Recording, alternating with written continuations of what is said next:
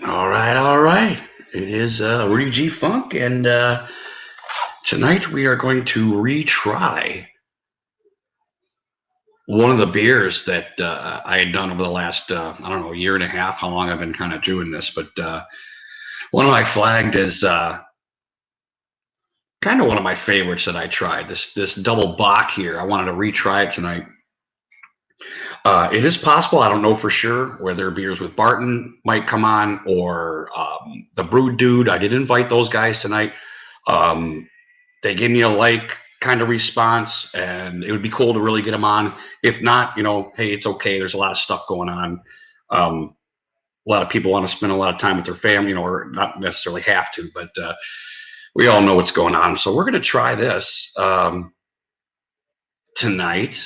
And in case I didn't read you the details, Troegenator is done by obviously Troegs from Pennsylvania, Hershey, Pennsylvania, actually. It is 8.2, which, if I remember correctly, when I tried it the first time. How are you, Scottzilla? Thanks for chiming in, brother. It is 8.2, but I don't remember it tasting that much alcohol when I was doing it. I really Steele, how are you, man? Blake, how are you? How's everybody doing, man? Um, the IBUs are 25. Um, the hops were they got the hops that they use, which was a Magnum and the German Northern Brewer hops, which I really don't particularly know. I don't remember it being particularly hoppy. I do remember, uh, if I remember my own description of it, a very full, nice, long taste. And I haven't tried a bunch of Bocks to be honest with you, but I was really so impressed with this beer.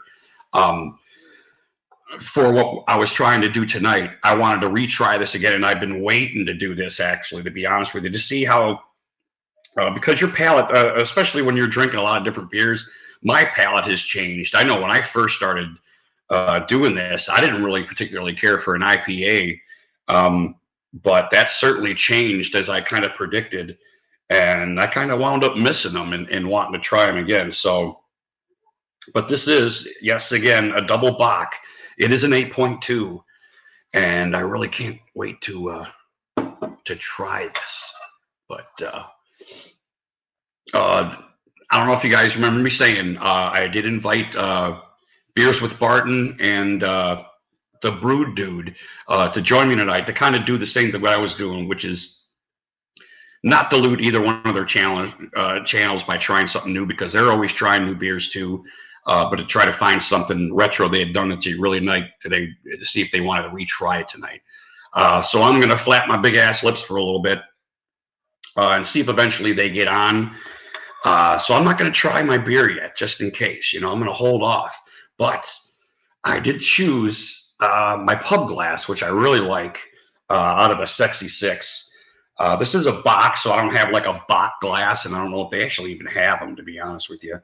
But this is one of my all-time favorite glasses to drink on. I mean, the ergonomics on these things, and if you go to Bell's from Michigan's website, they recommend drinking pretty much everything out of this glass, which I thought was a little peculiar because there's a lot of different glasses for a lot of different kinds of beers. But this seems to be their glass of choice. And I was fortunate enough to spend $20 from Bed Bath and Beyond and get the Sexy Six and get it delivered right to my house, which, God bless America, man. God bless America. And I hope everybody's doing well, man, uh, in these times with everything that's going on. Hope everybody's safe. Hope everybody's keeping their distance and, procuring their own environment, washing their hands and staying sanitized. And I hope they're wild turkey. There you go, Blake. The wall of shame. Oh, did I miss it? Oh, Dallas, how are you, buddy? Not that I didn't want your stuff up there. I had to get Blake in here on the wall of shame. How are you, Dallas? Thanks for chiming in, buddy. Everybody's doing good. That's cool, man. It's good to hear from you guys. Yeah, I'm just gonna sit and bullshit for a little bit and see if these guys wind up getting on. Hopefully, if they're watching now, get in the chat, say hello. I'll send you guys the link to get in here. That's kind of basically how they do it. I didn't really get a chance to explain to them. I don't know if they really do know this procedure that I have to throw the link in the chat for them to get in.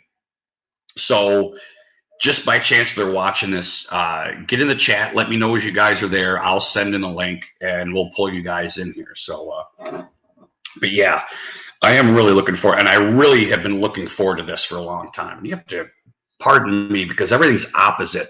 Every way I move is, you know, a cowboy killer. But these guys are pretty cool, these Troegs. I did, back when I tried this, I was doing like the family of beers. You know, I would do the Troegs, the IPA, the stout. They had a milk stout that I tried. I pretty much tried every Troegs I could get my hand, every different Troegs type of beer I could get my hand on. And this one really stood out to me. So I'm really curious to see, because I think that was early when I started doing this. And this one really stood out to me as something that I really liked and really is something I'd like to have in my fridge often, you know. So Scottzilla. That's funny. The riffraff. The riffraff. So yeah, that's and just let me explain a little bit why I want to do that. Is because, you know, when I invite people on here, I really do want them to feel comfortable. I mean, the chat does what it does, and you guys have always been great, and that has never ever been a problem. But I do want to get in the habit of letting the people know that do get on here that I'm going to try and make it as comfortable for them as possible, and I'm not going to do any gotcha stuff or, you know, try to embarrass people unless it's, you know, friends and I'm just joking around and stuff like that. But you know me, you know, I'm not particularly going to do that to you. So that's basically what I want to convey when I do these type of things, which is why I set like a night like tonight aside to kind of do that, to get people to want to come on here and know that they're not necessarily going to get whooped on every time they come on, you know. Now with Mids, you know, Mids really liked that. You know, he would get in here. He'd like mix it up and stuff like that. And that was fun too. Those were some good streams. But just because I don't know beers from Barton. I don't know the Brewed Dude. Only subscribe to them, watching them do their stuff, and that's why I thought it would be really fun to get these guys on here, retry a beer with me, and you know, BS about it and all that shit. So that's kind of the backstory of where I want this channel moving. Not just because of the whole, you know, the Wu2 virus or whatever. There almost isn't enough. There's so many people that talk sports out there, and they do it well. And although I am a Browns fan and I love talking Browns all the time, you know, especially Brown season, it's not going to give this channel any longevity, you know. So I do try to mix it up by getting my son on and talking about, you know, some of the science stuff that we talked about, which I really liked. And I really appreciated him getting on here and being really honest and that whole thing. But, oh, I got it clicked on. It is okay. We are insulted. But hey, you know, they might not get on, you know, and this might just open up and we'll try our beer here without them. And I can almost smell it through the bottle, you know, to be honest with you. It does. I am a little nostalgic, you know. Every time I saw this in the fridge at the the beer store, I always kind of look at it like I gotta retry that someday, and that's why I kind of thought to do this kind of thing. To almost give me an excuse to go back and retry it, you know, because I think I did do one retry before. I think it was it a Bell's maybe that maybe it was a Great Lakes. It might have been a Great Lakes that I retried that I had tried before. What the hell was that? I don't know. I don't know. I don't watch my own shit, so you know it's kind of hard to. I think my TV just shut off. I know it didn't. But anyway, yeah, we'll go for a little bit more here. We might just open up, you know, if they don't get in here. But because Scottzilla, you had commented to me that you were trying Mr. Beast.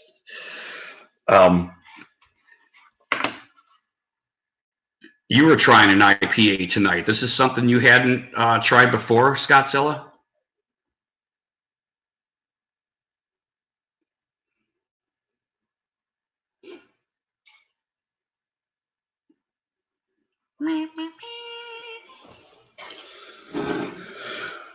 Oh, it's hard to sit here. It's difficult to sit here and let this sit here, I must say. Yeah, we'll give him another 2 minutes and we're going to crack this baby open without him. Oh, Voodoo Ranger. I think I've seen those.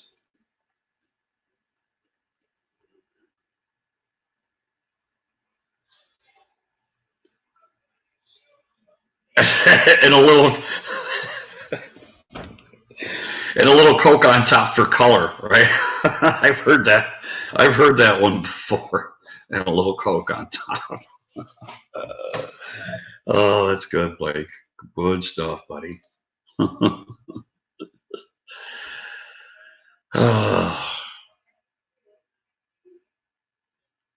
Jameson. Yeah, big Jim the Marine used to drink Jameson. Father of the Stumbler, my grandfather. Yeah, he had his Jameson. What else was it? The James. What was the other stuff he would drink? Canadian Mist was another one. I probably went through this already. Okay, we got 1 more minute. 1 more minute. I'm going to wait 1 more minute before I open this. You know, one thing which is really peculiar about this glass, and one thing I really do also like about this. Rogue Dog, how you doing, brother? Good to see you, man.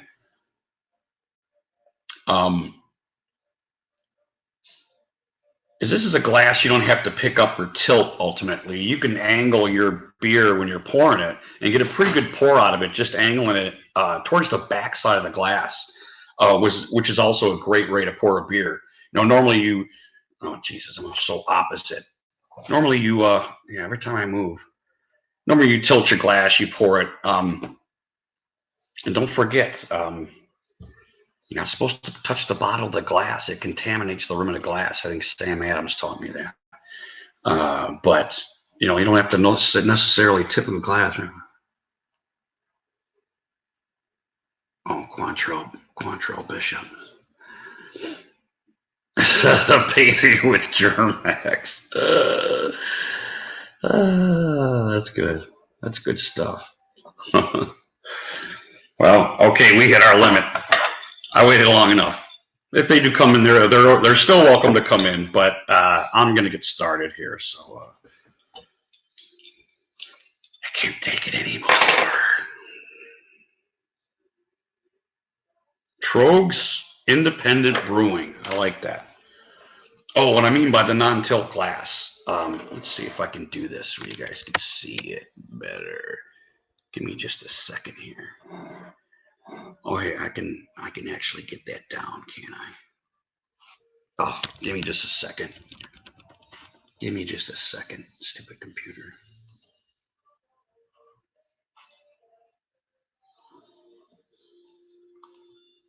Okay, there we go. Sorry, Rogue. I still love you, brother. Okay, let's get a good tip here. Still not that good.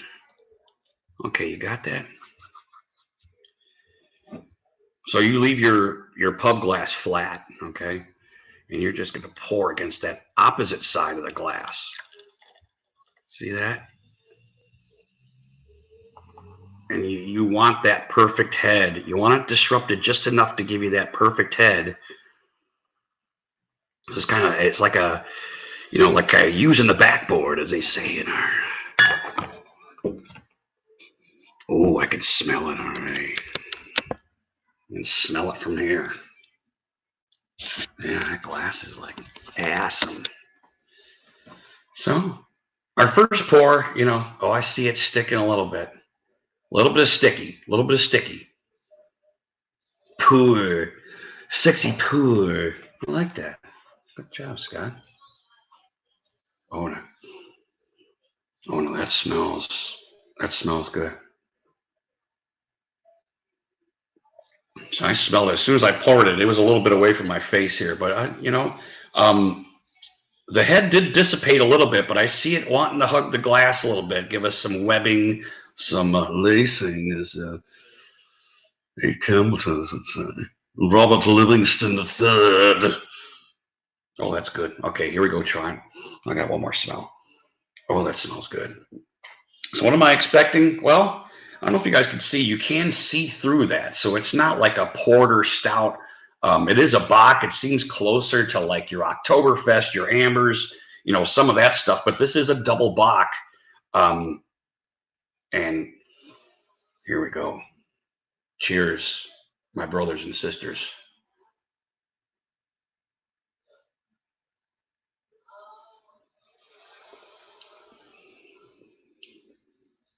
Yeah, and there it is. That big front-loaded, back-loaded, this nice, full, even taste, man. I really like that. And it's back. It's Bach. It'll be Bach.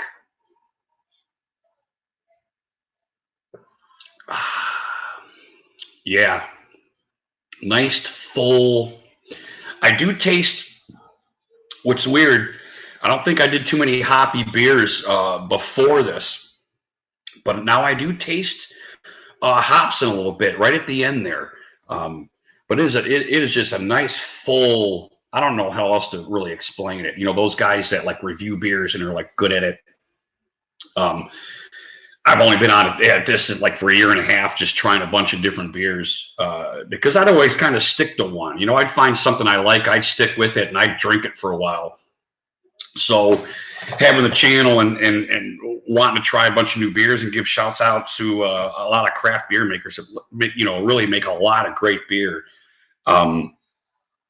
gives me the opportunity to try a bunch of different ones, and it does. Your palate doesn't adjust to these like that. What was it? The Duck Rabbit. That brown ale was like really good, man. I still, believe it or not, I still got a couple in there. And I'm shocked that I do, because that brown ale had this nice, bitter, hoppy, really hoppy finish that really surprised me, and it made me like it. After trying those IPAs that I didn't really care much for when I started, I thought it was a little annoying. But I've adjusted and I wind up liking it, and this is giving me a little bit of a hoppy finish too, which I'm starting to like it even more, to be honest with you, if that's possible. This isn't like my favorite beer ever, I don't want to say that or give it 100% or grade it A+ or anything like that.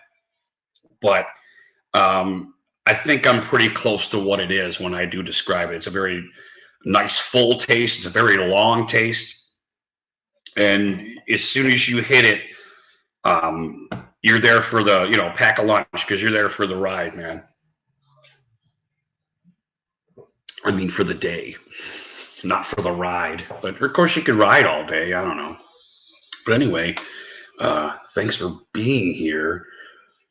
It is a great pleasure to be here.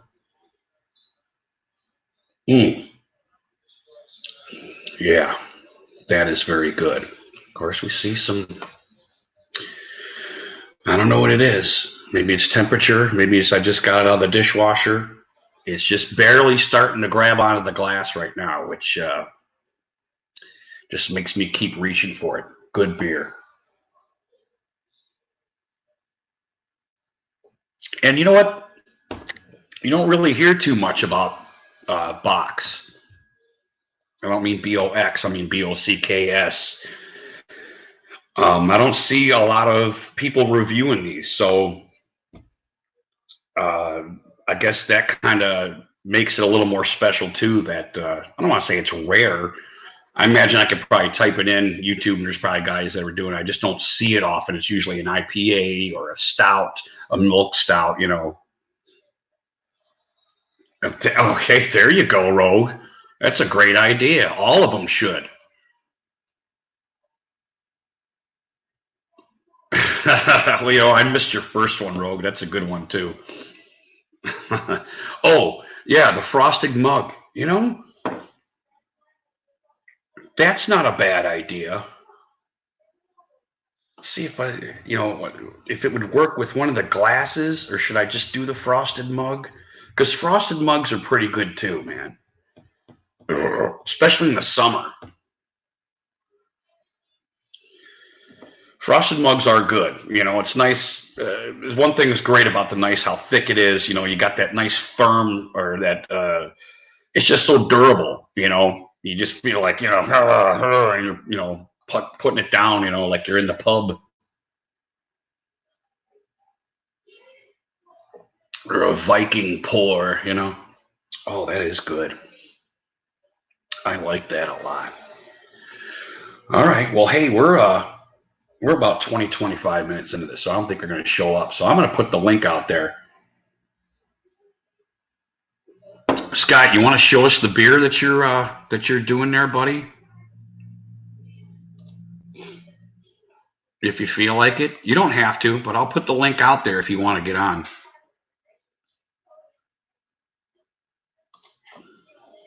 Because I'm getting good at this. Paste it, baby.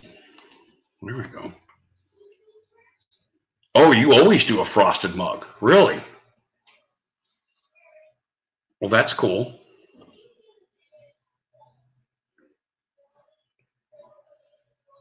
Mm. Yeah, it's funny. I don't remember the hops the first time I got in there, you know? Oh, there he goes. Let's see. I see it's a little glitchy. I'm going to wait and see if it gets a little better before I pop you in. That way you're not stuttering and stuff. I see your lips moving. You're just a little glitchy. And it could be me, though. Here we go. I was just going to play guitar, and I go, well, fine, then I'll go. You're not going to read my comments? Fine, I'm going to leave. Beaners don't go to high school to get education. How come I... Don't I look like Chong? What? Hold on. I think my volume's down or something. Oh, yeah, my volume's down. I can't hear you. It's not you, it's me, and I mean that. It's not you, it's me. Hey, all right. I just picked up my guitar. You like want to come in? So yeah, I got a butthurt. Normally I wait like an hour. I wait an hour for you, but tonight I'll come in. Anyway, this is what I'm drinking. It's fucking good. It's yeah, I've seen those, Scott. It's 9% alcohol. It's an IPA. 9%. Yeah. That's a lot. Is it a lot? I don't notice. Yeah. So, no. But if you guys, and by the way, I just dug this up. I'm ready to do it. But if you've never eaten any kind of edibles of marijuana, this IPA gives you that hoppy, that shit. That's what it tastes like. For you who have never done it, I'm willing to do half of this. It's 30 milligrams. And I might be drooling at the end of the stream or be lost. I might not know where I'm at, but type in the chat if you want me to eat it. Okay, fine. That's a marijuana edible? Yeah, it's 60 milligrams. It's a caramel candy. It'll take me like an hour to eat it, but I'm Really? willing to try it out. Yeah. Why does it Why take you an not? hour to eat it? Because I don't have any teeth. What do you want me to do it? Like get caramel in your teeth? Like even if you have teeth, it's fucked up, right?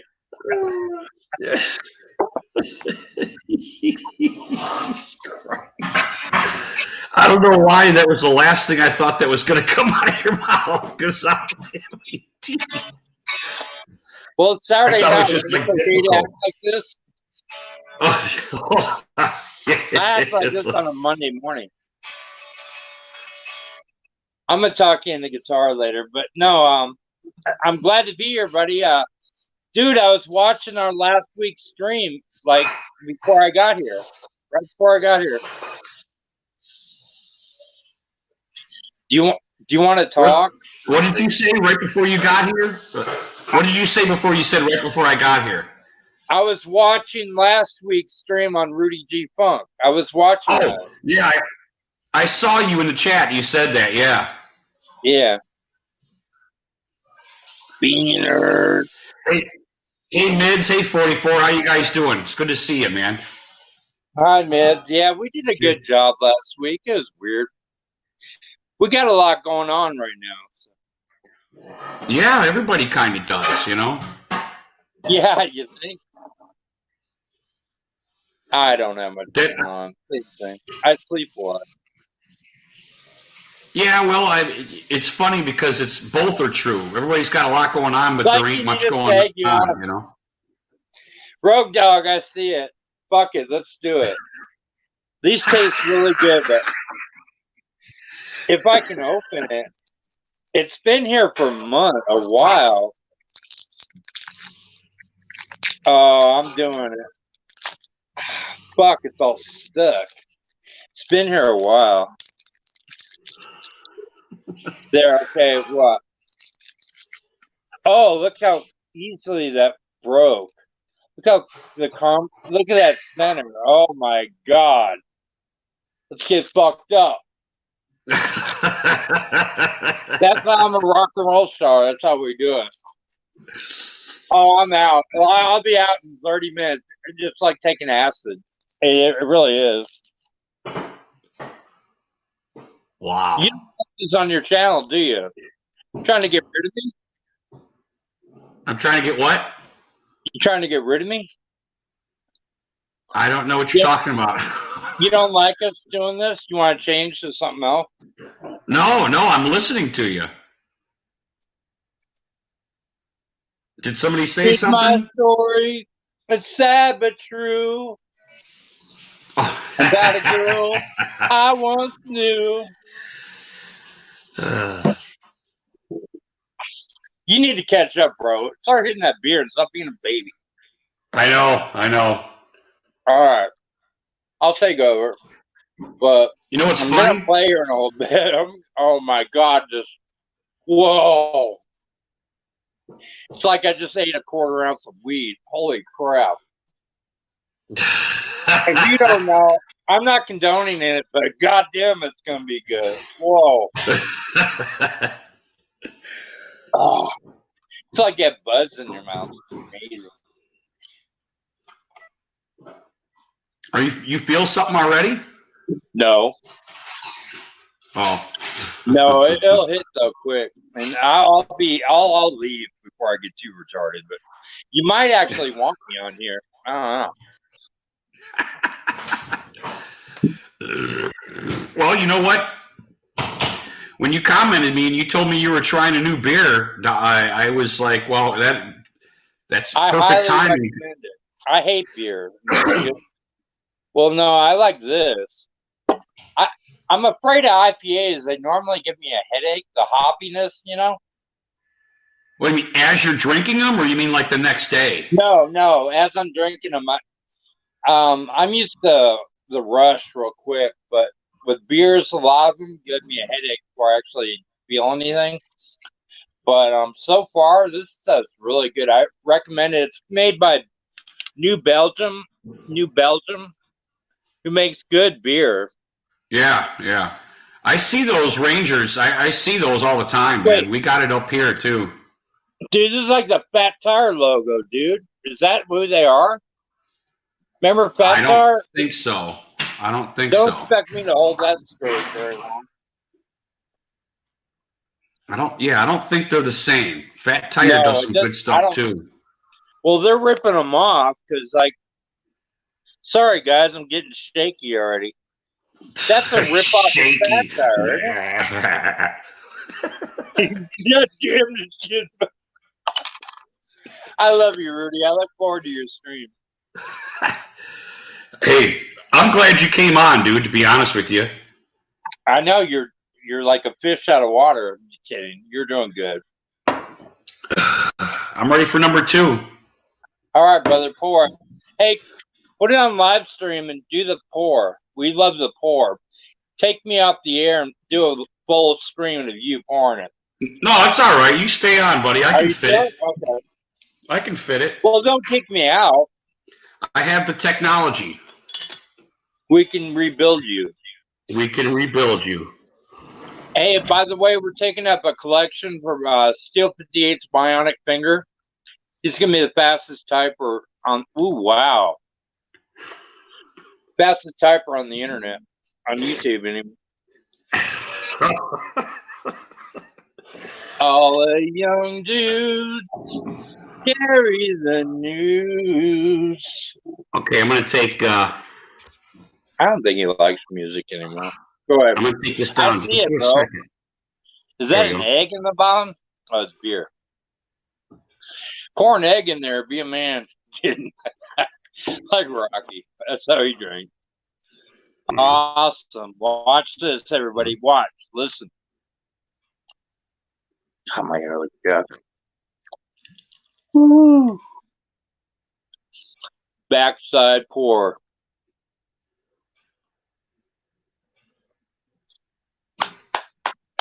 Backside pour. That's how you do it. You don't pour in the front, pour in the back like he did. I'm drinking beer, but cheers to you, brother. You go in the back door, brother. Back door man. Yeah. Oh, that smells good.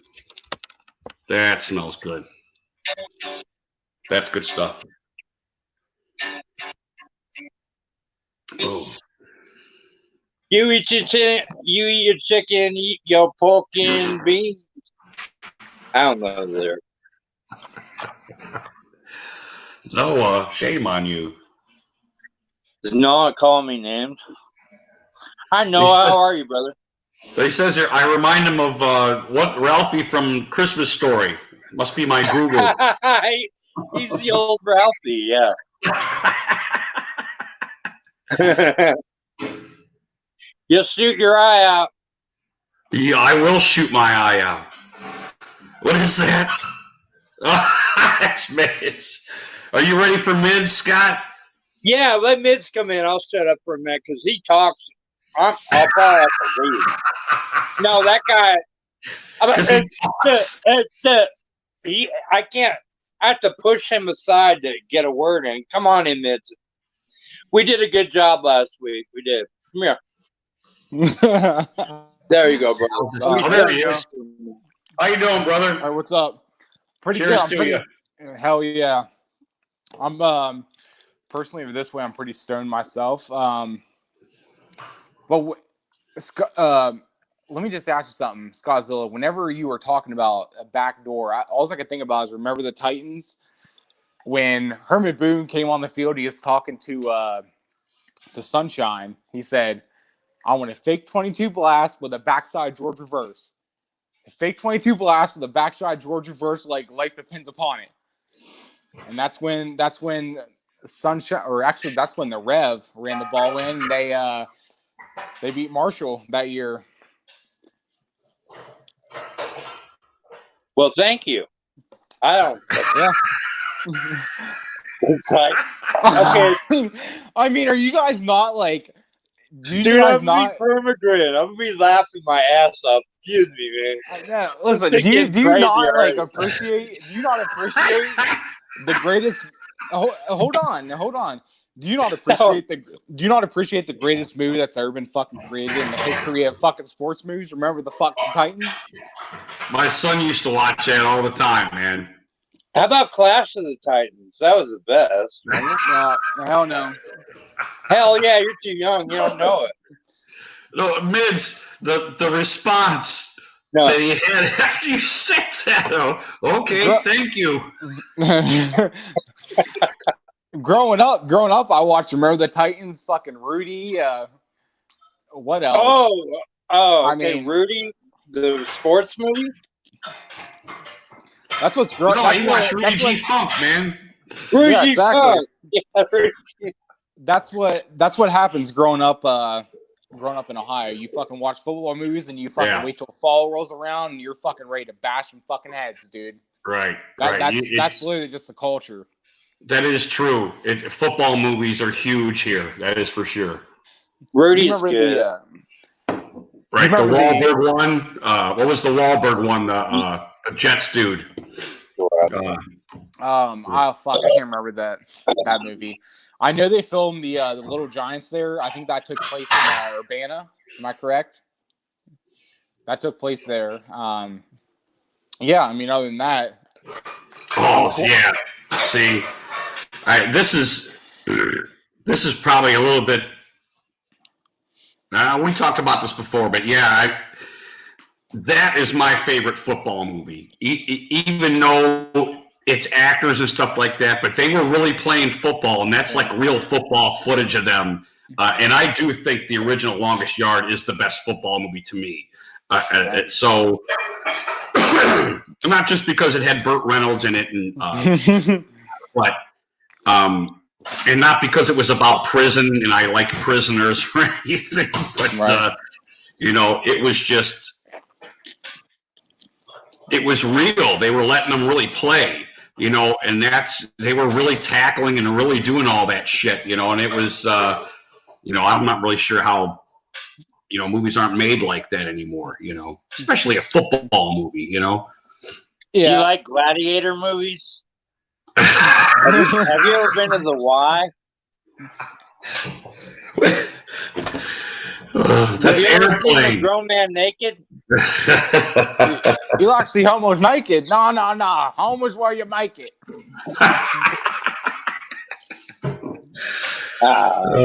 That's good. Rudy, let me chime in though. I know you said the original Longest Yard is the greatest football movie ever. Come on, you gotta agree. Remember the Titans? Oh shit, my fucking dog's fucking got her paw caught in there. You okay?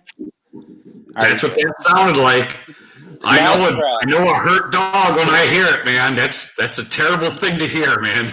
She had her paw because the back of my sectional there's a little hole, and every time she gets her paw caught in it, she fucking yips and stuff because she actually had to put in fucking effort to get her foot out of there. But right, well, it's natural. They feel caught. They feel like they're in a trap or something. So they're I mean, she's only a year old. She's a rescue animal, so I've had her about 3 months. So, how's she doing? Pretty good actually. Fattened up a lot, and just eats bones and treats, and that's about it.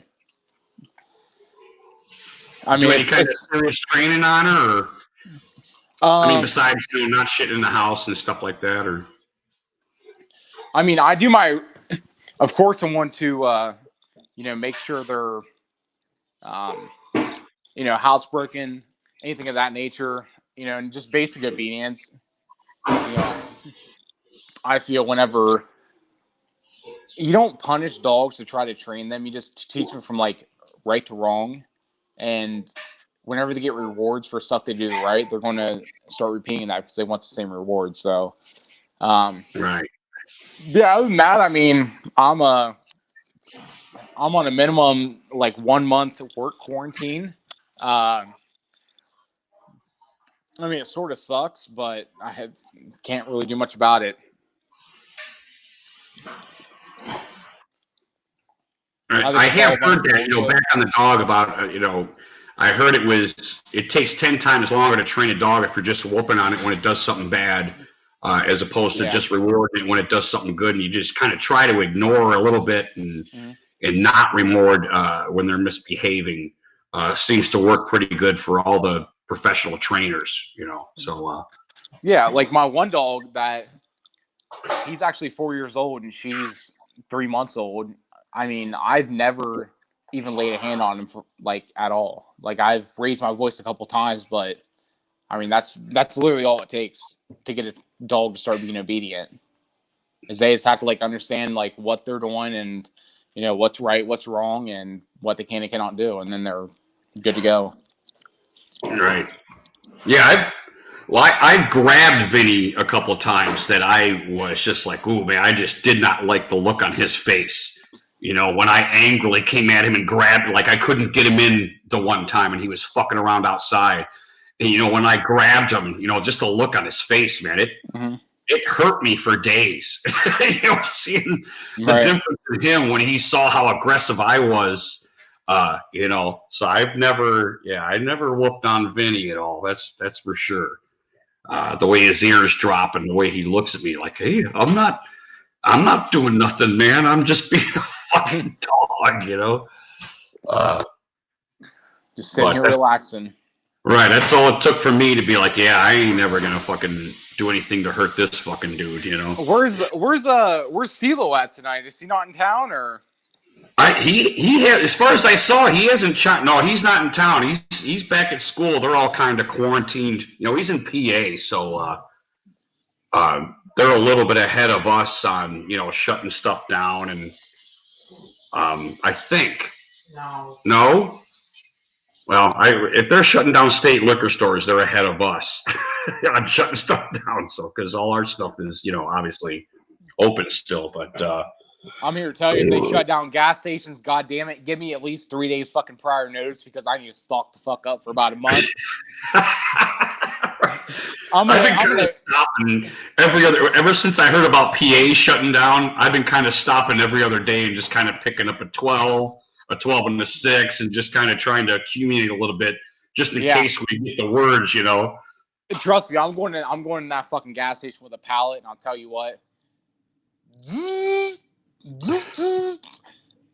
Put it on a fucking, call my buddy, tell him to put that fucking beer on a flatbed. Hey, we gotta go.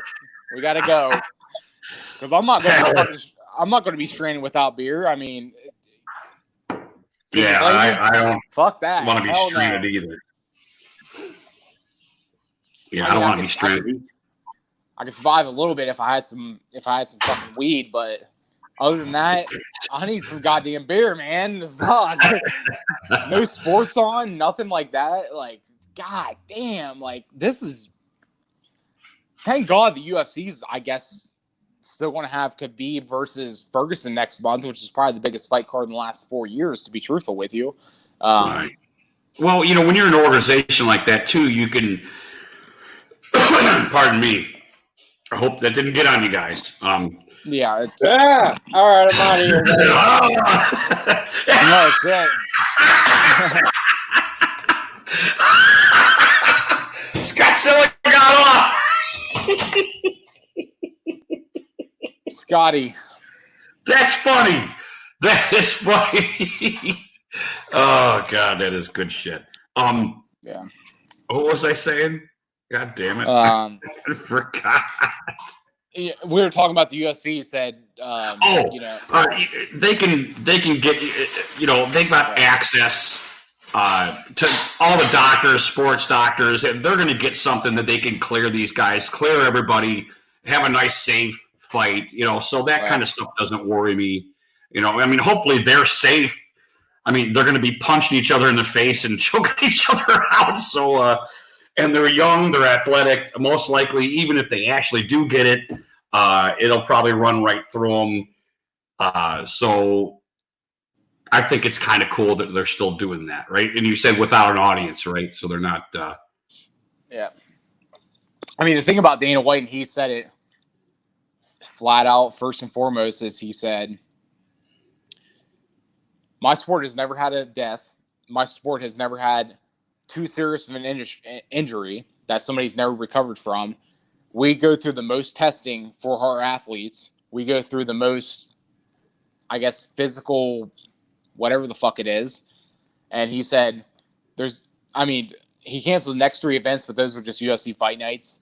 So the next, I believe, UFC pay-per-view card is Khabib versus Ferguson. I think that is April 17th. My mind serves me correct.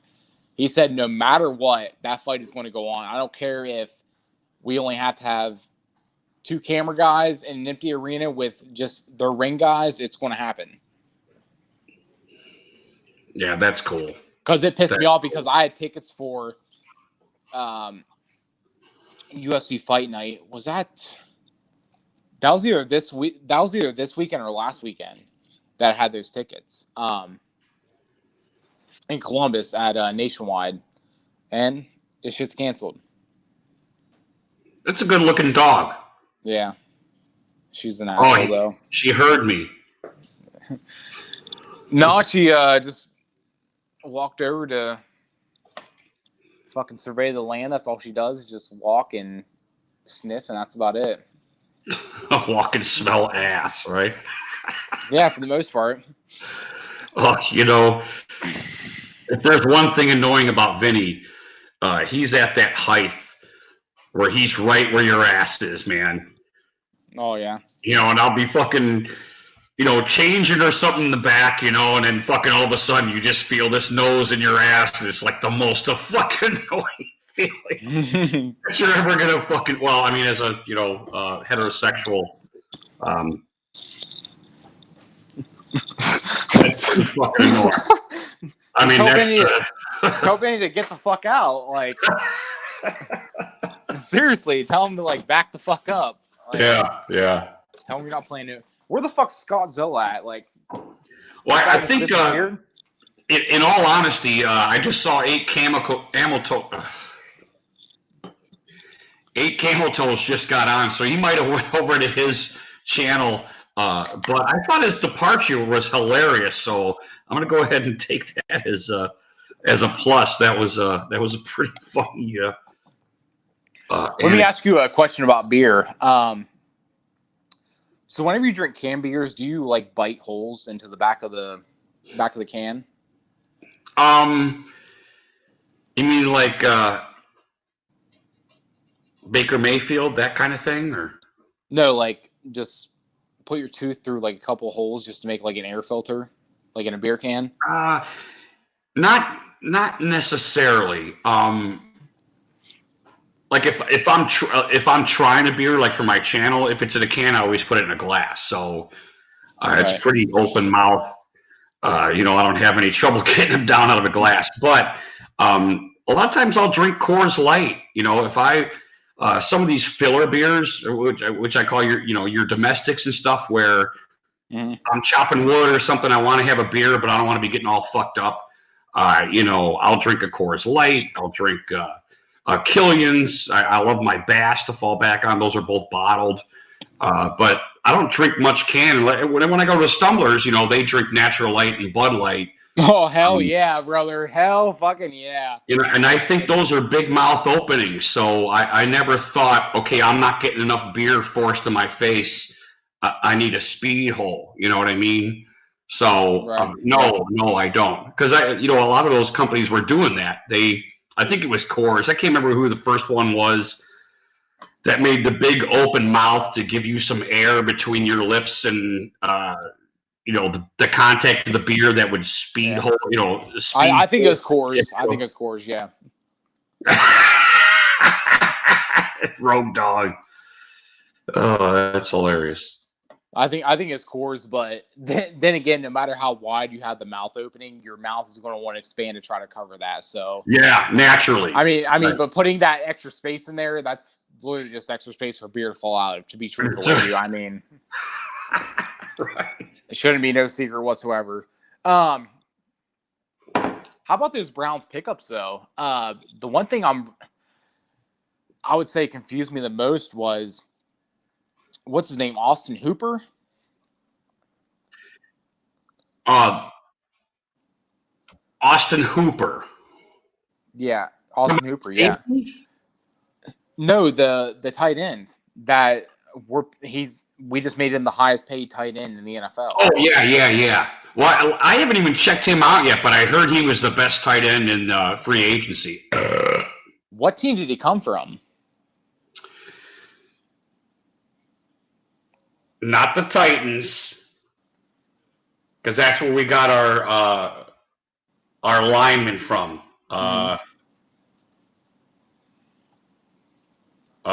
Shit. Damn, that's a good question. You guys, Chad, you know that? I can't remember. Where did the tight end come from? I fucking forgot. The best, I guess, my questioning out of that move was, what are we doing with David Njoku?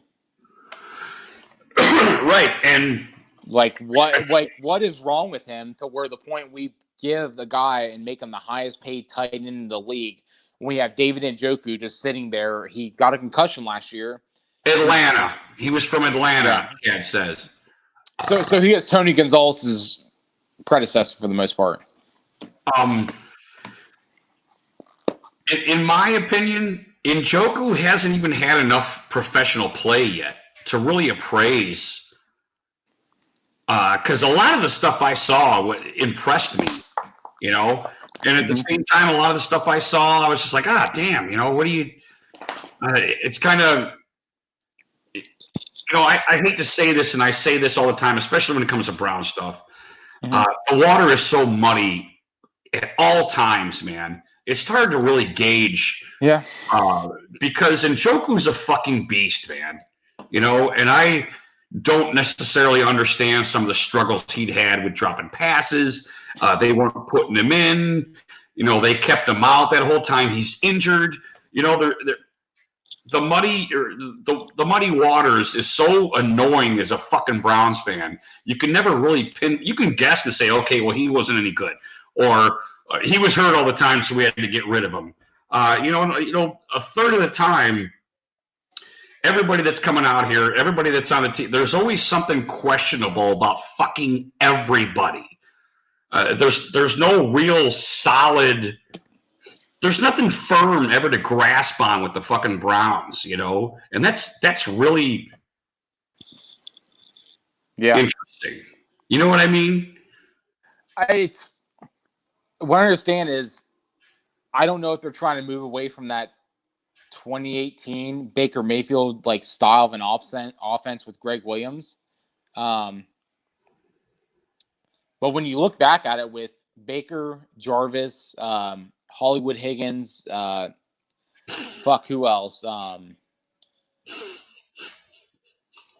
Refresh my memory here, but right. We heard he was dropping balls in practice. Yeah. But Rashard Perriman, who else? I mean, it doesn't matter. I just feel like we're sort of getting away from that offense. You know what? After hearing the Tom Brady trade, you know what really like pisses me off when you think about it? And I want you to think long and hard about this, of how that makes us look like fucking idiots.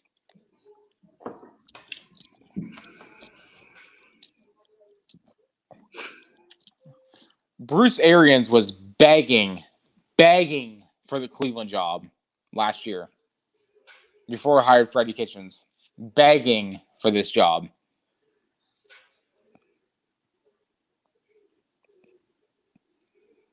Imagine what Bruce Arians would have done to this Cleveland Browns offense, even last year under Baker Mayfield. Shit, maybe next year under Tom Brady. Who knows? Imagine what he would have fucking done to that goddamn offense. Jameis Winston had 30 fucking touchdown passes and 30 interceptions in his offense, and we had more talent in the wide receiver position and all around, whether it's offense or defense. So, yeah, I don't know. And I don't want to go curses or anything like that. Something happens to people when they get here, man. You know, something happens to people. And I'm not saying we cursed Freddie Kitchens. That's not what I'm saying. Dallas 88 because I have a dip of snuff in, so I'm sort of spitting in the bottle. Oh, yeah. I just noticed that. Yeah. I mean, yeah, it's just the same. So actually, there's a window in front of you, and you keep licking the window, right? I guess. I'm just kidding. But yeah, I mean, every year, same as being the same fucking old Browns. It's Yeah, just sad. I don't want to give up on Njoku either. I don't either. He's Yeah. I mean, at this point, you have no other option just to give up on him. You literally just made a guy the highest paid tight end in football. Don't tell me that they're going to go back to David Njoku because it's not going to happen at all. right. But we know Stefanski loves those double tight end sets, man. You know, and that's where I think. Now I don't know. Yeah. You know, I'm not big. I don't know cap space and all that stuff, and that's. But I definitely want both of them at this point. You know. I can see that. I don't want to say fully, but like sort of turn into maybe like a Lamar Jackson style offense where his main targets are a tight end. And then plus you have Jarvis and OBJ on the outside. I mean, you mix a little bit of that in, could get dangerous. Well, you know, I mean, Lamar Jackson wasn't the first one to use his tight ends either. I mean, a lot of offenses use their tight ends as primary targets all the time, you know. Remember Brady's unstoppable run with Gronkowski and what was his name, Gonzalez? Oh yeah, Gonzalez. Yeah, I mean, that was pretty goddamn nasty, if you ask me. Tight ends are a very talented fucking position, man. You get the right guy, and you can win Super Bowls because of it, man. You know, I mean, not necessarily all because of it, but when you got that kind of a threat at tight end, you know, it's very difficult to be stopped, man, because they are versatile. Yeah, I mean, exactly. Look at Patrick Mahomes this year and Travis Kelce. I mean, he had them plus, you know who he had on the outside. Right. I mean, you know, you have to stop Kelce. You know, like every play, you got to fucking stop Kelce. And what winds up happening? They don't stop Kelce. You know, it's. Yep. And if you stop Kelce, you have to think about you have Tyreek Hill, like the fastest guy in football on the other side, right? And then you have Sammy Watkins to the other side. So that's where I feel the Browns can sort of, I guess, improve, which is a main reason why I wanted that offensive coordinator from the Chiefs this year. I wanted him and Robert Saleh for the most part, but that Chiefs offensive coordinator, imagine what he could do with Austin Hooper, David Njoku, Jarvis Landry, and Odell Beckham Jr. I mean, yeah, granted, Baker is not as fast on his feet and is not as athletic as Patrick Mahomes, but still, I mean, it could still be a weapon to be used. Right. It just depends on how you, I guess, model your offense. Because you look at, let's say, for example, the Saints, you know, Drew Brees, Michael Thomas, you know, just airing it out. You look at the Ravens with Lamar Jackson, just dink and dunks. You look at Patrick Mahomes, it's either it's literally the rollout pass. I mean, any other offenses, Tom Brady, it's literally just hitches and ends the whole time. You know, Mahomes, you know, I don't mean to keep thrusting on all thrusters with Mahomes here, but he might be the most versatile quarterback I've ever seen. I don't know. Yeah.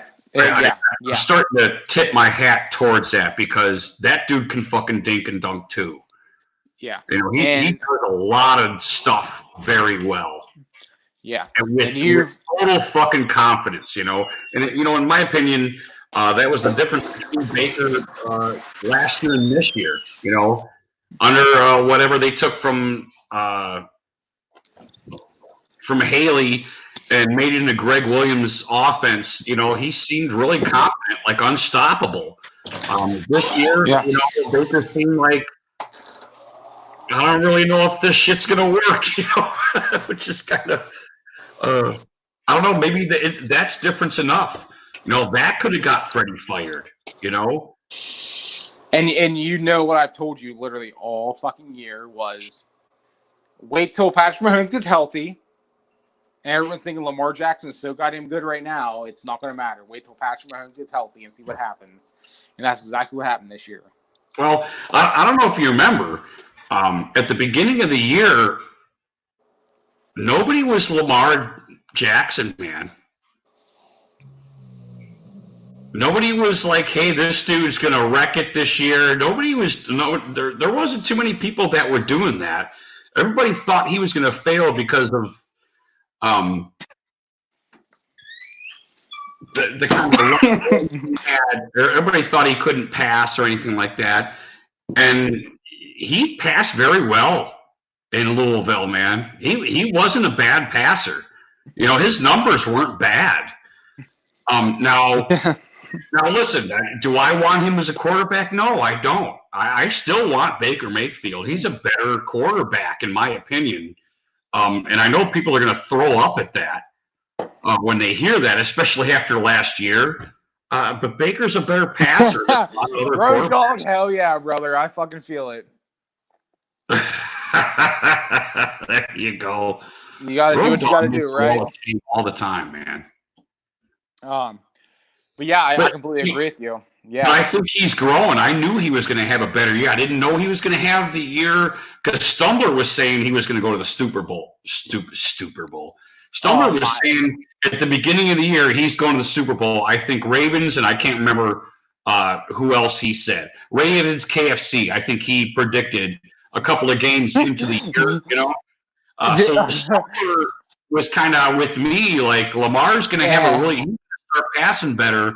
This offense is going to open up a little bit, but then we stopped them. We fucking stuffed them. The Cleveland Browns stuffed the Ravens. Yeah, and that's the point I've had all year was Cleveland. We did that in week 3. Am I correct? Because Do you remember the history of that? Yeah, because that's when we were 1-1-1. Were we 1-1-1 after that, or we were 2-1, right? Or 1-1-1? No, that might have been the 4th game. I thought they had 3 games because I think they were 2-1. They were coming out of the gates and they were whooping the fuck out of everybody, 55-6 or something. Yeah, and then Cleveland went in there. Cleveland went into fucking Baltimore. Whatever their fucking shit house fucking display fucking set the motherfucker on fire stadium was. The shitbirds. Lamar Jackson didn't even have 200 fucking yards until it came to fucking garbage time when he passed that fucking 50-yard pass to Willie Snead that our defenders were just like, fuck it. Right, everybody forgets that because of what happened to us the rest of the year. Everybody forgets that we went in there, we stomped their asses, and we shut everybody up for 1 week. 1 week we shut everybody up. That Lamar isn't the dude yet, and I'm telling you, there's something with planning for this team that a lot of teams don't like. We did. We basically shut them down that first half in the second game too, until that last, minute and a half of the second half. But this again, if you're a defensive coordinator in the NFL, why would you not take the blueprint the fucking Browns put down week fucking 4 against the goddamn fucking Baltimore Ravens and shut them down and implement that into your system and make sure your players do the exact same thing? Because obviously something fucking worked. I mean, is that too hard to comprehend to these fucking quote unquote brainiacs? Or that is true about it. A lot of the stuff you said makes plenty of sense, but it is still the Cleveland Browns. We are not totally there yet as a respectable team. Everybody tried to help us be. I mean, a lot of people tried to help us be a very respectable team last year. Right? Am I saying it right? Yeah, last year. They really did. There was a lot of support out there. Like, wow, this is a really fucking talented. Rip my headphones out and everything. But we let them down. A lot of people that weren't necessarily Browns fans became Browns fans. The kind of drive-by people too. I'm going to add them along, but and they might be like, oh, I'm never going to do that again. Never going to fucking trust the Browns. We kind of do that to people every year almost. We start shedding people, and I'm not like trying to destroy the Browns or Browns fans or anything like that. I don't want you to think that. I'm just saying what happens realistically to non-Browns fans that start watching the Browns and want to get into the fold of how the Browns are doing because they get a little bit of talk going or something. Last year was the ultimate of all years to get new people into watching the fucking Browns and new Brown supporters. But, you know, how do you think they fucking feel now? After losing to the fucking Bengals, man. After everything that happened that last fucking game and we lost to the fucking Bengals, I mean, didn't you want to fucking puke?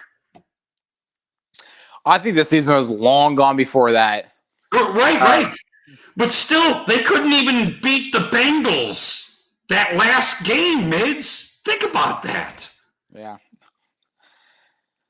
I mean, I guess that's what happens when you have an offense that runs fucking 7 plays a game. Right. That's a lot of stuff that was kind of coming out after. And it brings me back to my last point when I said Bruce Arians was begging for the fucking Cleveland Browns job, was begging to get his hands on that fucking talent.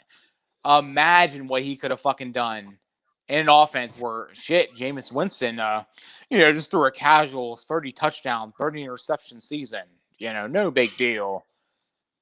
Imagine what he could have done with a better quarterback like Baker Mayfield. Probably would have had maybe 15 interceptions if the year went like it did and the wide receivers dropping the balls they did. But I like your team next year. I really do. There's still a good veteran offensive tackle on the market still. But say if they do not pick him up, that needs to be our first priority as an offensive tackle. Actually, I think it's a left tackle because it's going to be protecting Baker's blind side. I like that guy out of Louisville. Have you seen him? That's who I've been seeing popping up on my draft radar. With all these mock drafts, is that offensive tackle from Louisville. You know what's funny? With everything that's been going on, I haven't self-scouted anybody this year. I haven't even looked at that tight end. I was excited about that tight end when we got him, and I don't know why. I haven't even checked him out yet, shame on me for having a Browns channel and fucking not doing my due diligence. But So let me ask you something. So I take it you work at a plant up in Northern Ohio, right? So are you guys on like shutdown at all, or no? Is it looking like that's going to be the case? No. Fuck. I think what's going to happen food is related. So, which I know you probably think that's bad because the restaurants have been shut down. People still need to be served. I work at a milk company, so I guarantee that fucking company is making fucking large amounts of money right now. Same way with every fucking food company. That, like, if you do not have your stocks into that, like say a Walmart, for example, before this, or like a Kroger, or any of the like big food suppliers, oh my god, you're going to be making fucking filthy fucking money. Well, you remember Katrina. The feds were having trouble getting shit to people and all that stuff. Walmart was fucking saving that place, man. Yeah.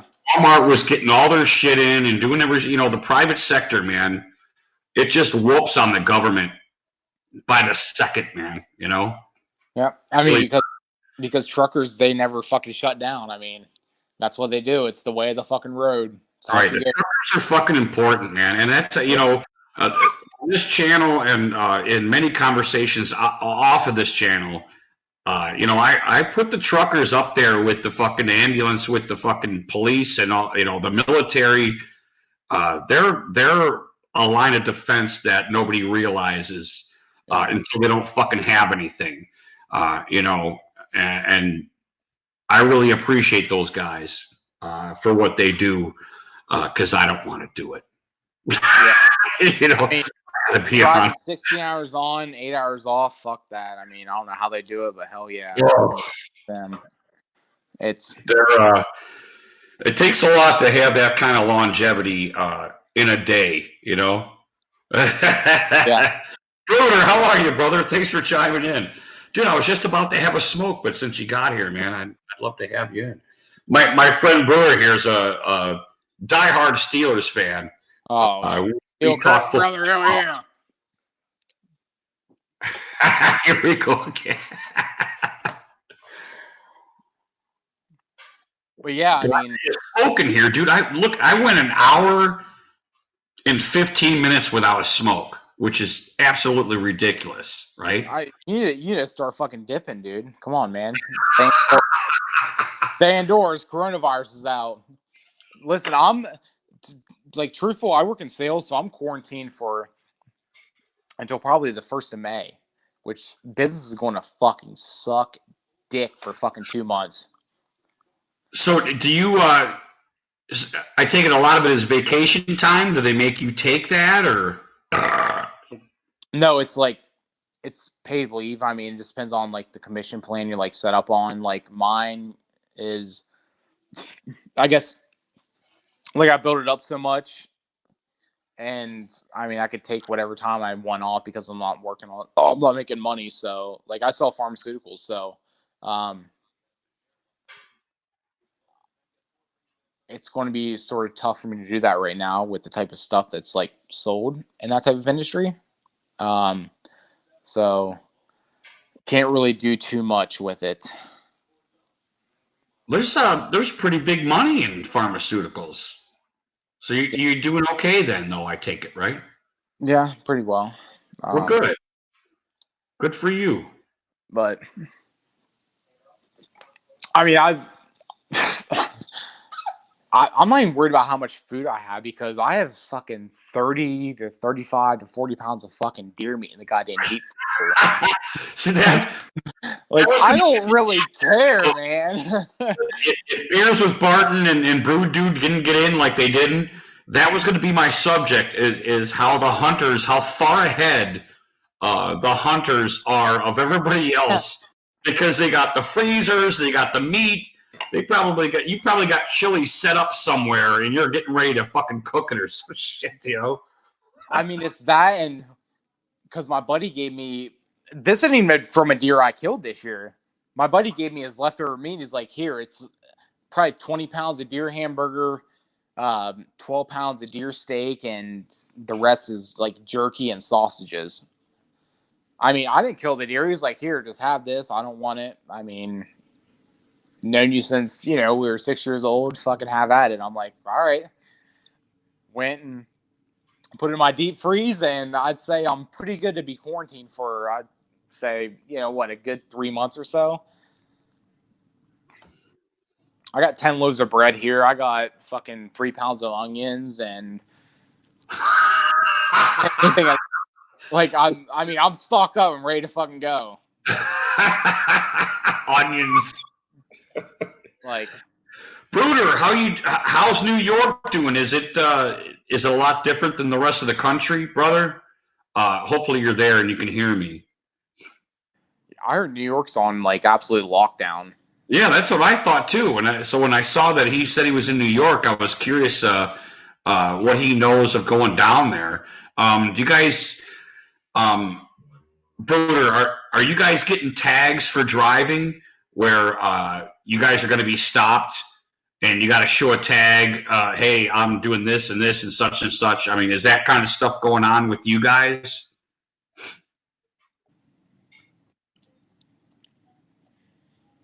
The last I've heard, I think they're in a stay-at-home lockdown, which I mean is worse than what it actually sounds. You can still go out to get, groceries or anything like that, but you just have to like limit the amount of times you're like outdoors, which I'm absolutely fine with. I mean, I can just work from a laptop and a fucking cell phone. I mean, of course, it's going to be boring as shit because I'll have to stay indoors, but trust me, I'm stocked up for about fucking 3 months right now. I have like 5 logs of fucking dip in there. I have 6 30-packs. I mean, I'm good to go. I'm good to go. I'm staying indoors. I'm not fucking going outside. Like, if I can just stay inside, I'd rather just be an introvert for a good 3 months and not worry about a thing and just chill. I mean, of course, like, go out and do like daily jogs and everything like that. But I mean, right. other than that, like, why go outside? Yeah, I mean, go get some fresh air and hang out a little bit. Hey, you know what? I hang out in my fucking backyard all the time, man. I'm always like splitting wood or something, and I'll just sit out there with Vinny and I'll have a beer and fucking try to be a little productive. And that's all I need every day, man. You know, I don't need to go out and socialize, and you know, once a week I need to socialize, and that's my channel, and I enjoy that, and I always have a fucking good time. I don't need much more than that, other than my interaction with my family that I love, you know, that I fucking see every day. So, and I'm not trying to be a jerk or sound like a jerk. I'm just saying, you know, that's kind of my life, you know. I mean, I fucking work, I sleep, and, you know, I have a channel, and I hang out with cool dudes on the weekends and drink beer, and, you know, that's basically my life. Place you fucking goes. I mean, hell yeah. I mean, you don't have to fucking be invested in the 3 million fucking things. I mean, just do whatever it is that makes you happy, and that's all she can do. I mean, like, truthfully, that's what I'm doing right now. Like, my fiance had like 4 years left like a couple months ago, and I mean, I'm just doing whatever it is to make myself happy, so I don't really like mind it. I mean, I hang out with fucking buddies, you know, 3-4 days a week, and, you know, just do my own damn thing, and, you know, just fucking press on. Right. Well, you're younger too. Things are different, you know. And you know, this does, and I know we talked about it last week. You know, generations always hate the generations behind them, like they're wussies or something like that. You know. Yeah. But you guys are a lot more sociable. I think you guys do like, which sounds a little ridiculous in the tech savvy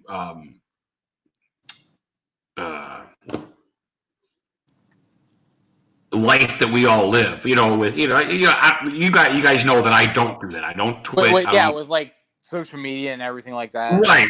It does seem like, but when I see guys out, they're pretty fucking open, and they're pretty social, and, you know, I mean, they seem even more so than a lot of us, which is really strange. Does that make sense to you? Does that mean anything to you? Am I talking out of my ass, or am I not appraising this properly? No, I mean, I could definitely see that. I guess it just depends on, you know, I don't want to say like which part of the country, because I mean, that might be like secluding like anywhere else, but I'd say, like, for the most part, I'd say your bigger cities are more like that. I mean, even your smaller cities, it depends on like the demographic and, you know, how the people are raised in terms of how they combat. Right. That's why I'm glad you're here, because I think I need to retract some of the stuff I said, because it wasn't too long ago that me and Mullins were talking about how people don't give nods to each other when they're walking past each other, which I'm a big hi sayer. If I'm walking past somebody and I look up and I look them in the eyes, I say hello. And that seems to have gone to the curb. I'm still somebody, I like, say if I walk past someone and they like wave their hand, I like give them a nod. That's just who I am. Like, I give them a nod, or I don't really like raise my hand and say hi. Just, you know, give them a nod. And right. But this generation, you know, that's why I say I got to kind of take back what I said, because I do remember saying that this generation isn't like that. They can stare at you and just look down and ignore you, despite, and I'm not hurt or anything like that. I just noticed that. You know, there's plenty of people, I'm walking on the street, and I give them a nod, like, hey, you know, how you doing? I don't need to say anything. That's it. But they don't give me a nod. They just kind of like keep looking forward and walking like I'm annoying them or something with my, you know. Now, I know it sounds like it bothers me, so that's why I'm saying it. I just notice it. I mean, I would say actually probably 90% of the people I walk by, say if I'm on a sidewalk or anything like that, I mean, I give them a nod. I just don't walk by them, and I mean, if we make eye contact, I give them a nod. If we don't, then I don't do it. Like if I look at the person, I just go, just give them a nod, like, hey. But right, if there was a deterioration, I would say it's that. Yeah. I mean, you walk up to an old dude and you say something to him like, "Hey, how you doing, sir?" "Hey, I'm good. I'm the wife and I just came back from the barber." He'll which young people might think is annoying. Old people are pretty fucking cool. Oh, dude, they trust me. A lot of people. Right. Trust me, I fucking love talking to fucking old people because, I mean, especially old men, those motherfuckers have some fucking stories, especially if you walk in downtown Cleveland. Like, one time I caught an old dude outside a fucking barbershop. I think it was Ontario down there. Was literally talking to him for about an hour about the fucking Cleveland Browns. And he was telling me about, like, all the fucking old days and everything like that. And,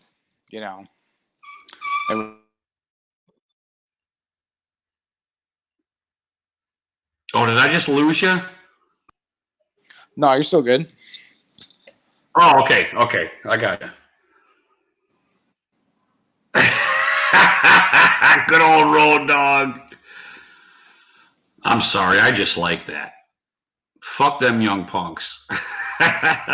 Hey, it's been an hour and 25 minutes since I had a cigarette. I got to have a cigarette real quick. Just hang with me, Mids. I appreciate you being on. If you got to go or something, that's cool. But I'm going to grab a 2 minute smoke here. Go grab you a smoke. Go grab you a little smoke.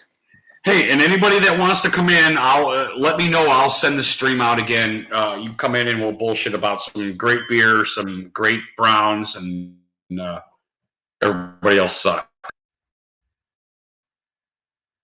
And I hope everybody's safe. Hope everybody's keeping their distances. Hope everybody's healthy. And I'll be back in like 2 minutes. So spank you later. And I love you. I just want to let you. Oh, man. What are you doing? You went outside, pal. I don't know if I should. He's a good boy.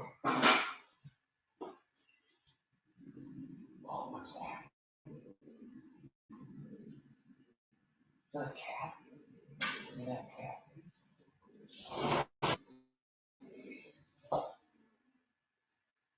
I'm actually pissed. You have to. Oh, this beer's pretty good, man. I like these things, man.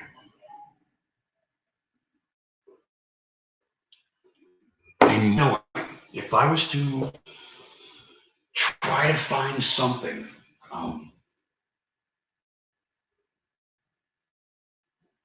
I like about them, which I don't mind about them, they are a little filled. They taste a little filled. You're getting a very full taste out of these Stroganoffs. I think it was, full taste, full alcohol. You are getting worth with this. You're getting your money's worth, in my opinion. So than a lot of other.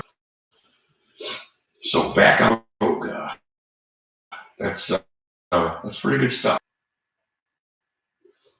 Pretty good stuff. I think it has a piece that I might not try, to be honest with you. But I do want to get a hold of that, the Breckenridge. I did start the Breckenridge a couple of weeks ago. I did their they do have an IPA, which I have access to, but it's been out.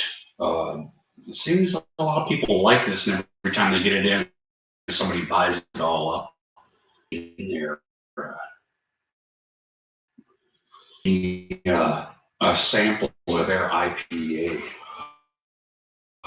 what's hilarious is there's a pack in there, and it's pack buyer. However, the setup this weekend, I was like, well, retry. That was the one I had flagged that I wanted to retry for tonight.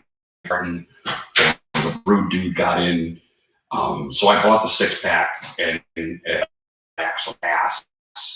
And I went back because of everything that's going on. I did want to stock up, so I got another 6 of this to make sure I had my, just in case I want 7. The 6-pack bothers me. The 4-packs, they bother me. I can't buy a 4-pack and just sit on it like a fucking potsy. I gotta buy 2. If I'm trying a beer and they come in 4-packs, I'm gonna buy 2 4-packs. I got 8. Okay, at least if I want to drink 7, I want to drink 5. It's there for me.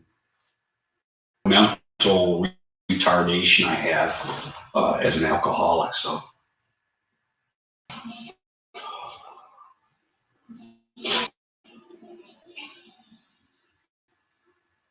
sorry, I've been rambling.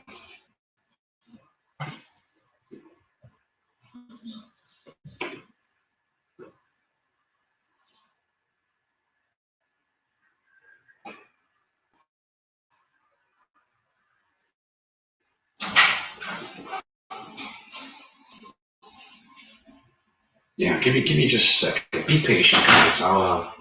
And I'm sorry that I'm asking for your patience.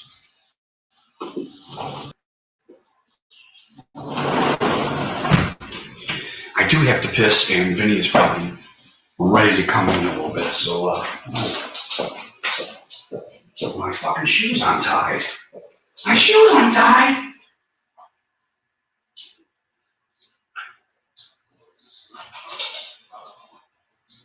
Wow, I didn't tie my shoes.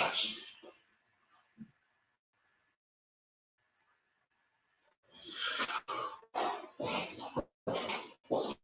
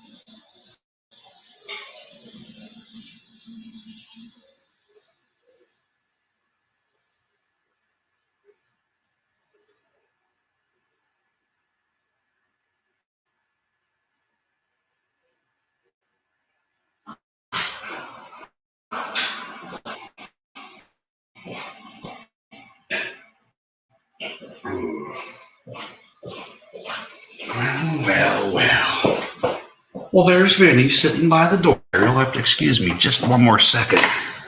Well, he's patient, though. He's waiting for Daddy, too, so, be back after the smoke. Hey, yeah, I guess you guys are allowed to cut out whenever you want. I don't like that. How am I supposed to be an evil dictator if you guys can just fucking cut out of here? I should be able to hold you hostage. It's my channel.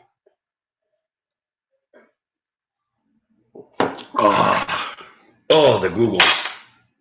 Jesus Christ. Getting old's great, man. It is. Getting old's good. Don't buy it. Getting old's pretty cool. Wise can be good, man. Wisdom is good. Not that I'm wise.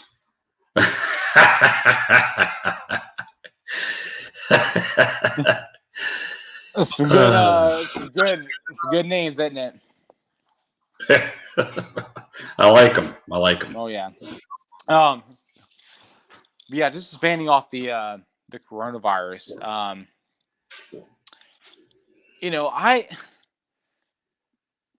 I understand it affects old people, in a malicious type of way, but it would not be this bad if the media was not fucking literally pushing and pushing and pushing and pushing and pushing and pushing it. If you think about it. Because what am I more worried about? Dying from a drunk driver or the Chinese flu? A drunk driver, because those are the fucking odds. I have Right. 410% from dying from this bullshit. Right. That's and these are the ramifications when we get this kind of shit, and we get the government crackdowns. Something's going to become of this, and that's Yep. probably going to appear as a good thing on its surface. Think I think about it's all the lawyers that are just waiting in limbo. They can't come out yet. The lawyers can't come out yet. They got to wait. But wait for litigation and all kinds of shit that's going to be coming out after this.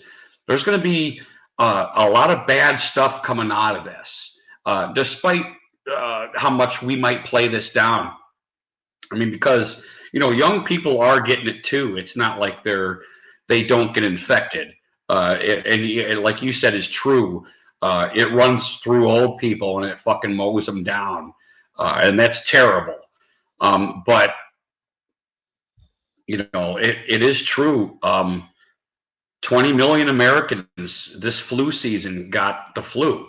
That's 20 million. It's not. What is it in Ohio? We're at like 260 that contracted. Yeah, I think it's something around there. Yeah, I mean, to be truthful with you, it doesn't surprise me. Everything that's happened, the Russian hoax, the sham impeachment, now final. The political. You're talking about the political ramifications. Yeah. I mean, a last-ditch effort. Why not just fucking crash the stock market as a last-ditch effort to regain power, which they've sort of had success with, and their partners in the mainstream media. It doesn't have to be as bad as everyone was making it out to be in. I mean, more people die from the flu. I mean, 10,000 times the people that died now this year have died from the flu. So, right there, I think there was 16,000 flu deaths so far this year. Yeah, which is I mean comparable. I mean that's terrible. Let me. And I don't know if I said this last week. The moral of the story really is fucking washing your hands and look kind of a civic duty, a civil duty to everybody that you come in contact with. I think everybody should wash their hands after they take a piss. I mean, Yeah. You wash your hands if you're sanitary a lot of this shit is going to be curbed. So if I think there's one thing to really learn from this, it's not we should stand 6 feet away from each other, which I know what we're trying to do. I get it. Is being a little more civil and be a little more aware that bacteria does what it does and viruses do what they do. But other than that, I don't think it's too much more than that. This shit's going to happen naturally. That if you watch the CeeLo thing last week, it's abundantly clear that bacteria wants to survive naturally. Viruses want to thrive naturally, and this shit's going to keep coming. I mean, I don't. Yeah, it's going to keep coming, but not on this level. It's not even really a level at all. It came out of Wuhan, China, and is called the China virus, as Trump calls it. But it's like, far as washing my hands and anything like that, I don't feel bad at all, just because I'm quarantined myself. It's just me and my dogs here.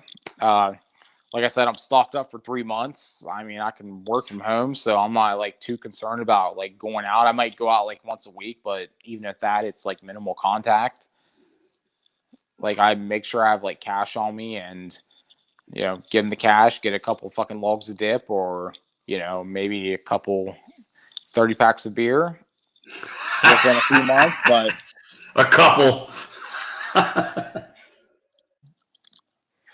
Rogue, I have not heard of this. I have no idea what you're talking about, and I'm sorry. I didn't see anything on my news fronts about that. This is the first I heard about it. Do you have any more information about it? oh yeah, that was just false. I mean, it probably should be rated, but it was false. But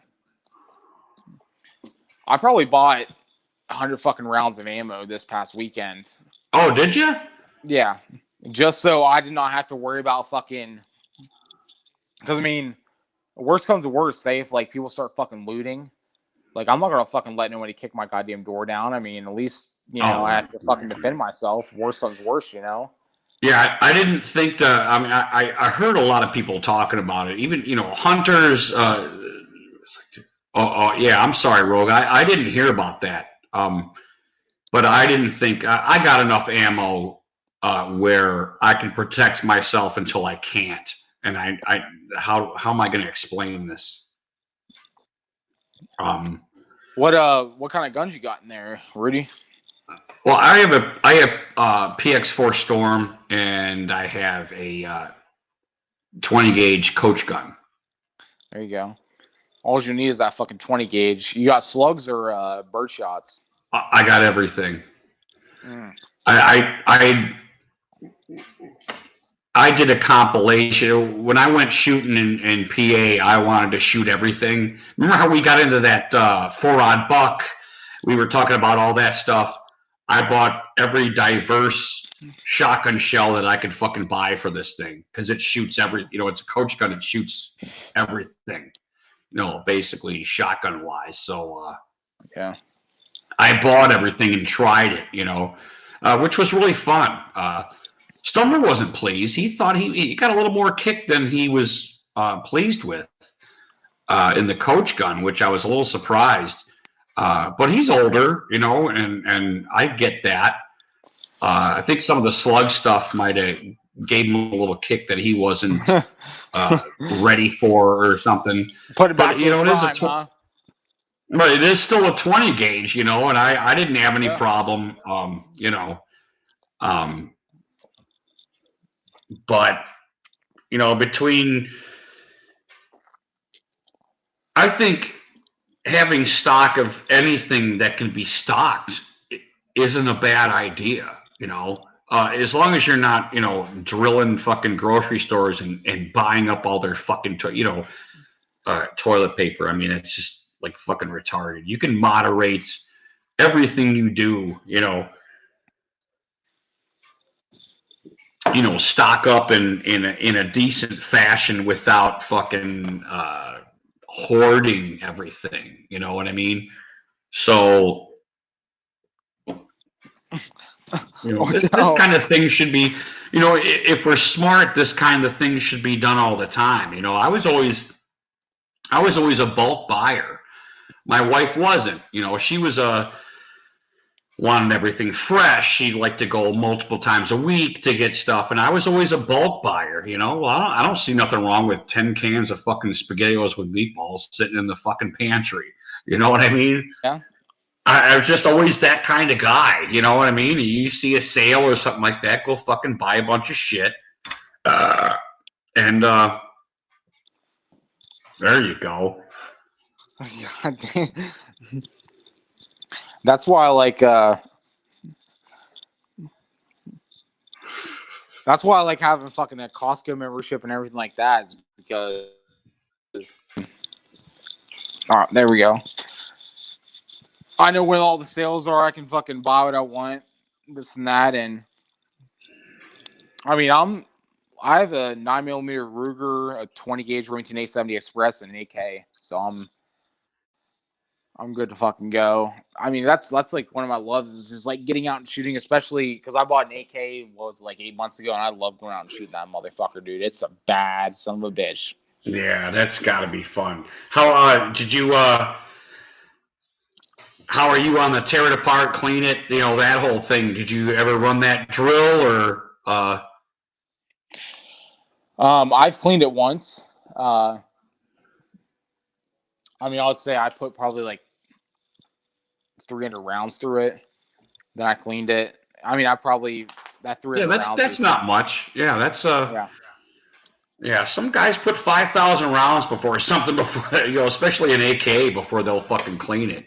But I always thought that because a lot of people buy AKs because of the simplicity of it. Dropping it down, picking it up, and breaking it down. It's like the quickest in the world, isn't it? I don't think there's any gun that you can drop and put back together as quickly as the AK.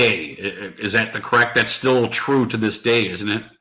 I would say yeah, that's correct. Other than like the M4, like those are pretty like basic to tear down. But yeah, the AKs, there's like 5 parts, if that.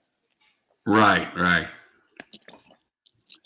Yeah, they're definitely worth having, man. How many fucking Call of Duty games you play with a fucking AK? Hey, shame on me for not having one, dude.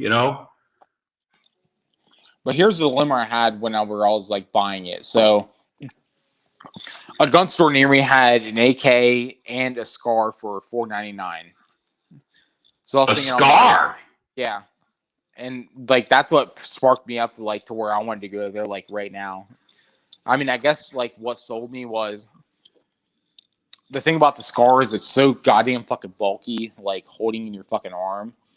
Or like the AK is, it feels like sort of like that smooth like grip and feel. Ergonomics. Yeah. So that was the difference for you. Yeah.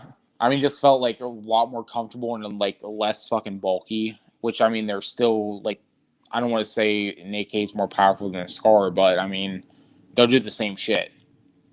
Right.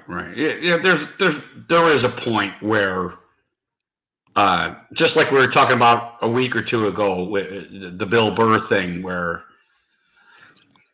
he's just going to get a 22 because he doesn't want to have to put on his earmuffs before he takes down his intruder. So. Scottzilla back in the fray. Here he comes. God, get back in here. Come on, dude. But I guess that was the primary factor in it was just the overall feel. They're so lightweight and fuck the bullets. They're like what, 4 inches?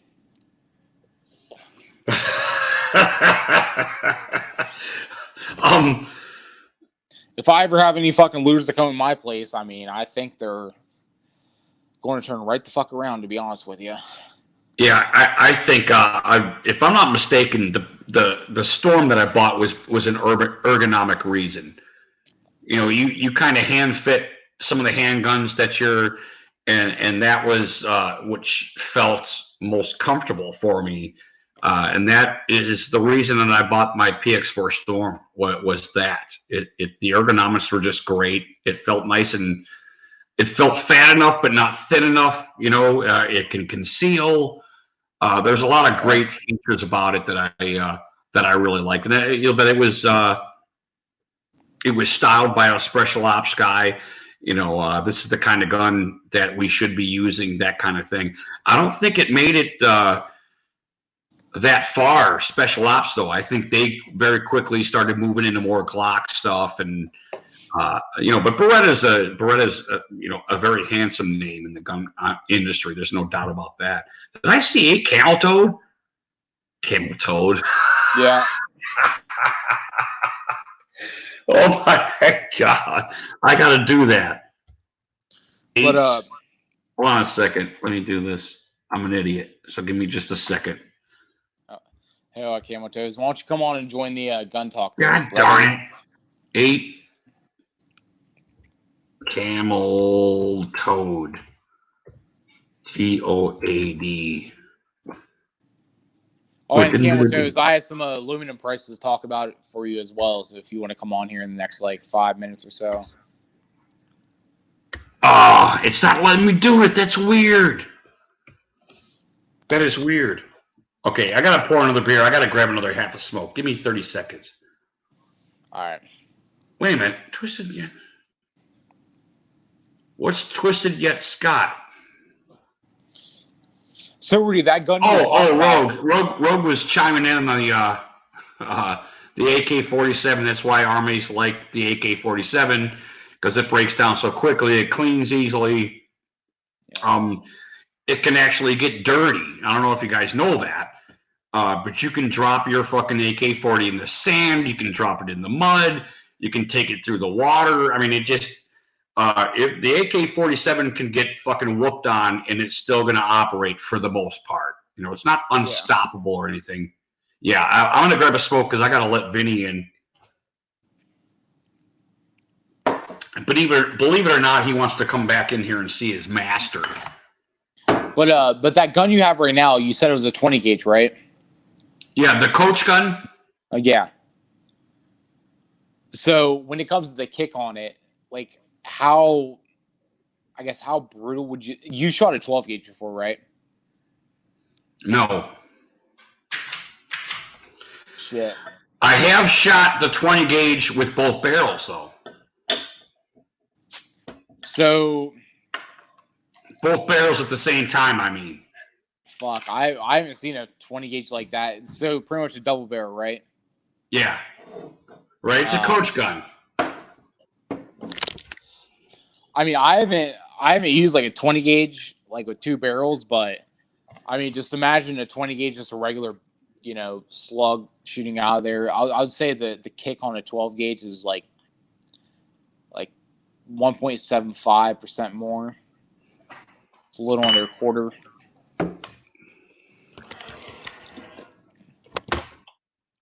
But I mean, when that gun kicks, you can fucking feel it. Camel Toes, cool story, bro. You're so cool, man. He's so cool. He's so cool. So no, cool. Your face when you. I just saw that. Because you said that. You know what a Camel Toes says. I mean, super cool guy. So super cool guy. I don't touch my. Oh my god! Look at how small my head is. Look at how big my fucking hand is.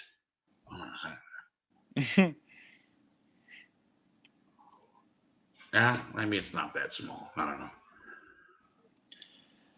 So Scott Zilla I don't. Like stoned as fuck, or what's he doing? Rogue, I don't have an over or under. It's a side by side. It's a coach gun.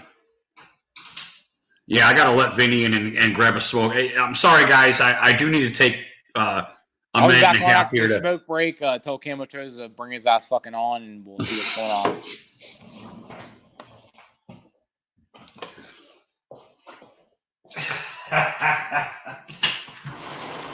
What are you doing? What are you doing, pal? You coming in? You coming in? You ain't coming in. Shame on you.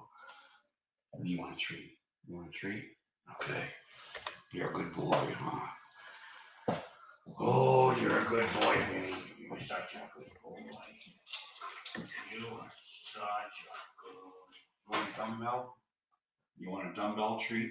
You sit like a good boy. You know what? You are such a good boy. I know. I love you too. You're a good boy. Have a dumbbell. Have a dumbbell. Pardon me. Yeah, sorry, fellas. Give me a minute and a half.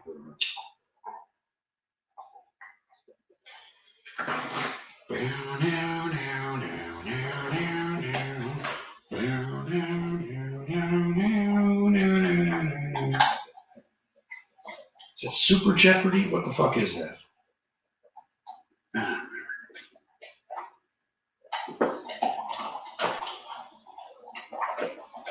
Good beer, though. I only drank 4 of them so far, and it's been an hour. We're getting on 2 hours. So 4. Wow, I'm actually pretty slow tonight. which is weird because I think the first time I tackled these Troegenators, I'm pretty sure I drank 11 of them. I might have been on for 3 hours, but I'm pretty sure I went through both 6-packs pretty good. So I'm surprised that, yeah, thanks, Vinny. You shit. You're a brat, Vinny. You're a brat. I'm not chasing you. I know you got what you got. I know you're a little jerk. I know you think you're a puppy.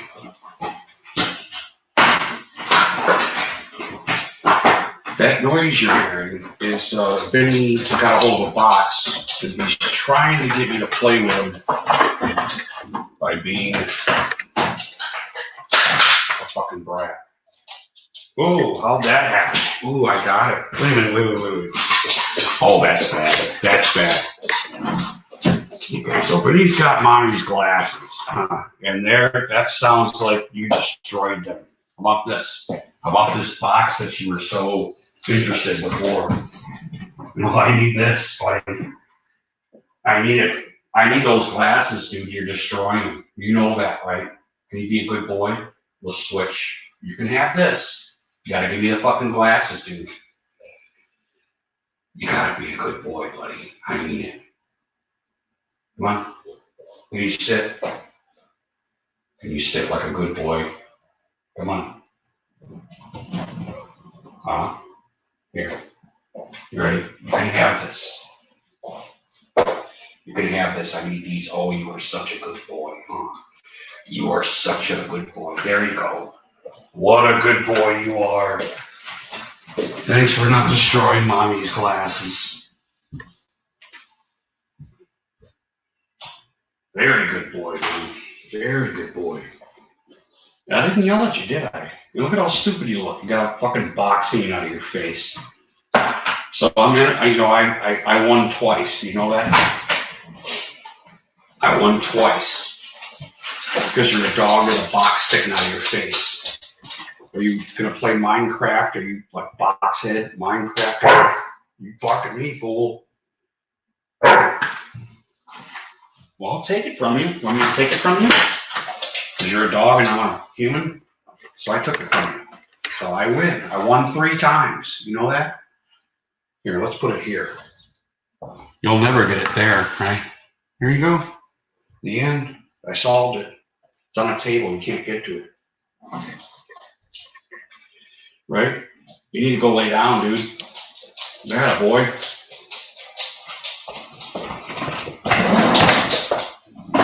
There you go. You're extending my smoke break. Do you know that? You're intervening in my stream.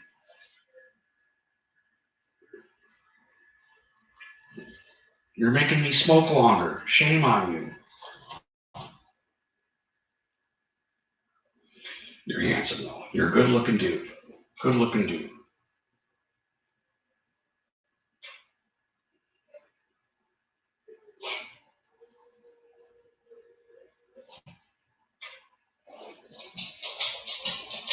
Now what? You going back out?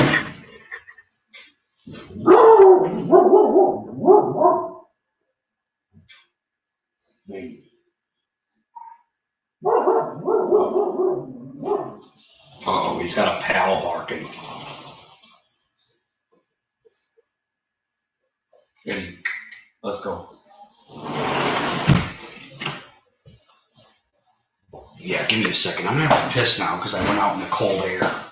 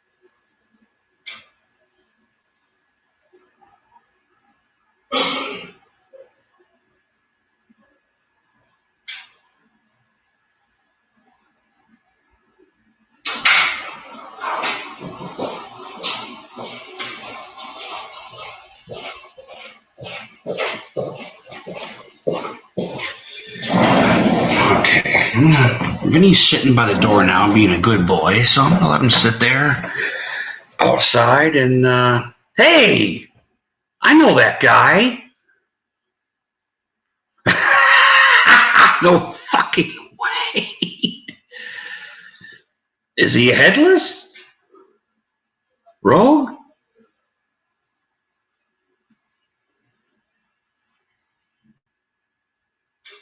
Is that what? Cheers, brothers. I'm gonna let this fella on here. Who is this guy?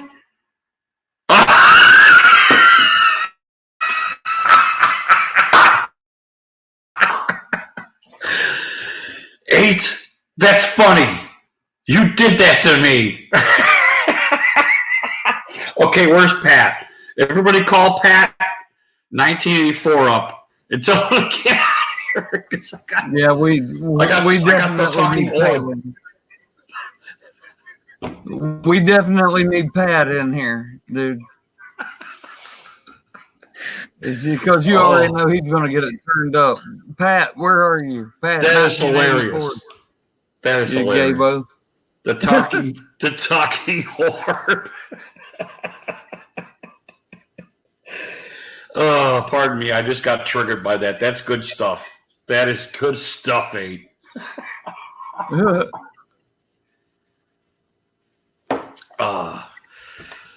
So, Rudy, what you been into, my dude?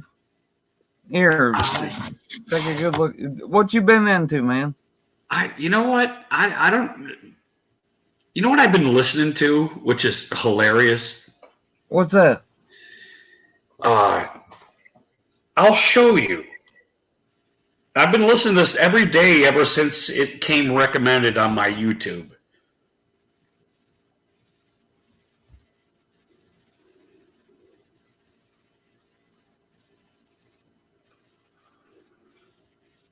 Give me just 1 second. I'm sorry, 8. Yeah, you're good, man. You're good.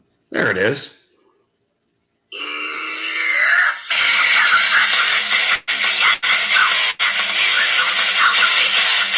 Mary Poppins. Sweet.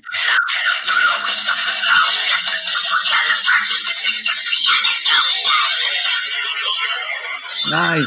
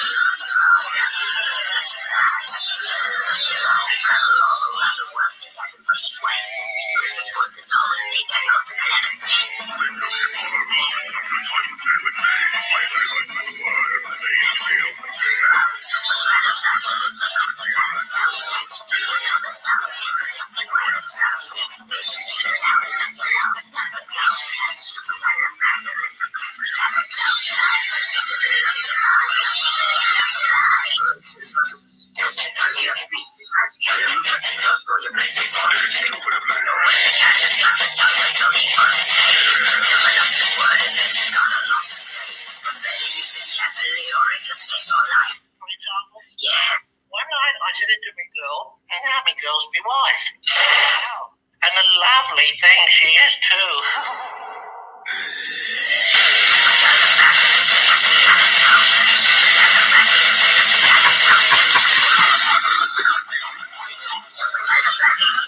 It's just fucked up.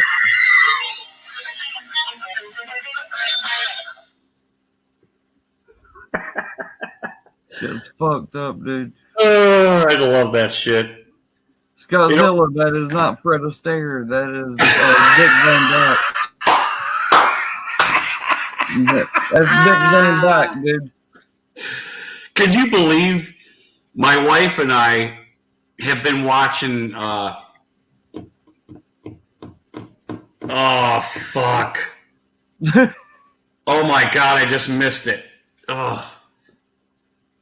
Mary Tyler Moore show. We've been, the wife and I we'll be doing our stuff. We'll throw something on Netflix, Hulu, something that's going to keep turning over. A Frasier, Seinfeld, you name it. We'll just keep it on the TV, and it's just kind of going. We stop as we're in limbo. Watch it between the stuff that we're doing. Mary Tyler Moore we've been watching lately, and I don't know how, but this came up recommended. And I have been watching it every day because it's so fun looking with that mosh influence in it, you know. I just wanted to share that with you guys because I love that so much, you know. But it's good to see you guys, man. I appreciate you being here, eh? Hey, no problem, man. I'm glad to be here. Have you been drinking beer? I think I had 2.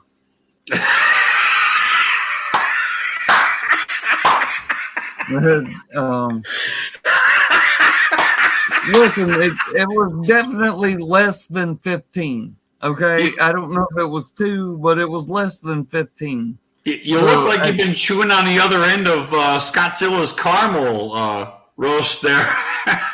Oh shit! I can turn my fucking camera off. I didn't know I was looking all rough and shit. No, you look great. Oh shit! Vinny wants in. I'll be damned. You want in, Vinny? Bullshit. I don't believe you. Oh, anyway, it's good to see you, brother. How you been? I've been great.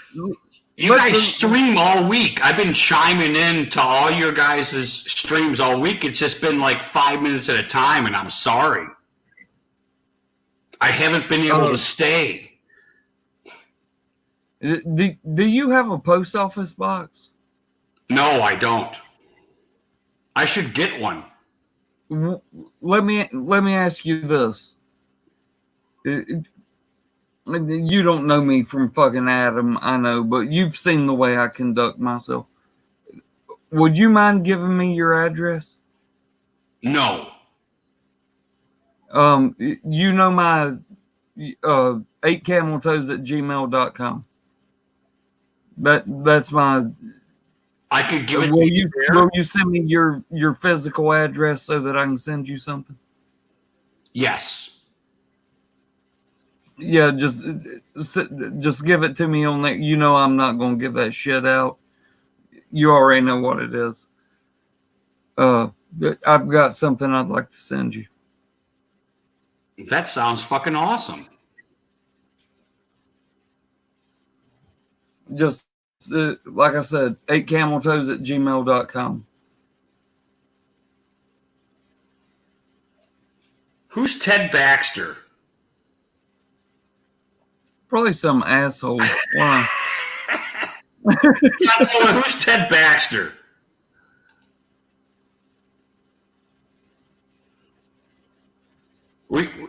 Should we let Scott in? We gotta let Scott in, don't we? Let him in because I've got some big news. I'll do it here on this channel instead of doing it on mine.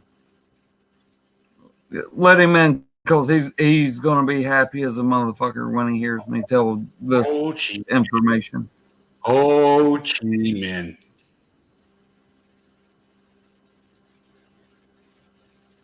What's he doing anyway? He said he was drinking beer. He should be Who? Still. Scott Zilla's drinking beer? No way. Yeah, he was doing an IPA, man. He did it with us, man. He did an IPA. It was a No. Scott Zilla don't drink beer. He drinks liquor and nothing but liquor. It was an IPA. There he is. There's my brother. Hey, hey, Camel Toes, I don't know what you're doing, but I ate this candy on Rudy's stream, dude. This candy, it's 30 milligrams of get the fucking high. Yeah. I'm on my third I saw you show it. beer, bro. I'm playing guitar like a madman. You are drinking an IPA. Yeah, I got voodoo. Yeah. Oh fuck yeah, that's what I drink, dude. This shit's killer, dude. It's fucking awesome, isn't it? Yeah, I feel great. I'm only on number 3. You know me, I'm like into a pint already or a 5th. No, I feel great. Cheers, everybody. Yeah. Hey, cheers. Yeah, You dude, want I love that Laura? fucking Voodoo Ranger. Voodoo Ranger, yeah. Did I call it Alpha? Okay. Anyway, Yeah. you have the floor. Nice to see you guys. Hold on. So, I went and saw my new house today. Whoa! You guys Hell are yeah. gonna be fucking amazed when you see, like, here at this piece of crap house I have now. I pretty much have one background, right? And this is it. And this is just where unless I'm drinking eggs in the yard. I love your yard, though. But dude, I'm telling you, this new place, you guys are gonna love it. I'm so excited. Congrats. Yeah, I think we're gonna be moving in like June, and it's fucking awesome, and I can't wait for you guys to see it. You're really gonna fucking enjoy it. Well, we're gonna have a party, right? Housewarming party. You fucking know it, dude. Because I'm not gonna have to sit in one room. Like, I will have my man cave, but I can front porch, back porch, fire pit. It's really cool. Maybe you can play some guitars standing up and run around. Maybe have different cams. Your man cave's gonna be sick, dude. It's gonna be good. Yeah. Hey, Beer Can Mountain. Hey, does Beer Can Mountain get its own bedroom or what?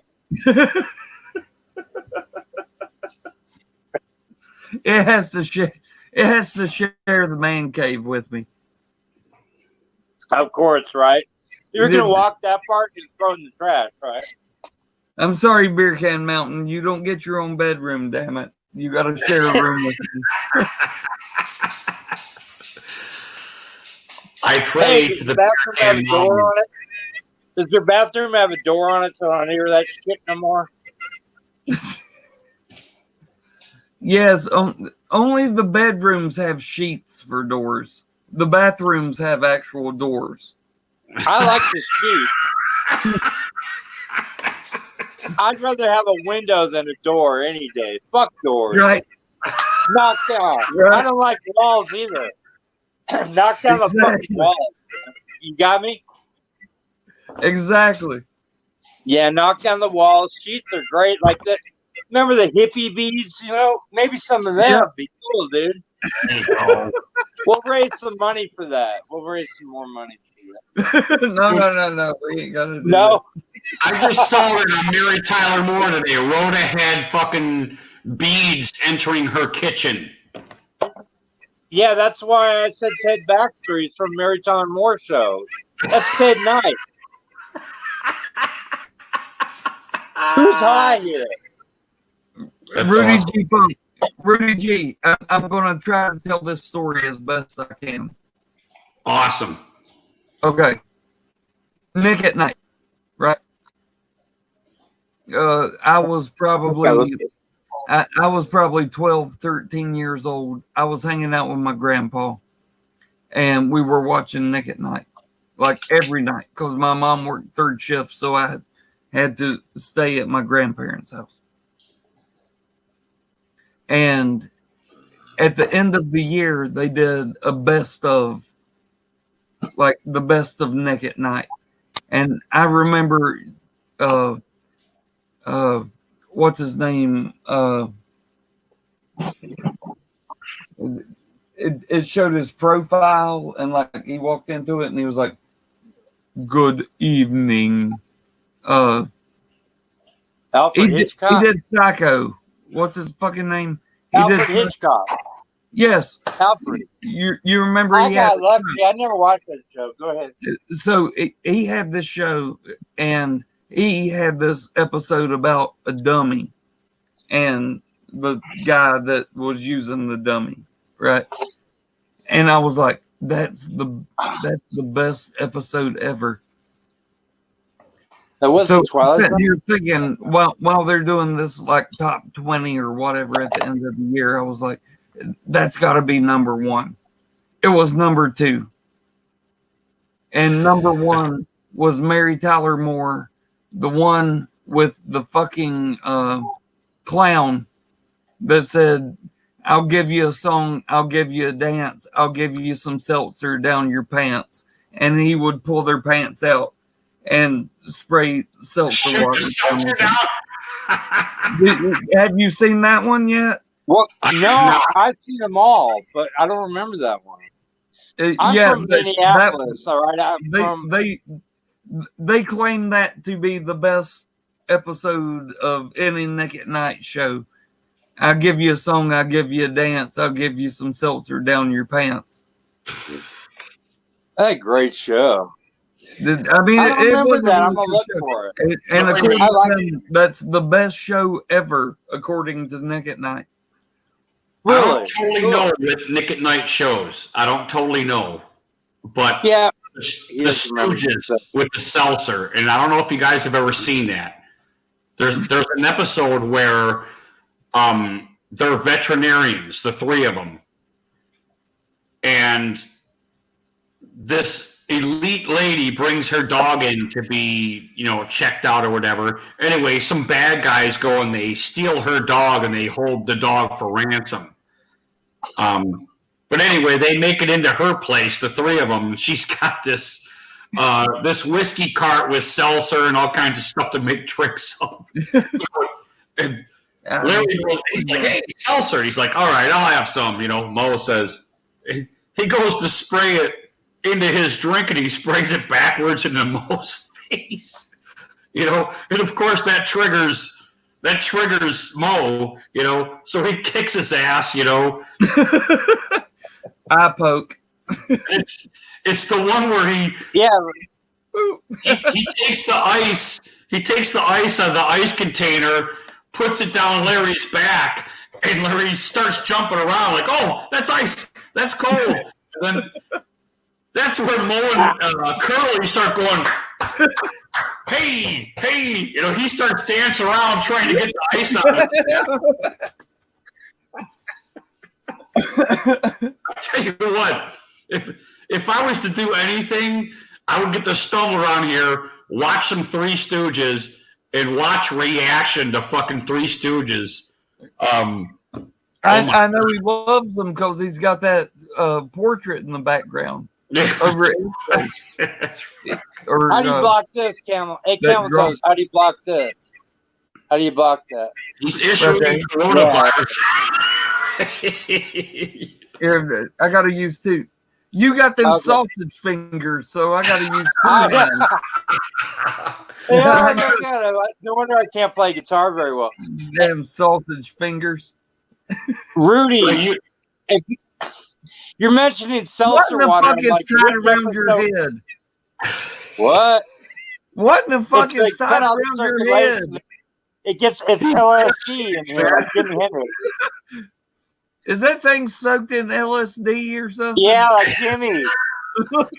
Hey, shut up. I'll start playing guitar. It's a big medical. Don't do that now. Hey, don't do that. Issued LSD into his skull. Wait. I don't even know how to play guitar. It's this way. Oh, look, nobody can see me. Fuck it. I'm sorry. Fuck it. Hey, I'm with you. Fuck it. Hey, fuck it. I'm trying to keep up with you guys. Like seltzer water. That joke was every other episode, right? Like, yeah. You remember that? Like a vaudeville, that's all they did was spray each other with seltzer. Yep. Oh, yeah. Vaudeville. Right. Slapstick. They would kill it. I think that's why that joke was so popular on Mary Tyler Moore. Oh, yeah. There's no doubt. He gives us a song, he gives us a dance, he gives us some seltzer down our pants. Right. because he would. I pull know the all pants the up. episodes. I don't remember that one. I'll look for it. I like Mary Tyler Moore.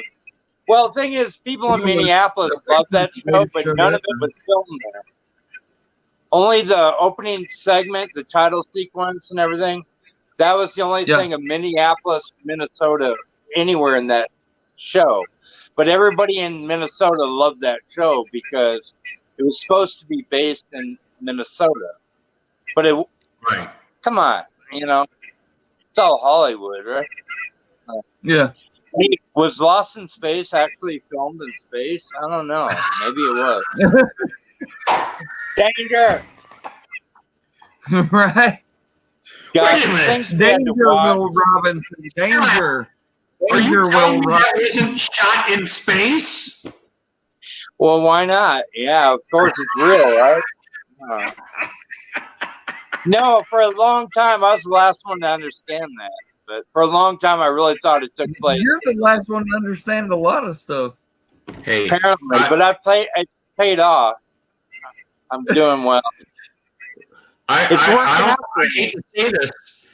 I was a flea market guy. If you guys ever see the Seinfeld, where Jerry asked George if he was one of those guys that believed that a flea market had fleas, I was one of those guys, man. I believed it for a long time. I thought they had fleas. I'm like, who the fuck wants to go to a flea market? What are they, idiots? Yeah, I never went to a flea circus either. You know, the flea circus, I was left out of that. Mom, can we go to the flea circus? No. What?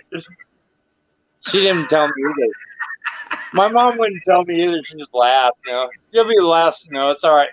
You know, earn your stripes, pal. That's the hard way. You know, school hard knocks. Yeah. I'm kidding. I'm fucked up. But Road Dog, it's me. I think you may be watching the Three Stooges right now. I think this may be Road the Three Dog. Stooges. I don't like this Dog said, camera. I love the Three This one's Stooges, better. and I'm thinking, yeah, that's us. Oh, God. There are Hell so yeah, many. we're kicking ass. What the fuck? I'm so high. Holy shit. Yeah, Wait till I hey, take a smoke break. I'm going to play guitar. Go ahead. Scott, I'm telling you, my dude, this shit's purple. You saw it. It's fucking It's indica. purple. You saw it. It's indica. Yeah. Fucking purple. Yeah, it makes you It's tired. somewhere What's a around head? here. There it is. Yeah, it's good. It's fucking purple. Brother, that'll knock you out. You can't stream with that. It'll make you head high and dumb. I mean, no, you can't. I'm here now, but no, indica. I like sativa, but that's indica. It's good stuff. Congrats for that. I'm not knocking it. I just don't. I like hybrids both. But go ahead. Yeah, sorry. What kind of channel is this? Sorry, Rudy. It's beer only. Okay. Yes. Beer. The brown. No liquor. Can I show you how to open a beer? Can I show everybody No. how to open a beer? Oh, Here's boy. the lighter. Here's the beer.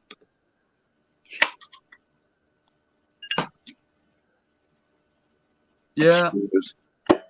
No, We know that trick. I know, but if you have a Gucci or that bottle, you're classy. I'm poor. I don't. I'm showing the you wanna kids. know? Not you guys. I don't. I fucking lost it. I Oh, lost the both Gucci. of them. Hey, dude, Yeah, I have don't a know ham. what either one of them is. I have Look, a Hams one from the here's my 70s. beer. If I find it, I'll send it to you. No, Look, Gooch. It's not good. Dude, what the hell? Get a I screwdriver. You got to jam a hole in there. goddamn That's bad Gucci. luck. That's I'm gonna bad go luck. smoke. You've been doing that since I've been on your channel. I don't know. Shit. Don't move too fast. This is Rudy's stream. Hey, Rudy, it's coming in a lot better. Dude, last week I was on here for like 3 hours, and Rudy would talk, but I missed every other word. And I'm already kind of jacked up, right? Like, I'm already a little buzzed.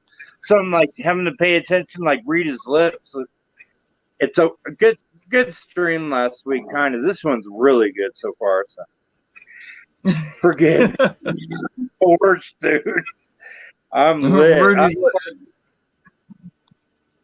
Rudy's letting that head go down. I hear you. Yeah. Uh-oh, here we go.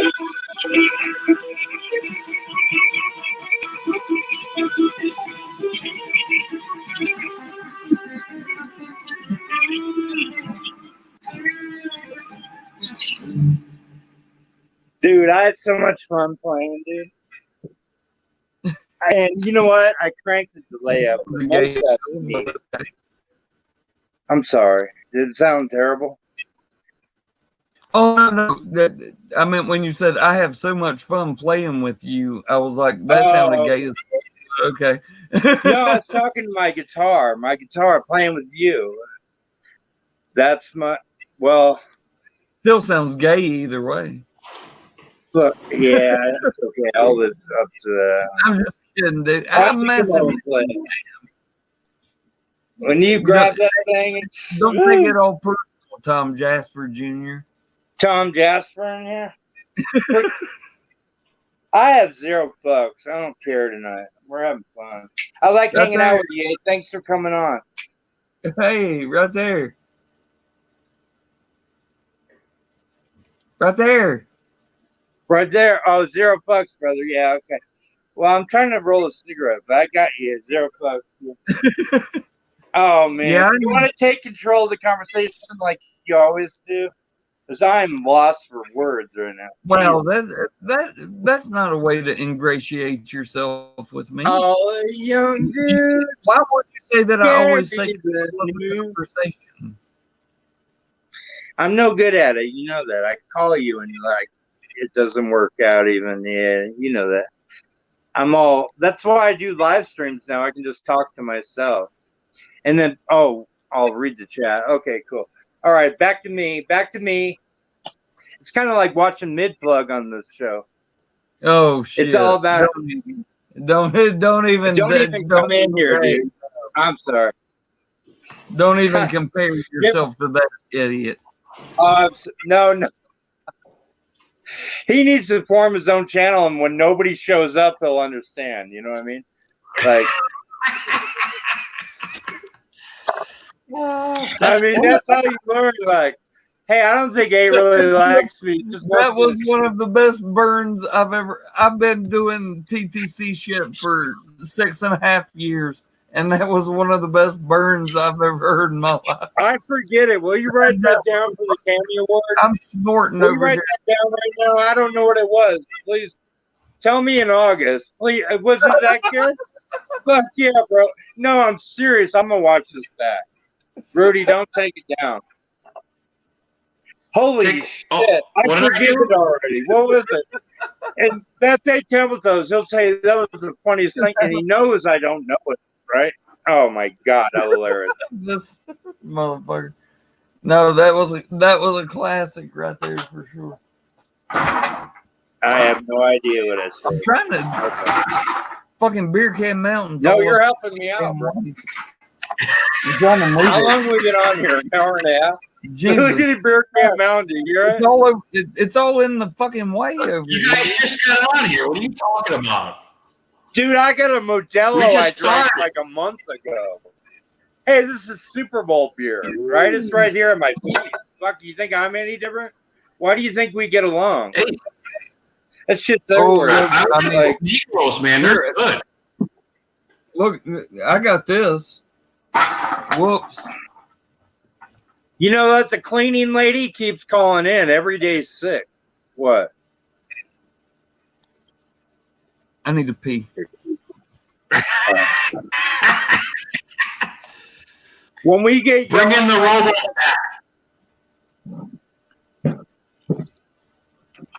Can I entertain for a second? Everybody left. No, entertain, Scott. Do it.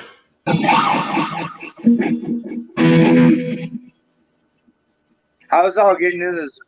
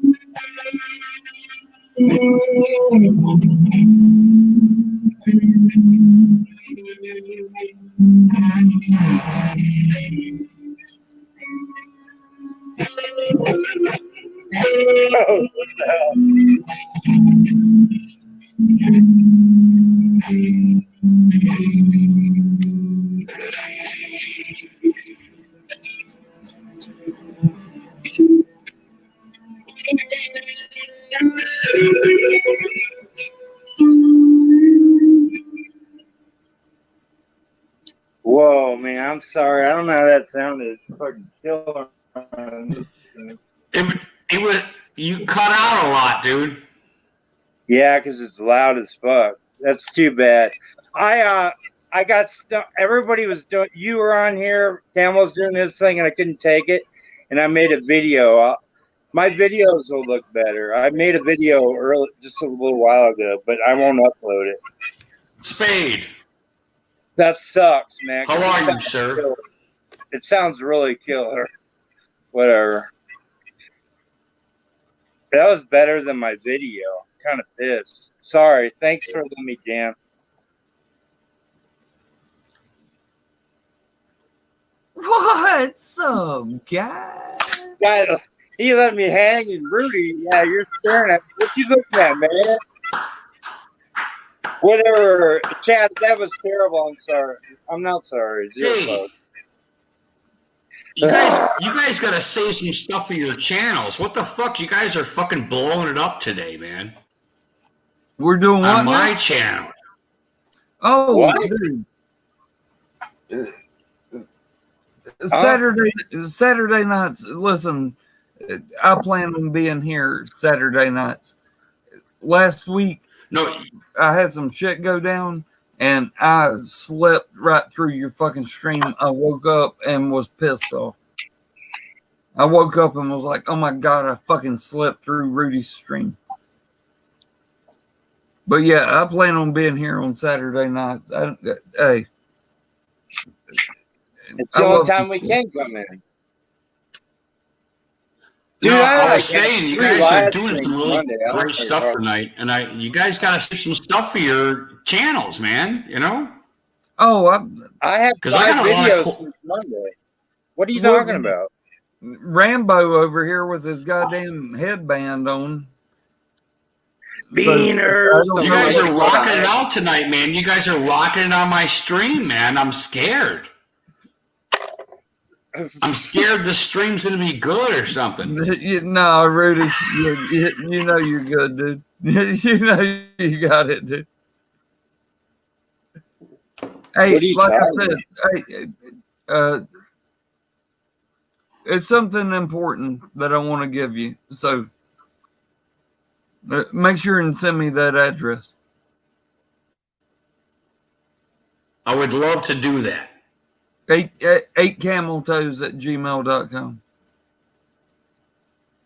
And you're right, though. You would,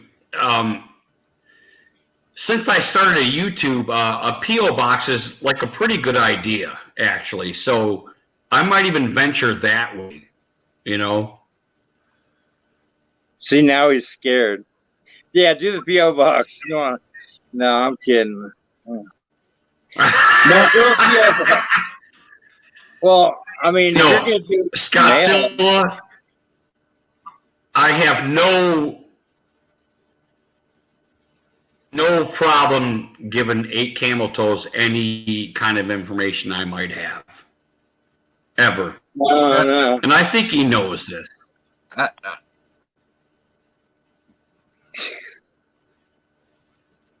I'm not What, going you want me to to say talk? I'm not giving away anything. I'm not,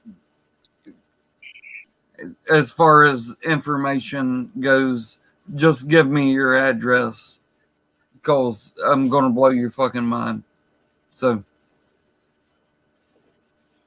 Enough said. Come on. I'm done. I vouch for this guy completely. Scottzilla's going to be Mosh pissed off. When Scottzilla sees, he's going to be pissed off. Oh, that's fine. I met Rudy for years. No, I met early on, Camel Toes told me to come over here, and I'm it's my best advice ever from him, pretty much. Dude, Rudy is the I don't fucking like dude. everything. He is the man. It's always fun over here. And Camel knows it. I'm not just saying that. Well, no, he mentions it once every 3 months, which is fine. More publicity than I get. Wait a minute. I'm just kidding. Anyway, yeah, Rudy, we love you, Rudy. Great. Scott, you gotta think. I know a whole lot of motherfuckers, so if your name only comes up once every 3 months, you're still doing pretty good. I mean, look, you're in my fucking background. I know, bro. I'm kidding. It was a joke. But no, it's a joke. I mean, no, I totally get it. I've been on here a long time. I mean, for a year, it's been a big year for me. Big year. I've been making videos over a year now, but I've been on YouTube less than a year and a half. So you're an experienced YouTuber. I can't imagine the people you know. I'll tell you that every time. Like I'm a rookie at this, and the experience. I know a lot of people. Yeah, well, 6 years. I mean, come on. I don't know what in 6 years I'm gonna say. Hey, this is when I met you, and he's gonna be. Well, come on. Cam will be pushing 50 years old. I can't wait. Hopefully, I'm alive to see it. Hey, fellas. I'm only 39 now. Do you guys know Sir Spade? Yeah. Yeah, he comes in my stream. I've seen him on Mosh's channel. He goes on Mosh's channel all the time live. His name's Sam. Yeah, I don't know. You guys, No, do you on. and A Camel Toes welcome them to this channel? Fuck. Hold on a second, Scott. Is he wanting to come You in? and A Camel Toes welcome him to this channel. I don't hate him. Oh, really? Okay, cool. Yeah, I know him. He's in my life. I saw him 2 days ago. Yeah, so? I don't know him, but if he wants to come in here, he's all right. He's a good guy. He's a good guy. I don't know anything about him. I don't know him. I mean, barely. I sure don't want, Yeah, let him in here. Your question. I've watched too much YouTube. I'm sorry. I know everything. Spade, come on. All right, well. Bring him in. I don't give a fuck. As your stream. It is my stream, but I try to be a little collective anyway. No, but Scott I know says him. yay. He won't do anything. He's a good guy. Yeah, if he wants in, let him in. He's cool. Let him in. I know him. Okay. Yeah, I know who he is. He's good. Okay, so that's how we're gonna do things, right? Well, it's your channel, brother. I'm just giving you my advice. No. I'm letting you guys know that's how we're gonna do things. We're gonna organize a little bit. Hey, sounds good. Yeah, Rudy, sounds good, man.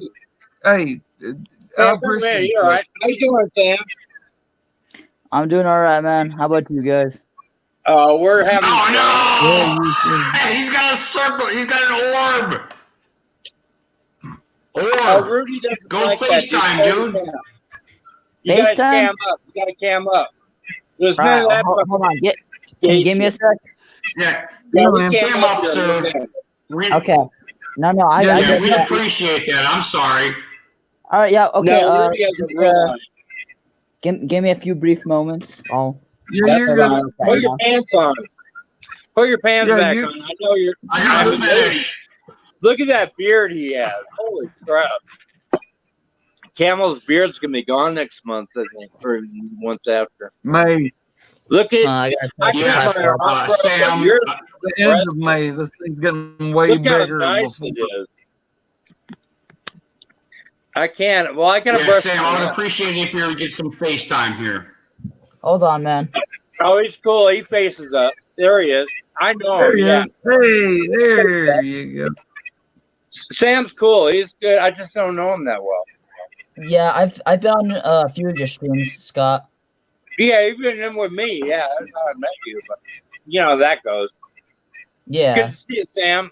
Welcome It's to good. Root Funk stream. Glad to have you. Yes, I'm a Yeah, first timer here. definitely, man. We're just sitting over here talking about how the New Orleans Saints suck dick. Oh, that's a great team, huh? They take big cocks into their mouths. Here, let me, and they suck on them because they fucking are awful. I mean, I can imagine, but you don't have to demonstrate. But I can agree. No, Right. I was demonstrating. I like That was this good. guy. I like That was this guy. awesome, dude. This guy's funny. No, I we like don't- it. Sam's a little uncomfortable with that. Hey, but we Sam, can yeah, at least say give us your 28-3, spiel, right? buddy. What's on your mind, buddy? 28-3 is on his mind. I'm just chilling today. It's my first time on your stream. I think I've met you before on Mosh's stream. Nice. Yeah, You- probably. Camel. Yeah, Mosh is a good met you on JP, I met you on JP's. You're going to tell me that you found me through JP? Yeah, you probably don't even remember me, do you? I remember everybody, but why in the fuck would you find me through JP? You're supposed to find JP through me. Well, here's the thing. I am way bigger. I am way bigger of a YouTuber than JP is. Well, okay, you know how there's You Mosh should find him through me. You shouldn't find me through him. I mean, that's just how it happened. But you know Mosh, right? Yeah, I know a dude named Mosh. You know Brandon Beginning Championship.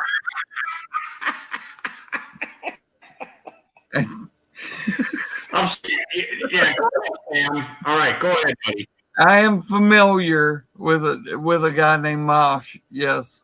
But what, like, Yeah, I met Mosh We through know, Brando. we know, Sam. What's up now? Say it again, Sam. Oh, I met Mosh through Brando, and Brando was a way smaller channel than Mosh. Oh, Mosh's channel sucks. I would, if I were you, I wouldn't watch that ever. I would just watch a channel. Sam, how old are you, buddy? 19. Nice. Okay. So you got your whole life ahead What- of you. what Good kind of- job. Basically, yeah. What kind of YouTube experience do you have with you, buddy? What kind of YouTube experience do I have? Not much. I'm a beginner. Yeah, and I'm not trying to be a jerk. I'm just exposure. Do you watch YouTube often, or? Oh, I watch a lot of YouTube. I'm on it like freaking more than 3 hours a day, basically. 3 hours a day. Recommended is What the a most rookie. popular, or do you go searching for stuff, or what? How do you use it? Like it used to be most of the time for informational, but now it's just binging a bunch of other people's stuff and supporting other channels. Hell yeah. Hey, you want to come support my channel? Is there channel 8 Camel Toes? Well, yeah. Okay. Yes. What the fuck? There we go. And can you come like give me money and stuff? Dude, I'm broke. You're broke. What the fuck is it? Listen. This is straight up facts. Listen, I don't care if you're broke.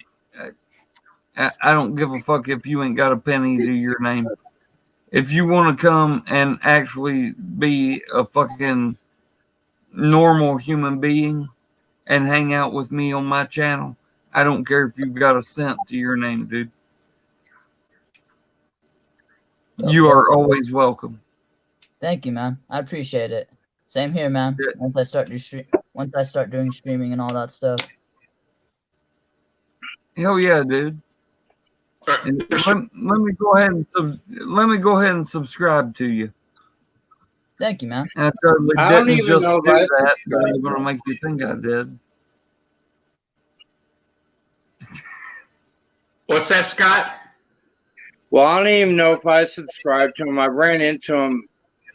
I know the guy, obviously, right? But good luck to you. I see you more on Hangouts like this than anything else. So, and plus, what I stream my share a bit. So, good to see you. Thanks for coming to my channel and appreciating it, what I do. This is hard as hell, and I do it like A Calzo's by myself for an hour and a half, and it's not easy with 3 people in the chat. So, cheers. Good luck. It can get weird. I bet. It can get weird. Well, you Maybe know, that's the first week. there's no doubt that you gotta bust out information, whether it's comedy, whether it's real information. You know, comedy is so much easier, especially for us as Americans.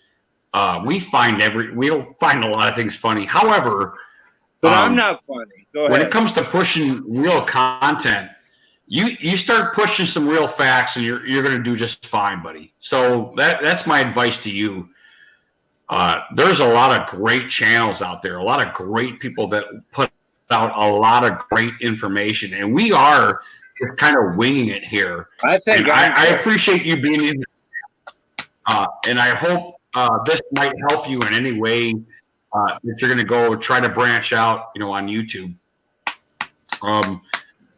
You need to put some thought, serious thought. If you wing it, you're going to wing it for a while.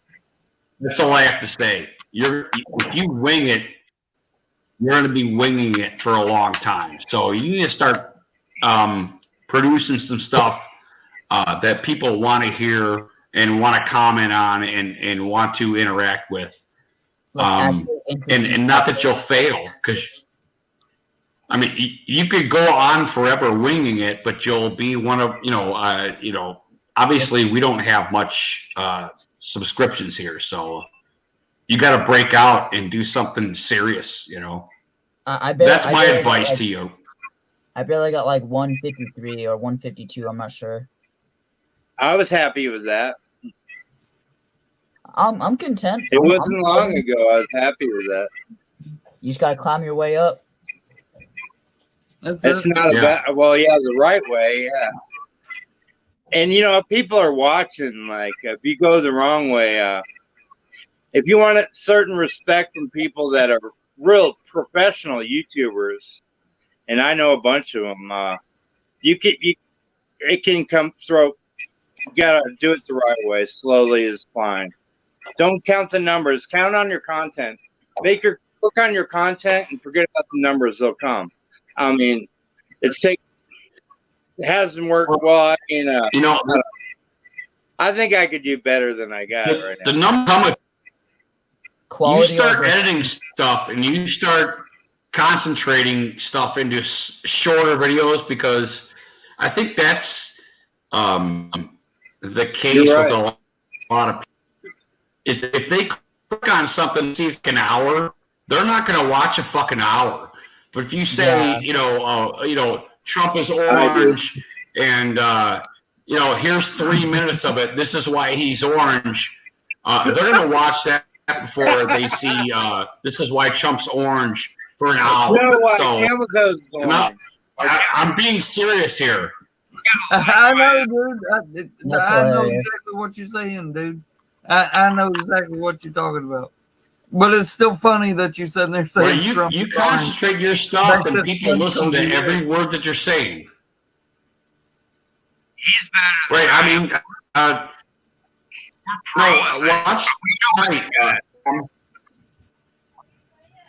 watch tonight. Watch how many hits I get. And it's not because Scott or those aren't viable YouTubers. You watch like the hits that I get. What are you saying? Yeah, of course. And you take somebody that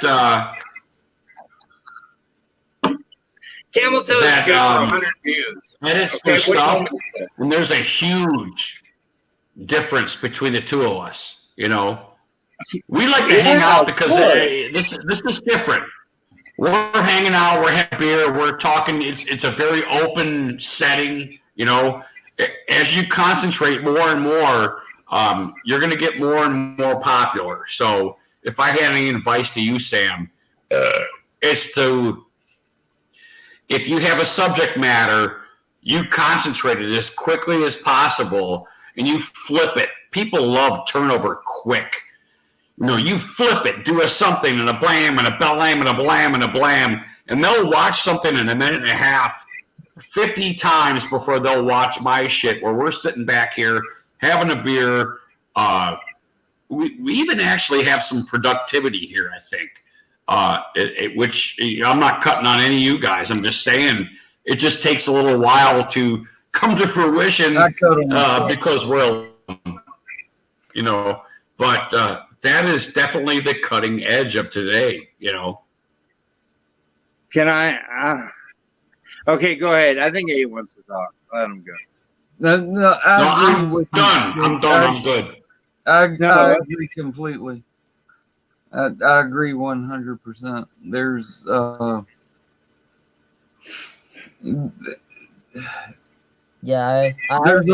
a level of knowing what people want to hear.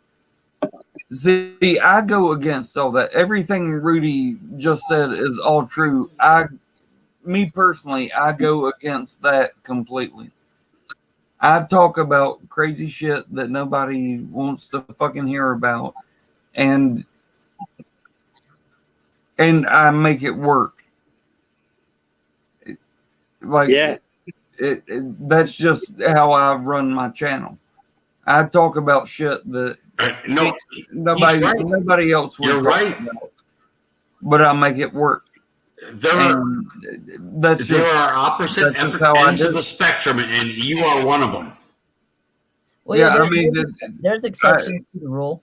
I would not give advice to anyone and tell them to run their channel the way I run mine. I wouldn't. There is no shit I would give that advice to. It just happens to work for me.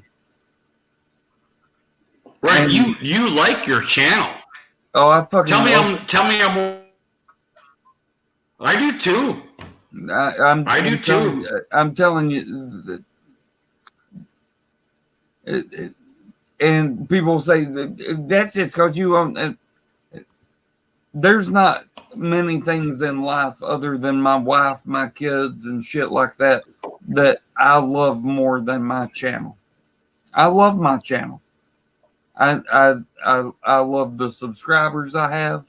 I love the people that have come to hang out with me over all these years. I love my fucking channel. I do.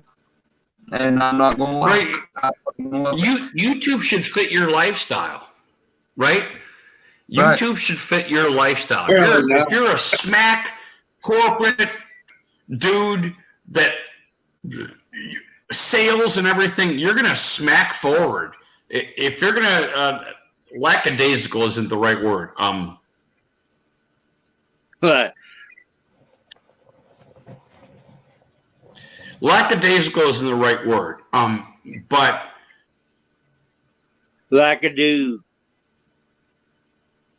We like what we're doing, and it doesn't bother us that we're not hurling forward into the corporate fray.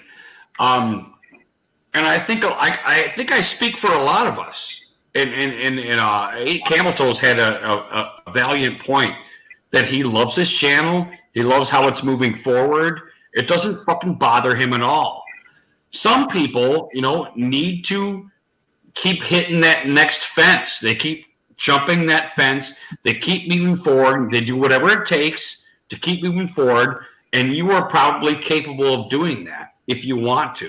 You know, that is kind of my point, and I'm glad 8 chimed in with how much he likes his channel, how it's moving forward, because I do too. Put one, You know, because I like going there. I Right, can't say and much. if 8 wasn't there for me, be very disappointed. You know. I can't say So much about my it channel. depends on you. I'm sorry. Go ahead, buddy. I missed you. No, what I was gonna say was that I can't say much about my channel. Yeah, there's like it's slowly growing, but there is some aspects I still need to work on. Don't we all? Or I'll try better tomorrow. I'll try better tomorrow. Dude, like I was doing jumping jacks.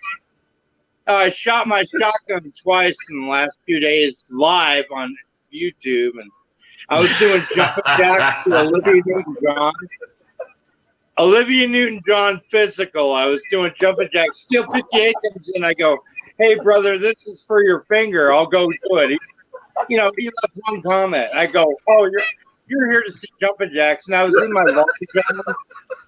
I'm in my long johns. It's got taken down. I got copyrighted strike, but Well, you got I do the jumping jack, and then I break out the shotgun. Whatever. You had to be there. It was crazy, and like, what am I doing? And the long johns are stretchy. Like I've been wearing them for like 3 weeks, so they stretched out a little bit. And they're ready. I'm surprised they didn't fall off, and I was in a marble bag, you know. So I know what you're talking about. I'm shooting my shotgun at my front door. I can do it right now if you want. No, thanks. No, don't. That's not necessary. No, don't do that. Hey, this dude doesn't know where I live, does he? No, I'm not that. Well, I am that crazy. That's why I lived out. I got to get away from you people. You don't want me there anymore. Like even you, and you know me, right? Oh my God, I gotta go to bed. I'm barely getting to You know can you. move away. I I don't cannot know, deal with you, Scottzilla. I cannot deal with you. I got to go to bed. Well, thanks a lot. Nice seeing you too. Oh buddy. my God, you're too much for me, dude. I know. Well, All right. you want to watch half of this tomorrow? Just a little pep me up when you get home to go live and like maybe watch No, half. But have a good one, man. I do want Rudy G Funk to give me an address where I can mail him something. I do need that. I think you said That's all I need. yes twice. Do you think he'll remember gmail.com. He'll forget tomorrow. He doesn't watch the streams back like I do. Well, that's because he has a life. Got him. Ooh, what are you saying? Got him. You jerk. Yeah, you don't have a life. You're on here more than I am. That was an asshole move. Oh no! I didn't see it that way. It was pretty much best an fact. asshole. Have No, you it was been better doing than live you. streams for a while? Tell me how cool I am. Go to bed then. See you, Dave. Thanks for coming. All right, You later, want to man. say goodbye to It's Rudy not your first? stream. I'm waiting on Rudy to get back and tell me thanks for streaming. Well, I just said that. No, hold on a Yeah, second. I'm gonna hang smoke out a cigarette. later. I got my beer displayed here. It's not your Dude, stream. me and AK was on Steel 58. Wow. Go ahead. I can't see your hand signs. I love you too. What was that? I could do the I same. can't see. You know how big you are with him in here? Hey, dude, since you came in, my screen is like a square inch on my phone. Like you came in, so I'm really mad at you, but I forgive you. I'm kidding, but it's so small. But no, it's okay. But I'm starting to trip out. Don't expect me to look at the camera and know what you're doing. I see a giant beard there. Can I have that? Fuck you, asshole. Hold up. Don't laugh. Hey, cheers, fuckface. Cheers, fuckface. Yeah, so I can live stream. Look who I learned from is this guy above me right here. Right? It's like some fucked up episode of the Brady Bunch. Like, let's just point at each other. Like, when you trash talk, you gotta fucking point out, hey, you red-faced Irish bastard. Fuck you. I didn't even go to your live stream St. Patty's Day. Fuck you and your Irish beer. It's a story of a four drunken. Hey, are you drinking, dude? I don't know. No, I'm not drinking, bro. I can't be drinking, especially on live stream. Oh, okay. 3 drunks and a sober. 3 drunks and a sober. 3 drunks and sober. Actually, it's 2 drunks, 1 beer, 1 sober. I gotta go to Scott. I gotta go to bed. Hey, call off tomorrow. I got to get some sleep. Call in FMLA. I didn't get to take my old man today. Oh, I know. You're doing a good job. Goodbye. Love you. Fucker. Fuck off. Yeah, be pissing me. I love you too, bro. Good morning, bro. All right, love you. Take care. Love you, brother. Hey, wait for Rudy. Wait for Rudy. I'm killing time. Rudy G Funk. Appreciate you, my dude. Like I said, 8cameltoes@gmail.com. I got something I want to send you. So make sure and hit me up. Dude, he's going to forget. Anyway, oh, he got it? Okay. Hey, Rudy, we'll test you tomorrow to see whether you remember that or not. You ain't texting me because I ain't got a fucking phone. No, I'm going to text. Well, I'm going to message on YouTube. Comment. Well, now that might work. I'm just joking. I'm leaving right now. Dude, I won't remember tomorrow. I'll forget. You don't remember today. So don't worry about remembering tomorrow. Go ahead, tell me your email. Dude, that's funny. I would call you Tom Jasper Jr. Scott. What? Hey, look at me. Look at me up here. You see me? Yeah, barely. I can barely use this. Go ahead. Bye. Yeah, what a cool dude. He's gonna kill me tomorrow. No, he wouldn't say it. Well, he'd say it, but that guy's an animal. He can sleep like an hour, but work 8 hours. He's better than anybody I know. I've been there enough. Literally, incredible. What a great person that guy is. He's really a good guy. I like him. We fit a little bit. A lot of us do. You want to talk about an audience? I think to have that kind of audience that he has. Granted, they've been around for a while. What do you think? Hey, Darth Lucian's in here, dude. What happened, man? Darth? Hey, Darth, how you doing, dude? I can't read the chat. It's still. Do you know why? He won. Because I have freed him. I have freed Darth Lucian from his communist regime that was holding him back. Do you know that? Was he blocked? He was blocked. Oh, okay. Shame on me. It's not your fault. It could be a mod, dude. It's always the proprietor's fault. You know that, Scott. No, it starts from the top. No, well, it does because you modded them. That's true, but really, your mods can do that to you behind your back. It's the truth. Okay, you guys watching this on YouTube? Because is Darth Lucian a mod? Fuck if I know. Whatever. Why do I need to explain that? Really? You don't know that? All right. Darth, are you a mod? You're asking him? Oh, dude, I'm so big. I want to play guitar again. Fuck yeah, man. It's cold. Fuck. I'm too lazy. I didn't fire the wood up. Sam is doing smoke rings. Is he cool? I see him. I can only do them I for so can't long. see. I wish I could see better. I could have No, lazy. do one big one. Do one big one, like blam. You know. It's too hard for me to see. I can see what you're Wait a minute. doing. How old is he? He's 19, right? He's legal. I don't know his age. He's younger, yeah, obviously. We're a couple old. I mean, we're old, yeah.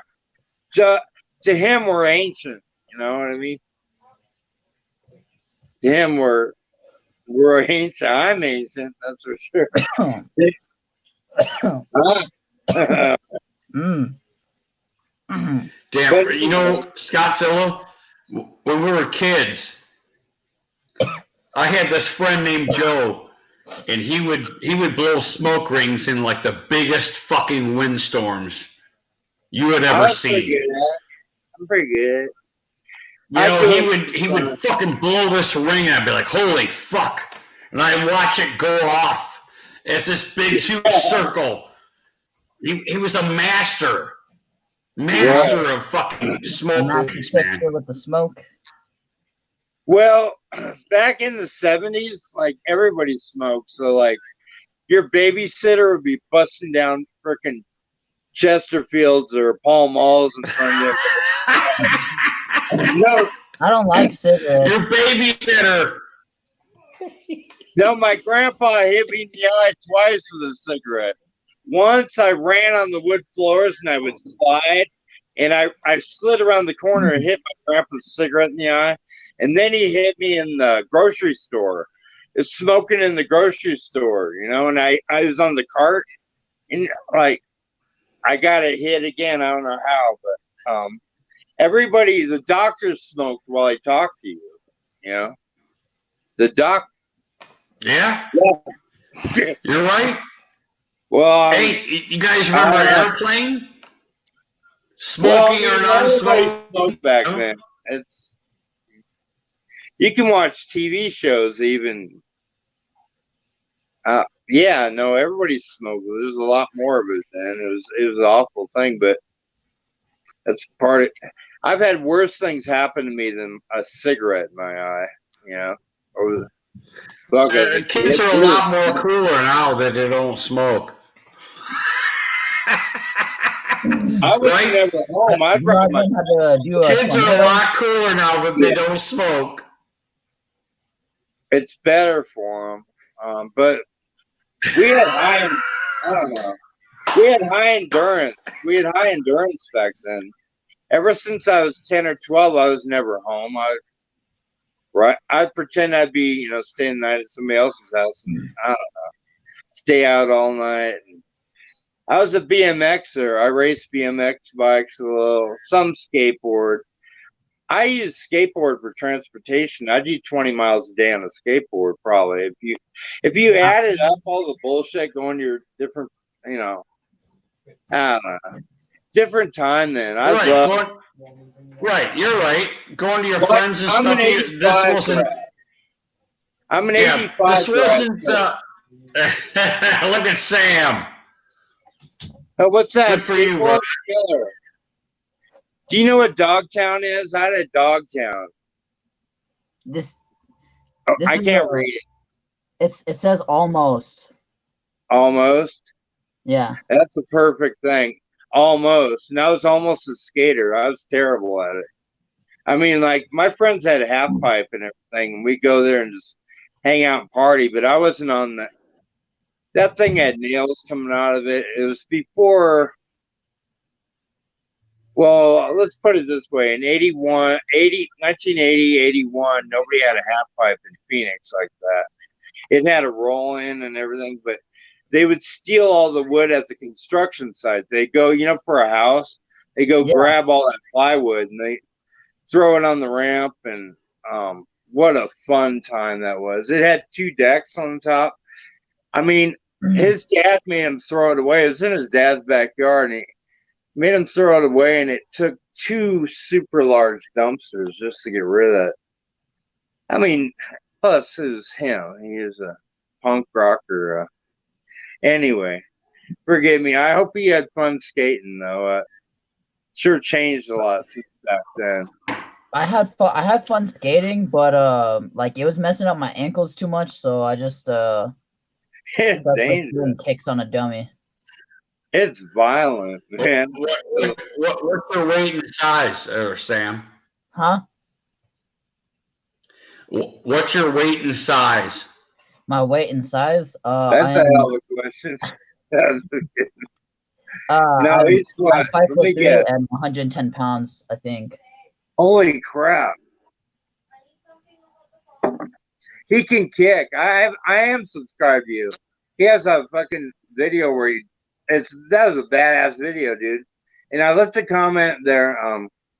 Yeah, you When look. I saw it was a perfect video in my feed, and it was happy to see it because you've been coming into my show for a while. And Good night, dude, Road like, Dog. oh, he kicks a dummy right in the head. Like it's he's a martial art guy, I bet, or something, dude. Whatever I saw, because I was watching, I left a comment. I think I loved it, and it's like Sam, you do some martial arts, buddy? I love MMA, but I just never did any martial arts in my life. I did wrestling when I was a little kid. That's about it. Let me tell you, he can do it. He can do it if he wants. Dad? Whatever I was watching, I pay attention to Your people. father. What happened? Hold on just a second, Scott. Your father got you into wrestling? Yeah. But just when I How was old like, were you? huh? How old were you when your father got you into wrestling? 5 and 6, and that was just about it. So you didn't care for it much, or? No, I wanted to do it. I always kept on asking my dad to do it, but he's like, "Yeah, we'll get you in next year," and he kept on saying that next year and the next. Yeah, like my dear old That's, dad. that's good stuff there, dude. No, that's when you start, man. When I get home, My son's a wrestler, know. and if I had the opportunity to get him to start, and he didn't want to at the time, but that's not an excuse because he wrestles now at and I don't know. We'll get he together. wrestles now at Edinburgh, which is D1. If there were so many things that if we would have done early, he could have been like champion-esque kind of stuff, and it was kind of our fault. We never pushed him in to do anything, but that opportunity was there to start wrestling at the age that you're talking about right there. And wrestling is. Well, I wanted to join judo or Brazilian jiu-jitsu just for grappling, because that's pretty essential in MMA. Because I want to. Yeah, no doubt. I'm not saying I'm right. That whole that whole leverage thing is important for every fucking sport you play. Leverage is the bottom line. You look at every fucking sport, Sam, that you portray and leverage. If you capitalize on leverage, it doesn't matter what fucking sport you play. If you're better at capitalizing on leverage, you're gonna win. So I think it's cool that you wanted to get into that. And I don't know your situation, why you didn't get back into it, and I'm sorry for that. Because you look like you sound like you really want to get into that, but Bernie, where's you're still young. You're still young, dude. You're 19. You can do whatever you want, right? Basically, yeah.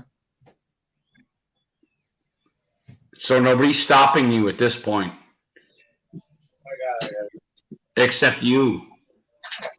You're the only one stopping you from doing what you want to do right now.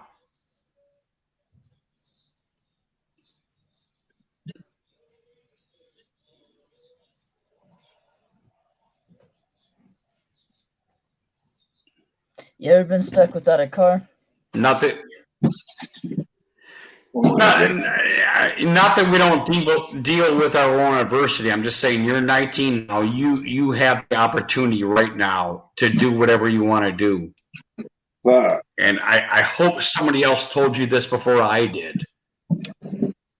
You go fucking do it, man. Go do it. Go do it, because you're young.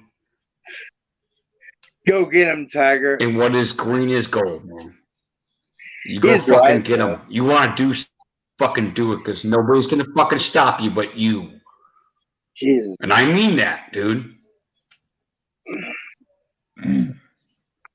I mean, you look pretty chiseled. You look like you're like in pretty good fucking shape, you know. Ain't nobody gonna stop. What did I walk into? I hope that helps you. I'm not an inspirational speaker here. I'm just saying that Working. usually that's the case.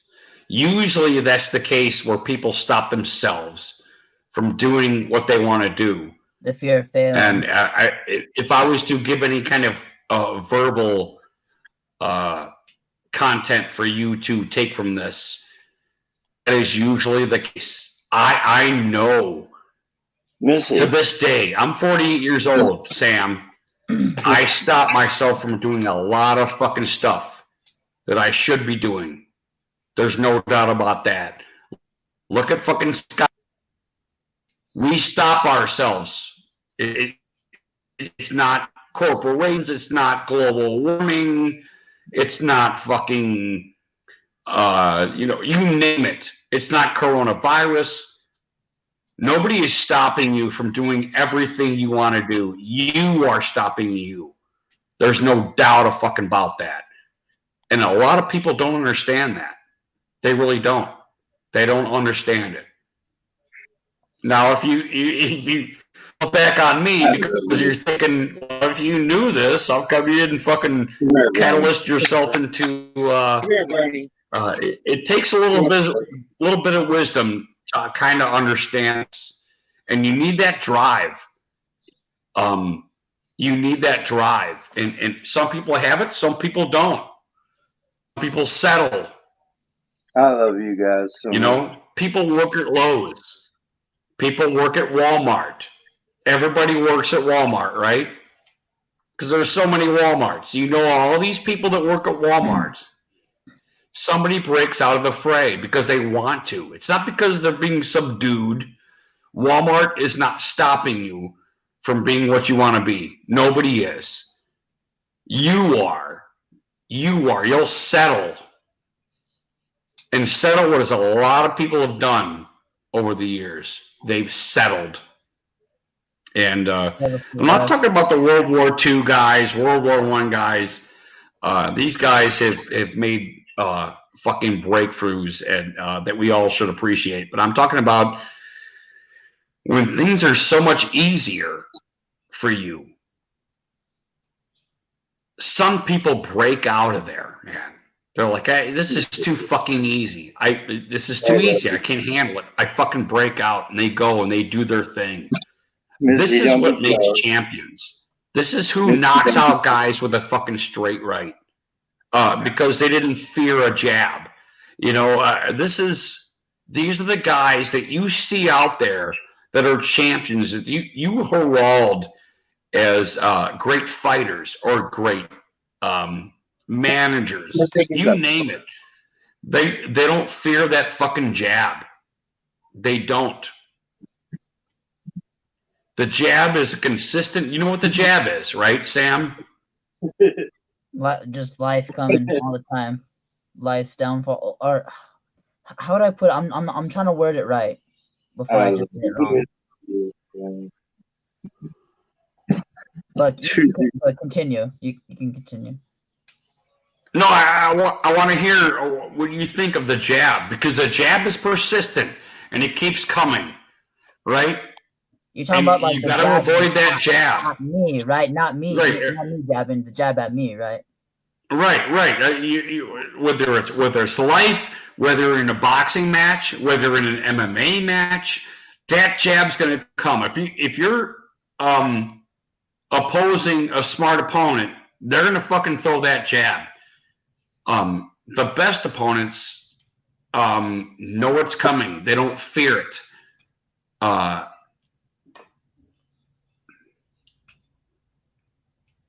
Get them high. The jab is consistent, right? You know it's coming, no matter what sport. If you're fighting somebody, and if they're good, that jab is coming. You know that.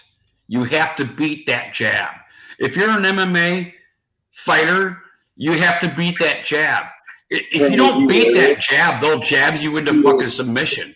They'll either knock you out or they'll knock you into a place where you're going to submit yourself because you're so fucking scared of that jab because it keeps whooping on you, you know?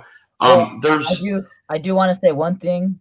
I have fought people taller than me, and it was a lot harder, but I still won because I had to be on my feet. Get away from me, fucker. And I still took punches. He still hit hard, but I was still out dodging him, and I ended up punching him, and ended up doing like spinning back fists too. Right, certainly. There was a cadence, right, Sam? There was a cadence. You saw them throwing the jab, you saw them doing what they're doing, and you outwitted them a little bit, correct? Yeah, really. I mean, isn't that true? They kept throwing the jab, and you either slipped it or you took it, and then or you dodged it through underneath. You know, I mean, there's a simple. Boxing is a sweet science. There is a cadence to boxing where it's a you dance, know he's going to throw. You see their shoulder, right? You see their shoulder twitch, and you either duck, dodge, hide, and counter. You know, I mean that's okay. What the hell were we talking about? I'm loving I'm sorry, it, Sam. Dude, you're on a roll. No, fighting is so much easier than what's going on with us now. It's just, it's sad.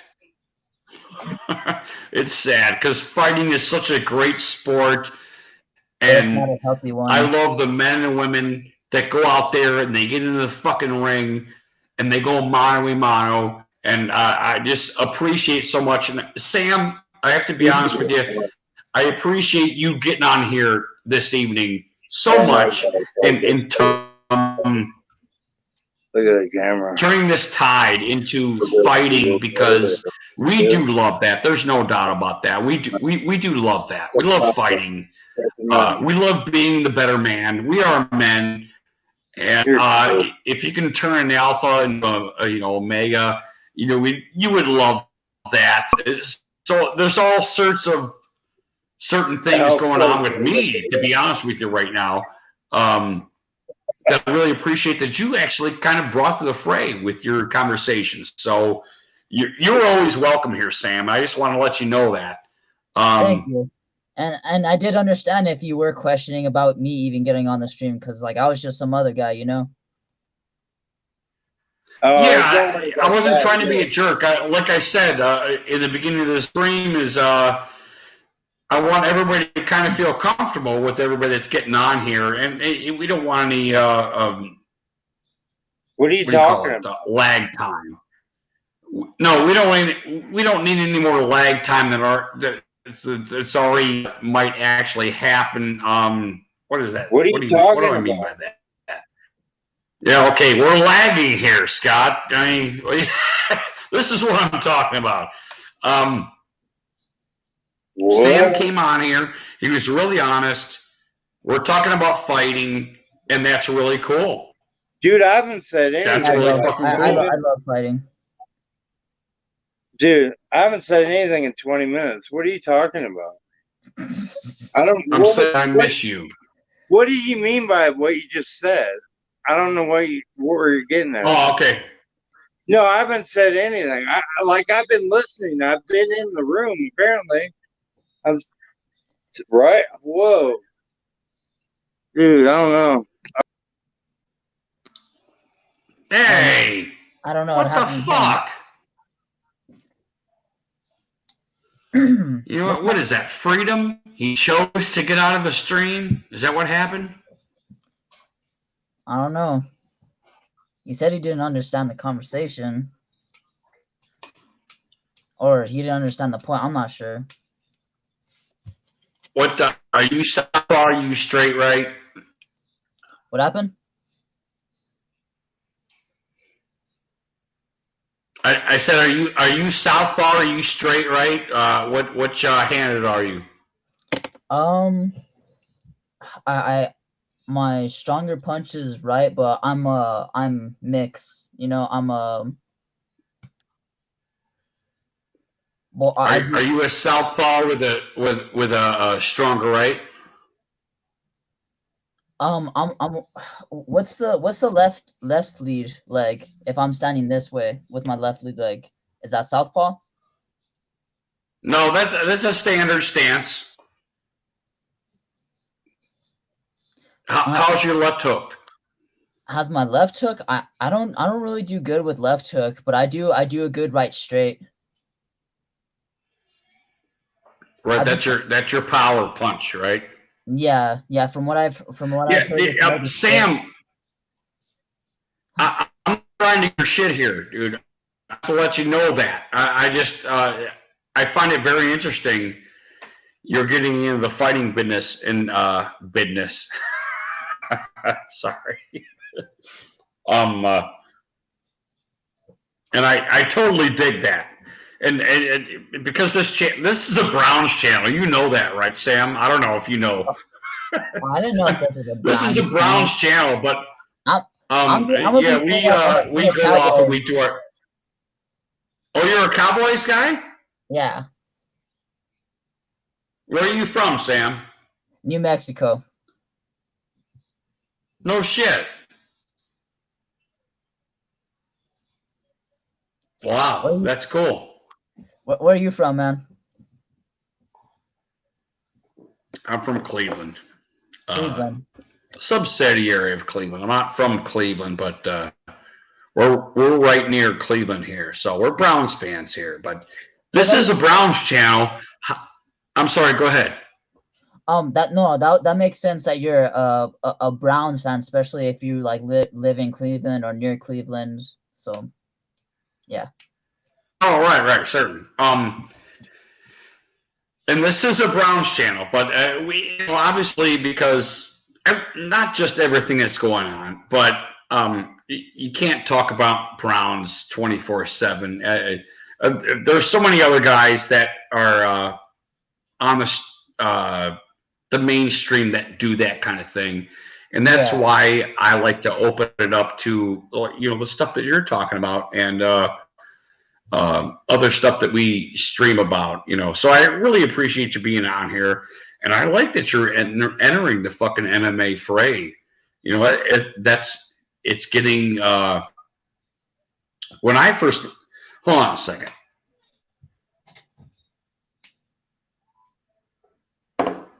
When I first started watching MMA, I don't know if you know this, but the first three there was no holds barred.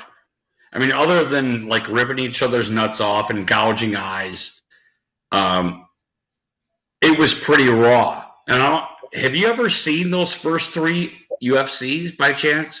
What UFC used to be back in the day? Yeah. Right.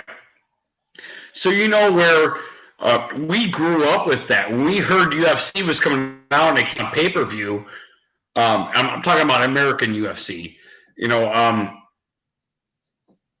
We were fucking, let's fight each other. That was us.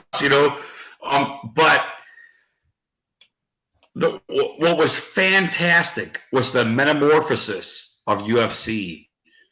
And what I mean by how it morphed into this dude doesn't even hit you. He just strangles your ass and fucking puts your ass down. This whole nip and tuck over the years. Young fellas, obviously you're 19. You didn't get to experience it unless you watched it. Yeah. But it's still different. It's still different.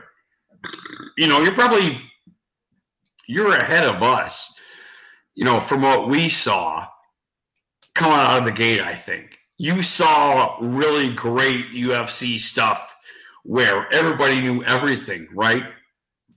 I mean, when you started watching, they were great wrestlers, they were great boxers, they were tag experts. They were point. They're going to hit you at a certain spot with a foot or a punch. They're going to knock these guys down. This didn't happen. It was an evolution in UFC, and I don't know if you know that or not, or whether anybody told you that this was the case. Do you understand that, or did I prepare that properly? Or go ahead. I get what you're trying to say. Like UFC was like very different from what it was even now. Like there's rules. You have to have your stuff padded up and you have to have your hands wrapped. There's no like just have one bare knuckle hand. Like remember One Glove? You have to remember One Glove, right? Yeah, there's One Glove. I don't remember much of even the old UFC. I just remember how it was in the old ways, like they would say. Right. Well, in the old days, you were allowed to hit each other in the nuts. There was no rules. Right. You were. There were rules, but they were like, nothing like anything anybody ever heard before. You were allowed to hit a guy in the nuts. If you got like some kind of what do you call it? You got in a guillotine or something like that. It didn't even matter ultimately, but I mean, this is naturally where men would be like, okay, I'm in a fucking desolate situation. I'm in a guillotine. I'm going to hit you in the fucking nuts. And some of this stuff would happen, or somebody gets somebody down, they would hit them in the nuts. This really did happen in those early UFCs. But I don't think anybody liked it. That's what's hilarious about the human race. As guys, you're a guy, obviously, right? Yeah. You don't go around hitting people in the nuts. Yeah. Because right? There's a certain factor that your mom and dad taught you that, or whatever. Your dad, he said probably, it's probably not a good idea to hit people in the fucking nuts. You probably did it as a kid. They told you. You can tell when it was happening that the guys that were having to do it to win fights didn't want to do it. It was semi-hilarious, There we right, go. they were Go for the win. It was. And that's how it was, man. You could tell where they kind of held back, like, are you sure I could do this? It was, I don't recall any snapshots or anything like that, but there was a humane factor to it, even though it was as gladiator as it was. When you bring on that gladiator thought, okay, I kill this dude. It was never ultimately like that. There was a certain respect. No, there was no killing. There was just like till the guy gets knocked out, Right. Like a guy taps his submission, or the guy comes in where he's like not showing signs of responding. Right, certainly. It was never, the media kind of exploited that. I don't know if you know this, but the UFC was shut down for a while. It was banned in like every state except for like one. I forget which one that was. Maybe Utah or something, maybe? I feel like it was more of the northeastern states for some reason. Really? Towards us? Wow. I don't know. I would have to fact check that. Yeah, I would too, but I'm too drunk and lazy. Yeah, I would, but I'm streaming. I'm doing this on a phone. Are you streaming right now on your channel? No, not on my channel, but. Oh, okay. I mean, not that there's anything wrong with that. I was just curious because I'm gonna go piss and have a quick smoke. So, but if you want to hang out, man, I'd appreciate it. Oh, That's like cool. keep them company. Yeah, you can get out and get back in. I'll send another link if you want. But I'm gonna go piss. I'm gonna have a smoke. It's probably gonna be like 2 minutes or something. I don't know. Oh, well, I'll But chill you're right there. welcome here, Sam. All right, thank you, man. All right, I'll be right back.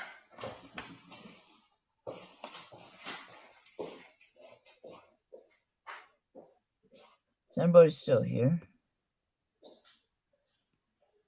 All right, guys, I'm out. Is Darth Lucian still there?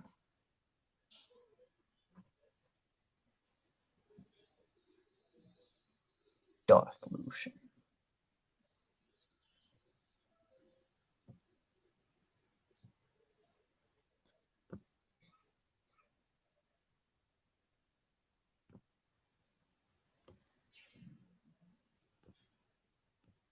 So who else is in this chat?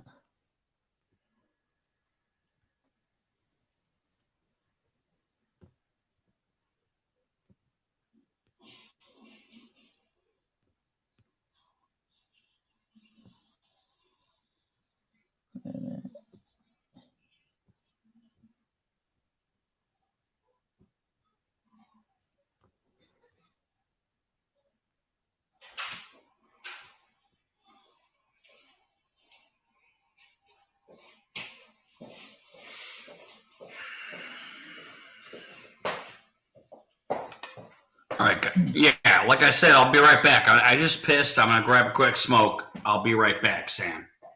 All right. Pardon my intrusion or exclusion, really. Yeah. Oh, say that. I'll just stupid. You going out, Brady?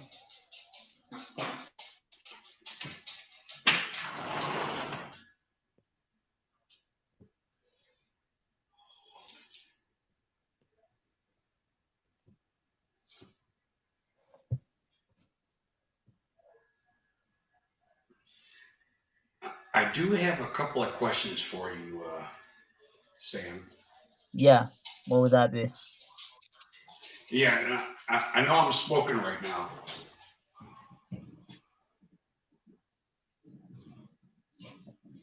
Give me just a second.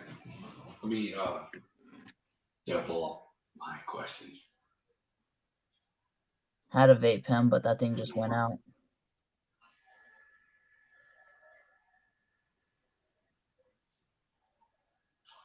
It's about punching.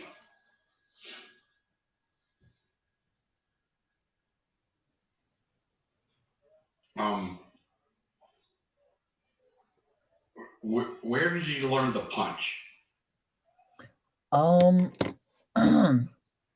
Okay, so how I thought I learned the punch was through my brother.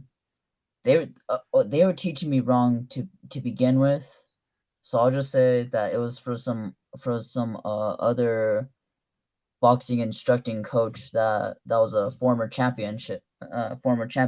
Golden Glove champion.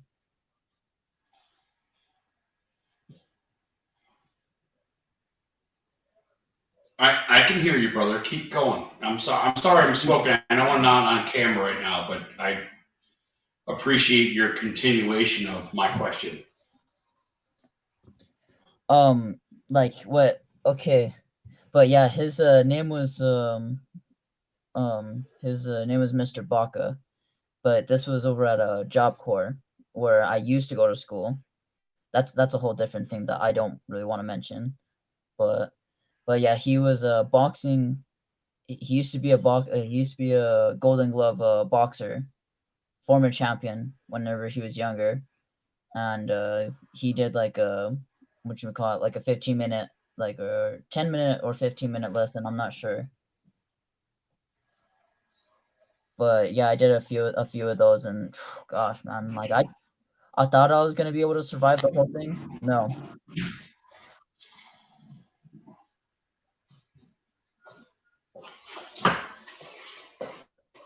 So you had several people teaching you how you should punch, correct? Yes, several, but only one of them actually taught me properly. The other ones were telling me because they're just stupid. Like at first they were telling me cock it they're telling you cock it back. That's telegraphing in the first place. Cocking it back, making yourself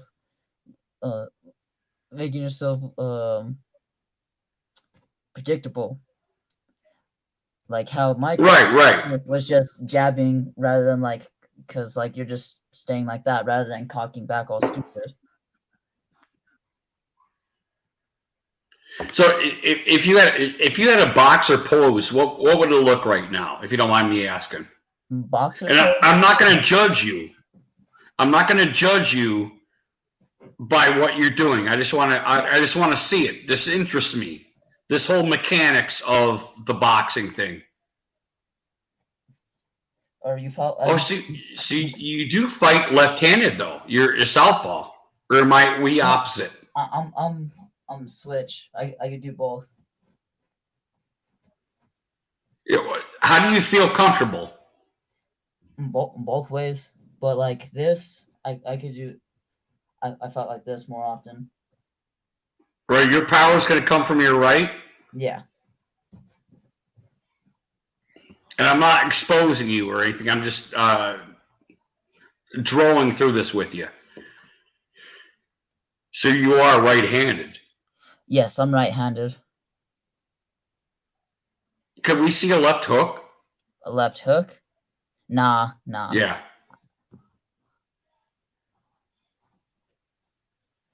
But I can do a high side kick. Oh, you got martial arts, not just boxing. More of kicking than throwing punches. That's what I'm better at doing is kicks and punches. But I still know how to throw. Okay, so is it you have a Thai influence? A Thai influence? Okay, it's more of Taekwondo, karate. Oh, okay. Yeah, I did Taekwondo for 3 years. Go ahead, buddy. I'm sorry. Go ahead and show your stuff. A little bit of like Bruce Lee inspired as well. Oh, Jeet Kune Do? Jeet Kune Do.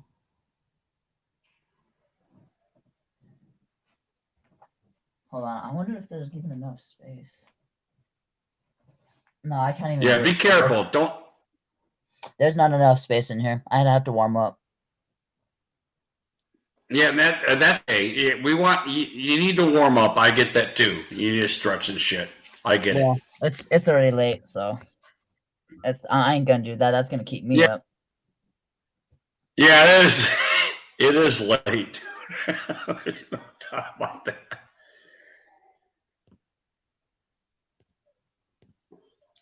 Bruce Lee was cool though, wasn't he? Yeah, he was very iconic, and he's actually what inspired MMA in the first place. Yeah, I think so. The Brazilians kind of, they, pardon me, their concept of judo, and it wasn't theirs. Oh, you got to remember that they took judo, and it manifested into that Brazilian jiu-jitsu, that whole thing. Judo was first, you got to remember. I'm sorry. Go ahead. I do want to learn judo because that's pretty good. Judo is cool. And I don't know if you know this, but when they would fight on horseback, the Asians, when they would have their wars, they went to the whole Sparta thing. They realized that once they speared their guys off their horses, that they needed more of an attack on the enemy. And it was a Greco-Roman thing. It was a Spartan thing. So they went, what do you call it? Is it west? They went west. So they went over to Sparta, and they try to articulate the same things that they were doing with their guys. And they were fucking tough guys there. They were all, the Spartans. They weren't fucking around there. So they were do whatever it fucking takes, wrestle, get your fucking thumbs and eyes, that whole thing. And that was huge. With the Asians when they were fighting on horseback is once they stood their ground, they weren't dead. They had to finish them. And they used that technique, which started judo. That Greco-Roman type wrestling that they learned from the Spartans, and it started with the eye gouging and stuff like that. And, I don't want to get it's so horrific. Nobody wants to fucking hear that, but that's a little bit of karate. That's a little bit of street karate, which is street defense. That's basically what or I'm not sure if that's kung fu actually. Kung fu. It's kung fu. That's basically. No, I think kung fu came first. Yeah, karate came later with Japan. Yeah, kung fu was Chinese.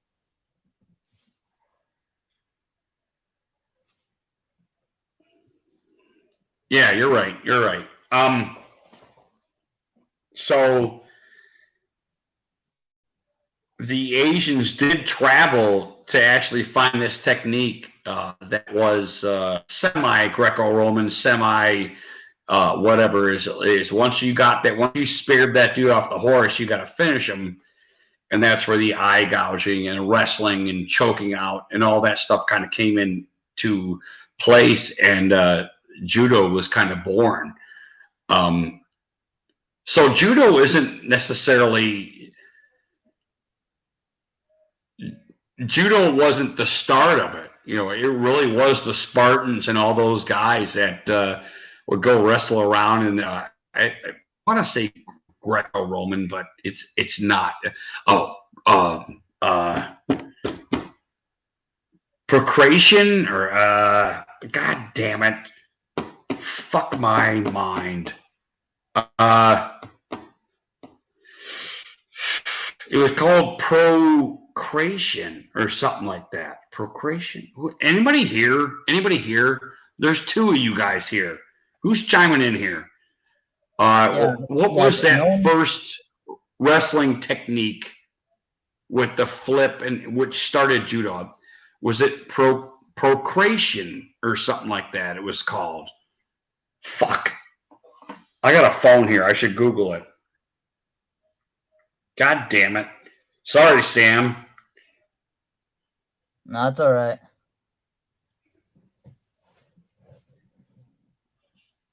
All right. Google, what was the first wrestling technique? Why is my stick missing?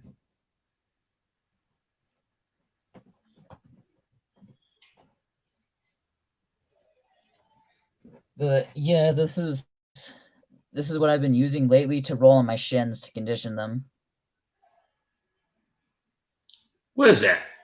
Bamboo? It's just it's not bamboo. It's just a stick.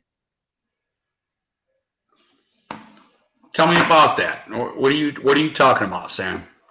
You ever hear about about conditioning your shins just by rolling a wooden broomstick on your shins?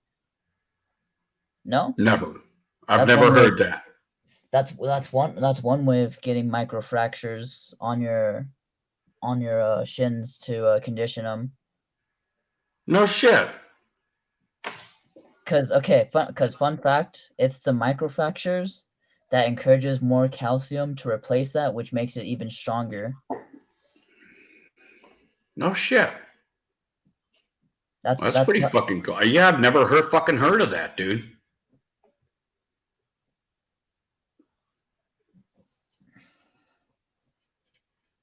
So show us what you're doing. What are you doing? You're rolling that on your shin? Yeah.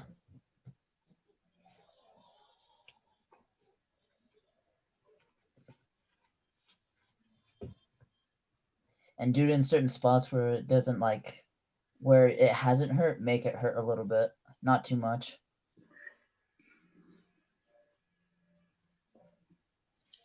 So you're making yourself better. How I would put it, making my legs into a more dangerous weapon.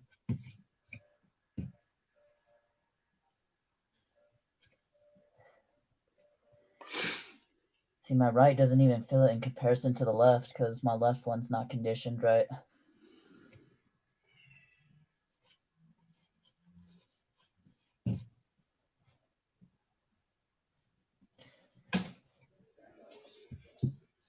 Plus, it's a good massage.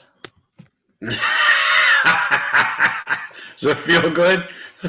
Feels really good, yeah.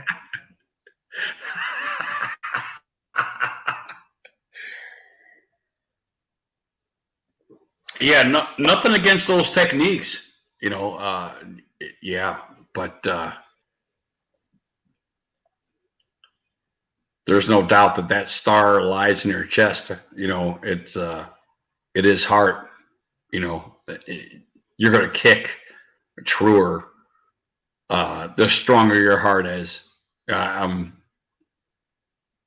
I'm not cutting on the stuff what you were just showing us, and I mean that because you take whatever fucking means you take to roll forward, and I mean that. But there's you're with your straight right. If you hit it true, if you care, you know what?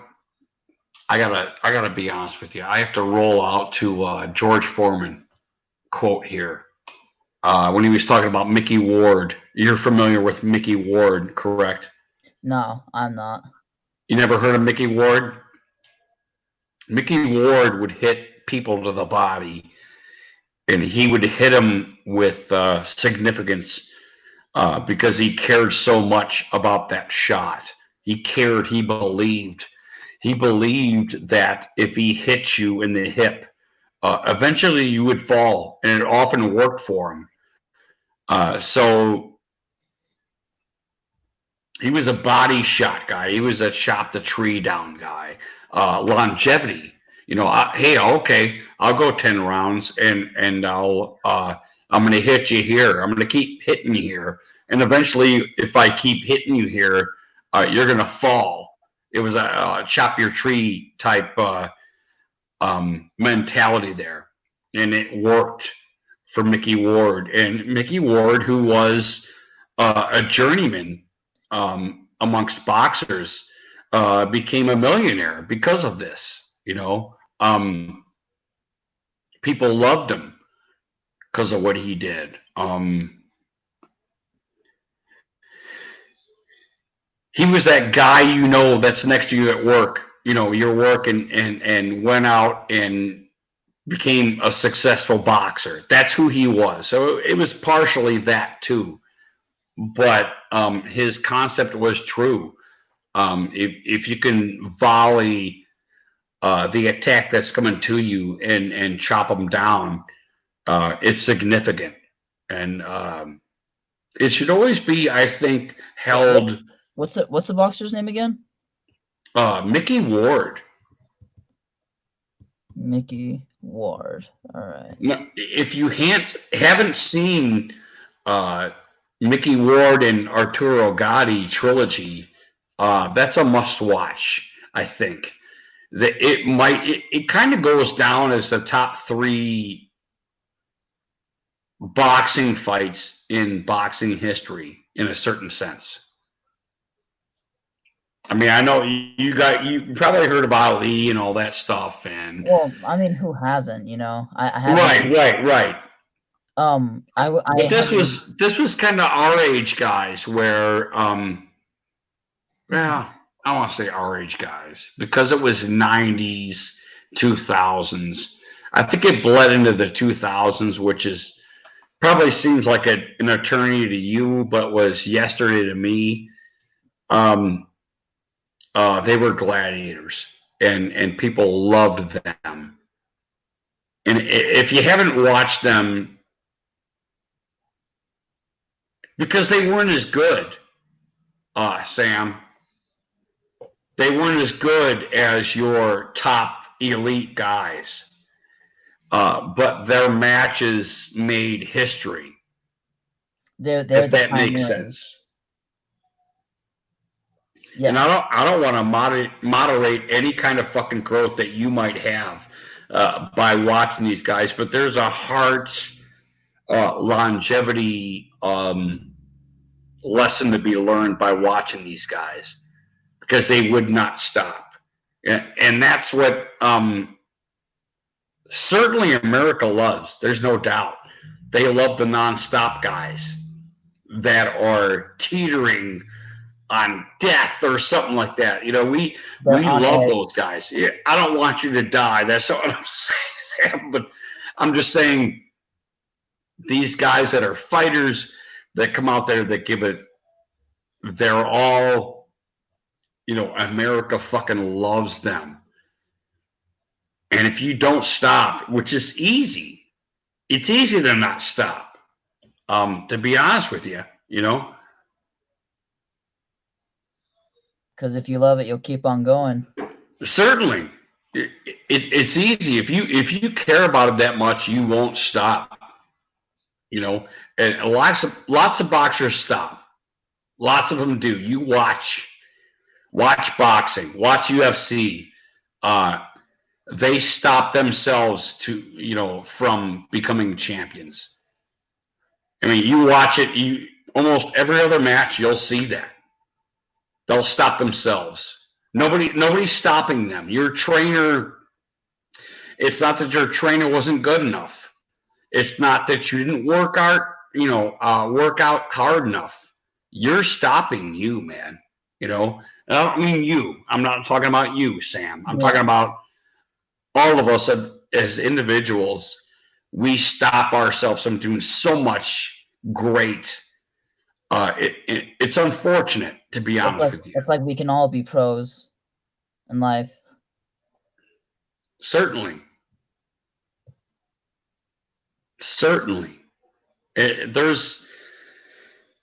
Everybody has their different, what they like, what they don't like, and stuff like that. And this is what helps moderate us in a little bit. You know, with a capitalistic word, which I agree with. I love a capitalistic world. I love a free world. You should be free to do this. You should be free to fail, Sam. You're free to do that, dude. I appreciate that. That you go out and you fail. It's okay. That's freedom. You should be allowed to do that. I mean, you understand what I'm saying? Yeah. I've learned things the hard way, man, and it wasn't pleasant, but it was necessary. Certainly. No, I don't know how hard a life you had or whatever, but there is only one person ultimately stopping you, and you will break through. You know, and it happens. You name a sector of capitalism, and these people have broken out and done what you want to do in a certain sense. You know, look, Dell. You ever heard of Dell Computer? Yeah. You've heard of that. Do you have a Dell computer by chance? No. Okay. Well, anyway, I don't know if you know, but everybody before him were the masters of computers. You know, Dell came out and said, "Well, I'm going to do something different." And I guarantee you, all his friends said, "Hey, don't do it, dude. The computer industry is sealed up. You're not going to get in there. You know, fuck off. I'm not giving you any money." Dell Computer came out there and said, "I'm going to do something different than what these guys are doing." And when it comes to the market, people ask this dude how the fucking computer industry is doing, you know, because he did what he did, you know. So I'm curious as to this conversation that we're having here. How many people told Dell not to get in the fucking computer industry, man? You know, because it's already been there. It's been there, done that. Don't do it. You're an idiot. Don't do that, man. You know. Well, don't also. Well, like, I'm sorry. I don't mean to cut you off. Like, what I'm saying is, don't assume that like everyone told them don't do it. I'm pretty sure other people like, no, go for it, try it. Why not? there's probably those few, or probably those many. I agree. Right. Somebody's telling them, yeah. I mean, whether he wanted to do it or not, ultimately by himself or we needed to push, you're right. It does go both ways, which is a valid point there. And I really appreciate that, Sam. That's true. Because I never thought that, to be honest with you. How many family members said, go do it. You can do this. You're the best at what you do. I love you. Go do it. You're magnificent. You're like nothing I've ever seen. That's a valid point, Sam. I really appreciate you being on here to give the whole gung ho portion of the Dell incident. And I hope you have that. Yeah, I try seeing the bigger picture. Try. I don't see it all the time. Yeah, you're a human being, Sam.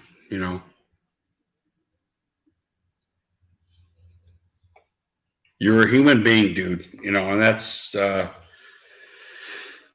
don't know. We all are. And I gotta be honest with you. I appreciate you being on here for your forward thinking.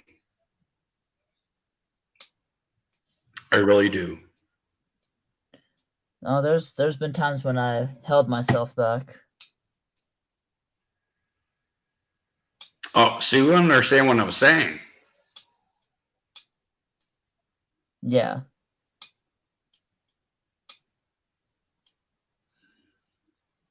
That's huge, isn't it? Yeah. I think it just takes some common sense. Well, I don't want to say this necessarily because I want you to agree with me. But doing what you're doing and trying what you're, I think you totally understand what I'm talking about. I could be wrong. I think you really understand what I'm talking about when you realize that and you're not alone. You are not alone, Sam. You have people that love you and that support you. But that is true, that nobody is stopping you but you. That is true. I think you really understand what I'm saying when I say that is true.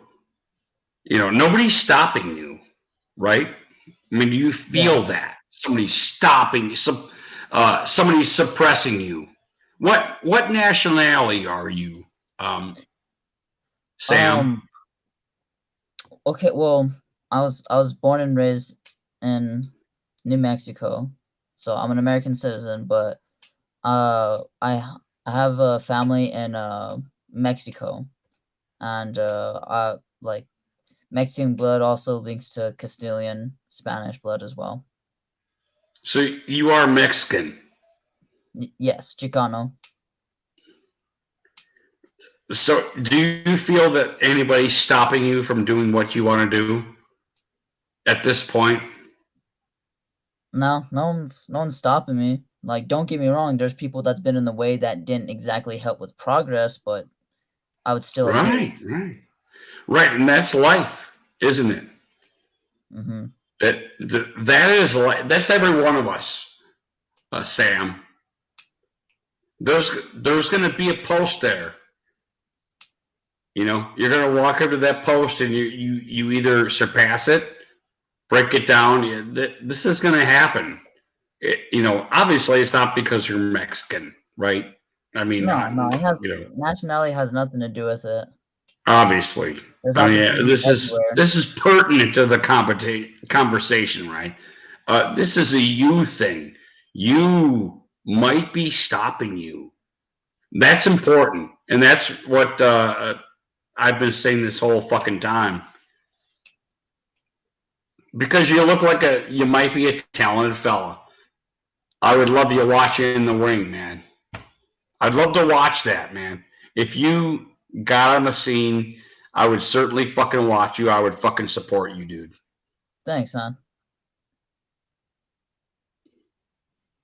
And that's important, man. It's important. Not that, obviously I didn't discover you. You came on here, so, I don't give myself any fucking kudos or anything like that. But that is certainly true. And that's one of the points I wanted to prove. Every time I do a string, that it has everything to do with you. It really does. And I don't understand enough too, and I wish you would tell me that, to be honest with you. I know I sound like a fucking idiot right now when I'm saying, but I don't hear that enough to me. I think is my point that I am stopping myself from everything I want to do. I am. That's true. Every angle I look at my life, which I love. It's not, I'm not a jerk or anything. I love my wife and my children. They're fucking awesome.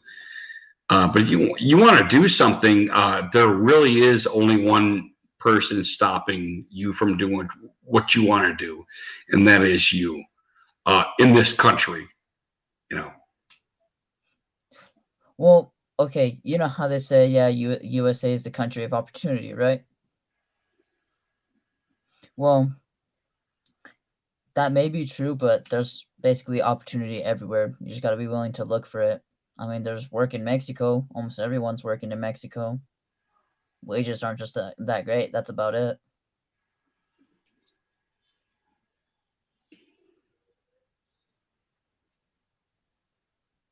Oh yeah, you don't think I'm doing a American Mexico thing?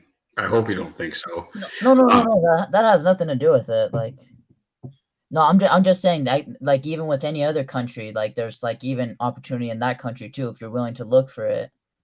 Yeah, certainly, and that's how. That's why everybody comes here. Unfortunately, is opportunity. Like, That's do you ever like delve into the sports of Muay Thai? a little bit, a little bit. What's that champion's name? Senpai or something? Or he's the top reigning champion for Muay Thai in Thailand.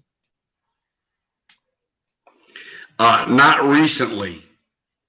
I haven't watched their stuff, to be honest with you. I have watched Muay Thai before, and I do enjoy it, because it's making its way into the MMA, so I do appreciate their contribution, but I haven't seen anything that they're doing, and I don't know the guys, to be honest with you. So, Well, a little fun fact about Muay Thai is that in Thailand they're trying to preserve that sport, so they don't let UFC in to preserve their Muay Thai sport. no shit. Well, that's kind of cool. Right, because they got their own setting rules and everything. They don't want right UFC crawling in there and mixing it up with them. Wow, I didn't know that. That's interesting. It's because parents actually end up sending their kids to Muay Thai camps so they can learn how to fight, so they can end up bringing money after their fights, because that's part of life, Muay Thai. Yeah, Jesus Christ.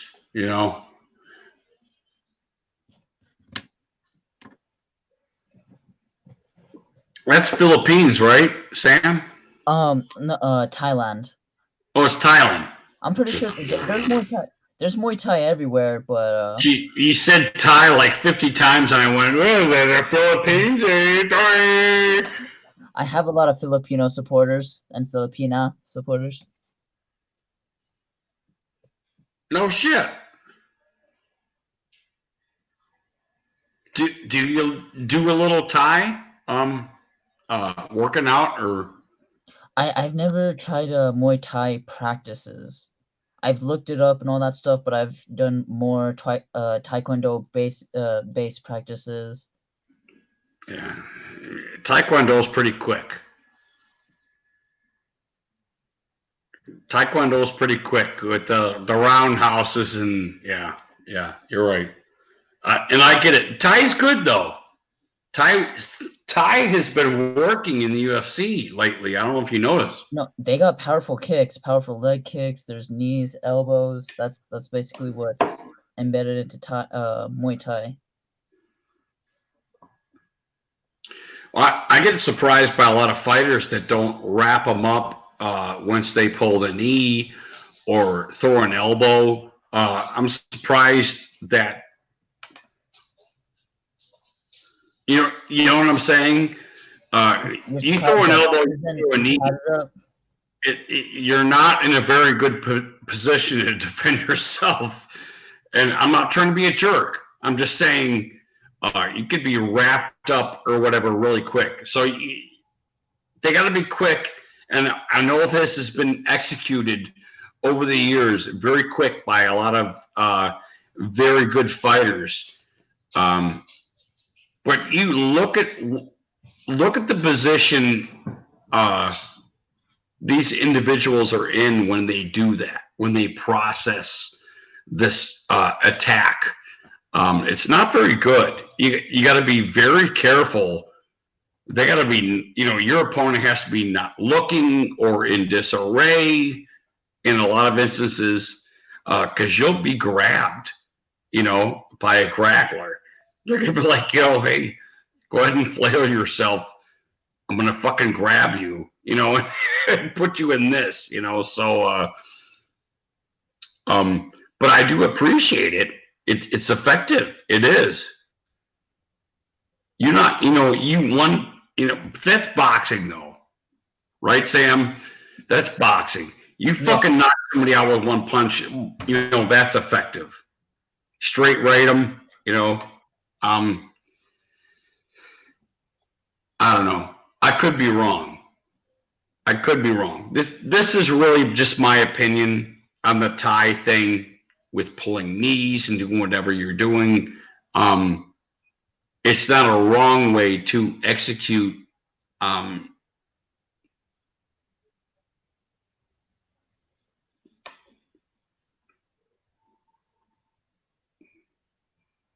It's not a wrong way. It's not wrong. I would never pull up to the side and say that that's not the right way to do it, because it's effective and it wins matches. Yeah. But there's a kick punch fury that seems to be dominant. And there's an efficiency between punching and kicking, how you should do it. And the Thai is like how do we say this?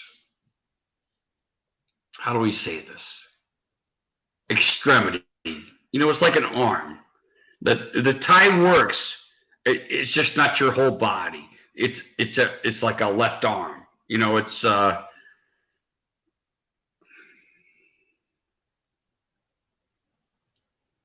you kind of know what I'm saying, I think, a little bit.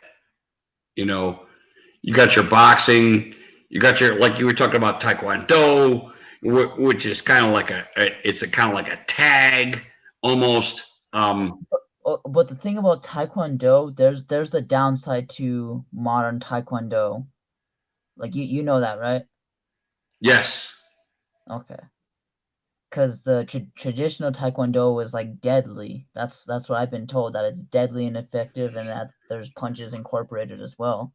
and that there's like grapples as well, but that's traditional. Right, and that you got to be honest with yourself that the deadly portion of Taekwondo was affiliates of different other martial arts. It was the same hurt that you can put on hurt on another guy. You know what I'm saying? I mean, think about deadly, Sam. Think about what you're saying. What's deadly? Like effective, that's like intended to kill. Kind of almost Right. A sternum punch. Basically, sternum punch. Like when I think of deadly, you punch somebody in the sternum or the throat, or there's a possibility that you're going to kill them. Now, if you break, how many UFC matches have you seen where somebody with a little bit of strength can stop themselves from having their neck broke or their arm broke or whatever? I mean, obviously they tap out or whatever, but you can get your arm broke or whatever. But deadly, it really does take a lot to kill a human, realistically.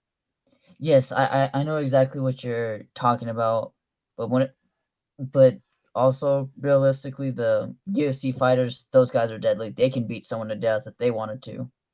Us normal people, it takes a lot of effort. Certainly. I mean, I could walk on the street, knock out a grandma, and beat her ass to death because I knocked her out with my first punch. And I'm not diluting UFC or anything like that. I just want you. That's what I'm starting here. Right. I mean, that's how I'm starting. You give somebody a quick right. You hit them silly. That's going to happen. It happens in UFC. It happens in boxing. You name it. People get knocked blind or cold cocked. They used to call it cold cocked. I don't know if you ever heard that term, Sam, or not. I know exactly what you're talking about. Right. They're not warm. They're not ready to fight. That's what cold cocked is you just pull up to somebody, you fucking cold cock them, and they're not ready for the shame that's coming towards them. That's going to happen for the rest of our lives. Basically, you're going to see that nothing's going to stop that. There's always going to be some dude that, doesn't know what's coming. It's going to happen for the rest of our lives. So, hey, so not only is there life jabs, but life also co-cocks you. That's right.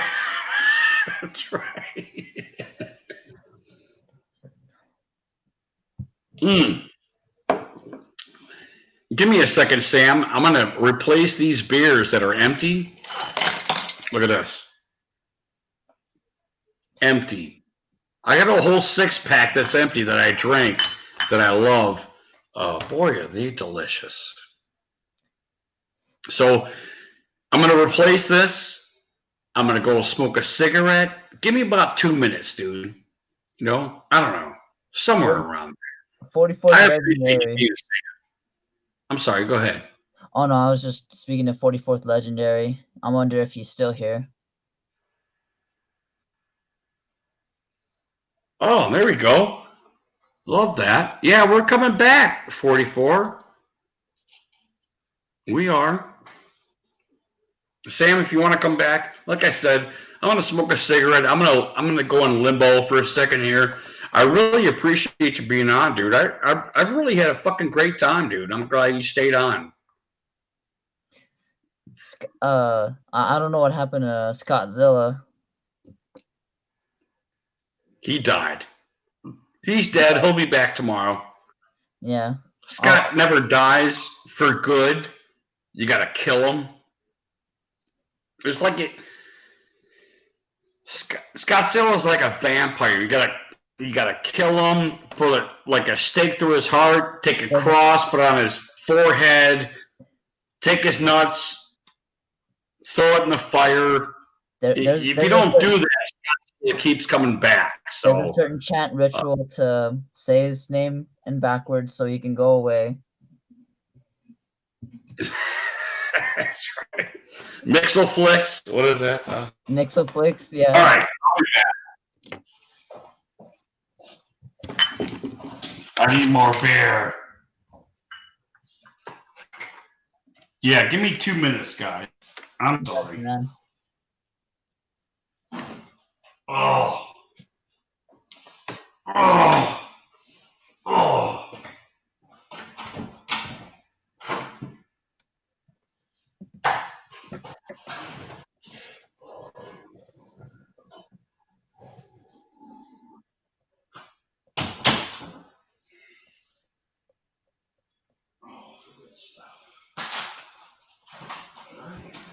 I can do it at the end, guys.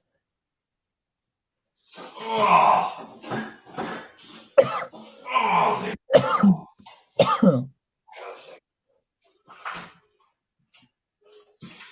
You know what's great, Sam?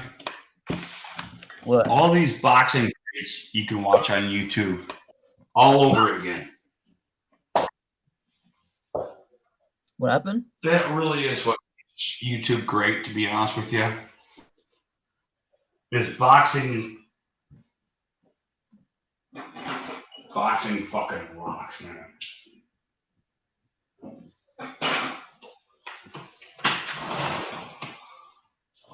I gotta be honest with you, Sam. Yeah. When UFC came out, I was fucking hooked.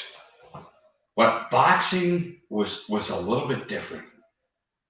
I started loving boxing, and that's me personally. When I saw the technician, very much impressed me.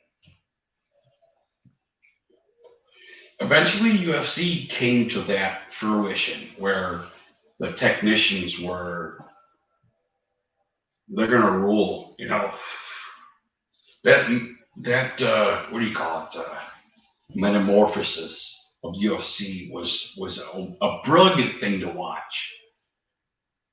Because you had your slugs, you're just big guys that would just flail these arms and hope to land on a fucking recipient.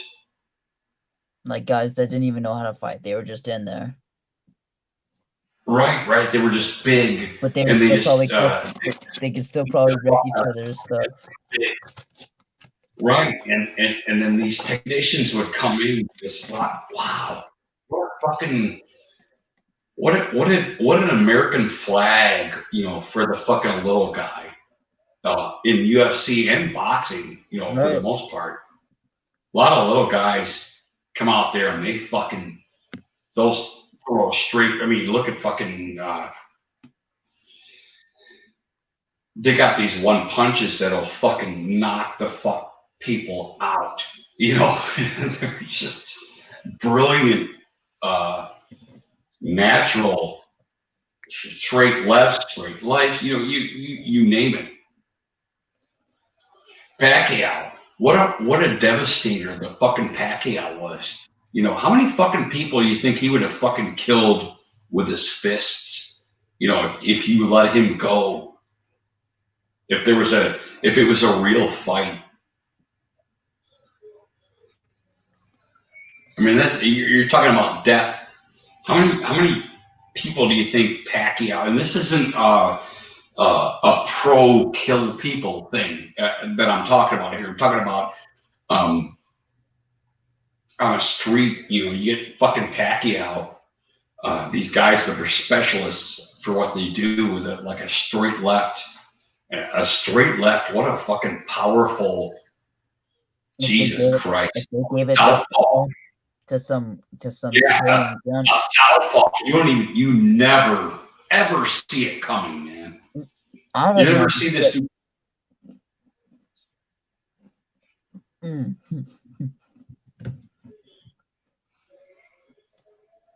it almost explains the ease of how you break out and become, you know, something special. You know, you care about that punch. You know, there's no doubt in my mind that his trainers, everybody that was involved, with him, cared about that punch because it was superior to everybody in the fucking world in a certain point. Am I wrong? There's a certain point where everybody feared that straight left, and nobody wanted to fucking fight him. I mean, that amazes me. In a certain sense, the true punch. Too bad he lost to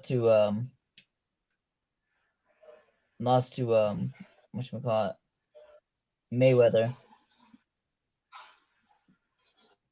Pacquiao. Yeah,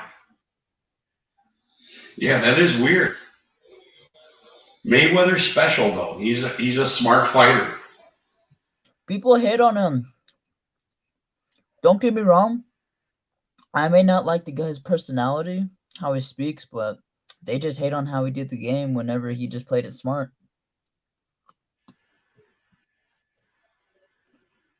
Yeah, that is true. Some people don't appreciate a fine boxer. That is true. Because they don't appreciate when somebody backs away from a punch, they feel them inferior somehow.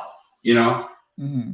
Like they should take the punch, and that's better for them somehow. Like we want him to take the damage. Hold on just a second, Sam. I'm pissed. I felt the breeze of that shit.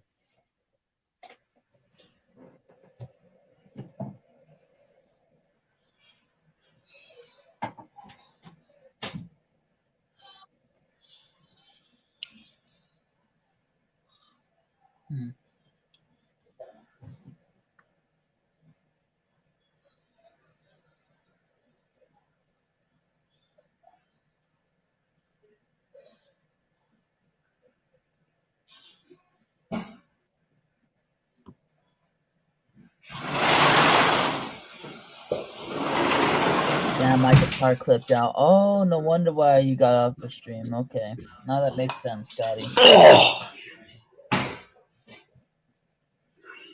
Scotty's Scottzilla?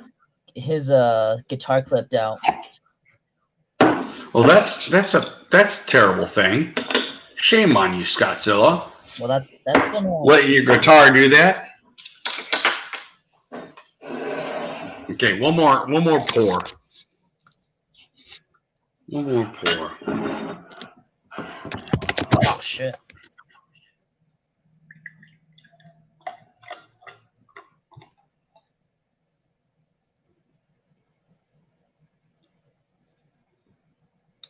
God damn it.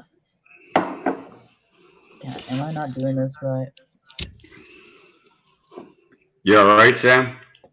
Yeah, I'm alright.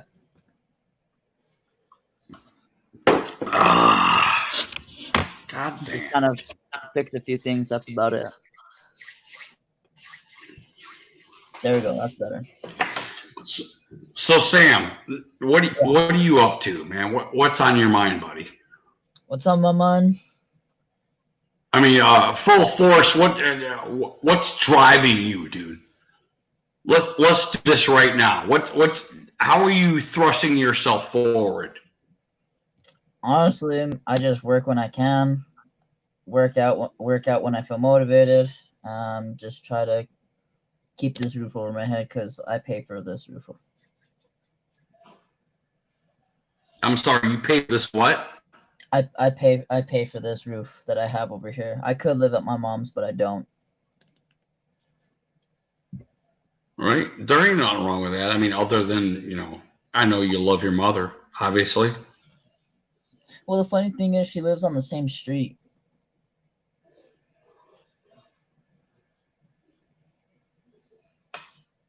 I live in a small town, dude. I do too. Oh, so you don't live in Cleveland. You live in a small town near Cleveland? Yeah. I'm about 20 minutes away. 20, 25 minutes away. And it's okay that we both live in small towns. Everyone knows everybody. Huh.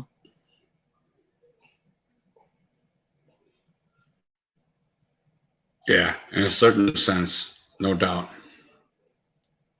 Whether you're close or not, they just know who's who. Oh, it's that guy. Oh, it's that guy. You know, if you did something bad, everybody's gonna know. Everybody. Yeah, there's no doubt. Um,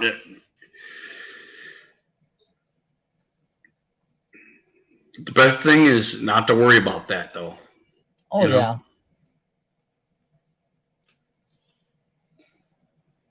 I mean, you care about what you care about, and that's it, right? Isn't that life? Isn't this how we propel ourselves forward in a certain sense? It's not just a competition is good. There's no doubt about that. I mean, competition is fucking good. You compete. Oh, okay, I was better than him. At least now, you But know. you can never get comfortable. That's the thing. Right. Right. Very good point, Sam. It's I was better than him now, and that's it. You know how many fucking champions out there lost matches to inferior people? Embarrassingly lost. Right. Right. That's what inspired me But to fight better, because I ended up losing a boxing match.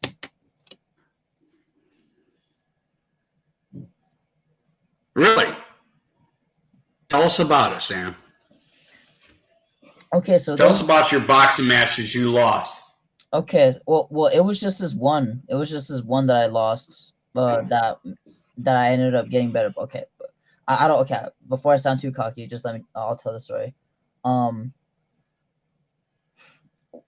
whenever it was that first boxing match that I lost, I didn't even know how to swing right. I was just like, no, let's just do a boxing match, and I haven't even practiced no punch, nothing.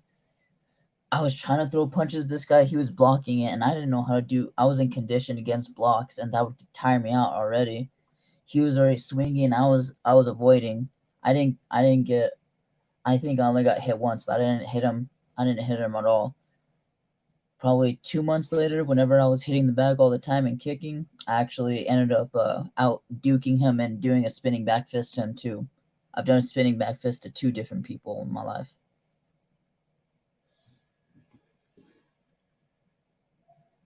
So this is MMA style fighting, not boxing. Yeah, but like I even asked if we could do kicks. He said no, no kicks. So I didn't do kicks, but I did do a spinning back fist. okay, I see. You I didn't see see. that one coming. So right when I say so when I say boxing, you're talking about MMA, right? Well, we only had gloves on. We didn't do no kicks on each other. I didn't do no kicks on him. But then I ended up doing a spinning back fist. That was MMA based, but we were boxing. You know. Oh, you were boxing. Okay. So you pulled it off a couple times. Because yeah, I know it's a thin line, right? It's a thin line. So you wound up winning eventually to this guy. And I even fought another person the same day too. Like I got tired out, but I was surprised I still even won that match. The same day, I fought another person the same day. Well, how'd you win it? I gave him another spinning back fist. That other person.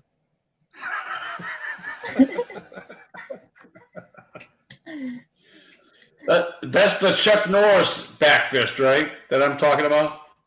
Well, okay. Here's my best demonstration. Wait, hold on. I'm trying.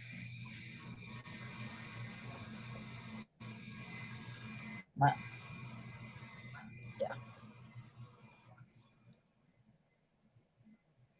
Did you miss it? Or was it too So it's a left jab with a right flurry, correct? Yeah, it works to trick them. It works to trick them. You could either go like that or hook it just to spin with it. It does just whatever you're comfortable with. So it's like half feint almost. You don't care. You don't care about the initial jab or right. You want that. You want them to buy that. Yeah, exactly. And then you come around with the Chuck Norris flurry, right? Chuck Norris was really big on that. I don't know if you know that or not. He was a big spin, top of the top of the fist fighter. He was big on that, man. Big.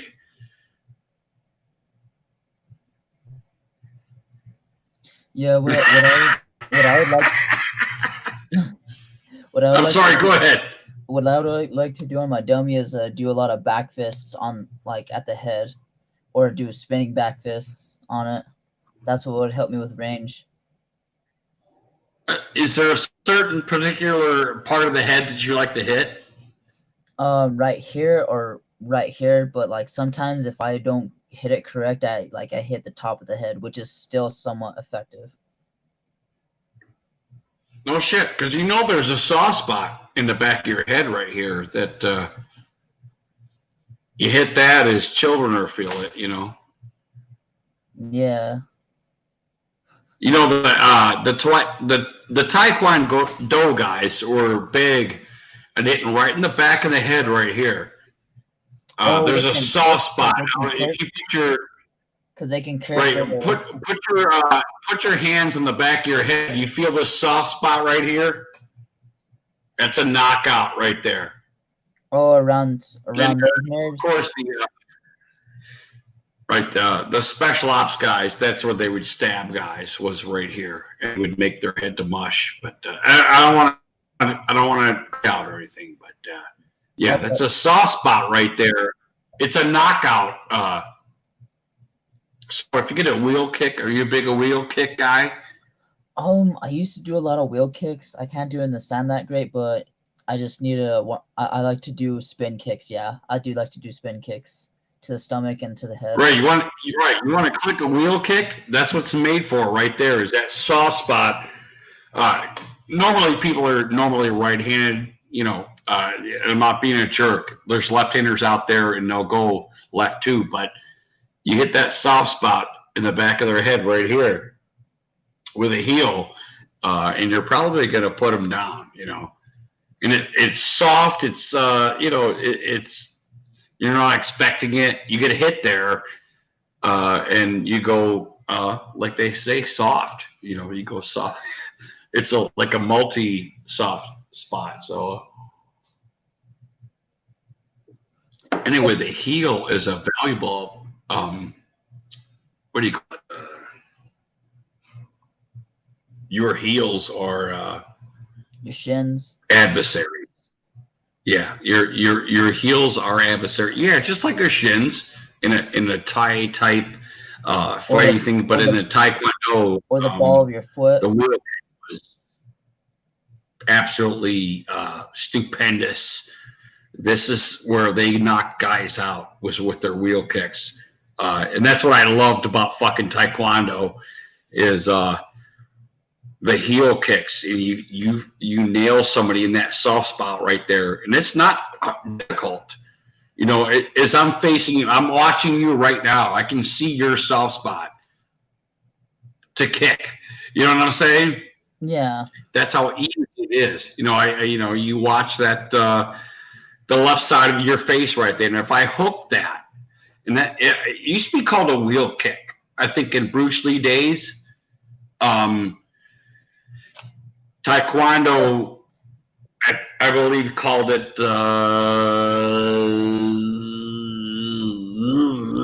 I can't remember.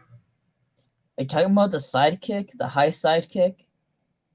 No, it's a wheel kick. You're spinning around. I'm spinning around 180, and I want to hook my heel on the back of your neck right here. It's for when you make a move. You're gonna shoot towards me. Maybe a punch, a roundhouse kick. It might be. I'm trying to think of anybody out there. We got one guy out there. Who are you out there? Who's the one guy out there? Help me out here. There is the wheel kick as a counter to something, and I think it's a front roundhouse. A front roundhouse. I think that's it. I think I'm right when I say that. When you say you and I are opponents, Yeah. you're gonna do a say you're doing a left roundhouse. I'm gonna do a right wheel kick, and I'm gonna try to kick you right there. I'm gonna try to, as you're moving and I see you coming, I'm gonna flip, and I'm gonna hang my heel right on the back of your neck, right here, because I'm gonna spin. You know what I'm saying? I'm gonna spin, and I want to hook your neck as you're giving me that front roundhouse. You know, it's a left roundhouse, so I think as I'm trying to. It's hard to do this because you know, via what do you call it? I think you're actually okay. You're saying if I threw a left roundhouse right towards you.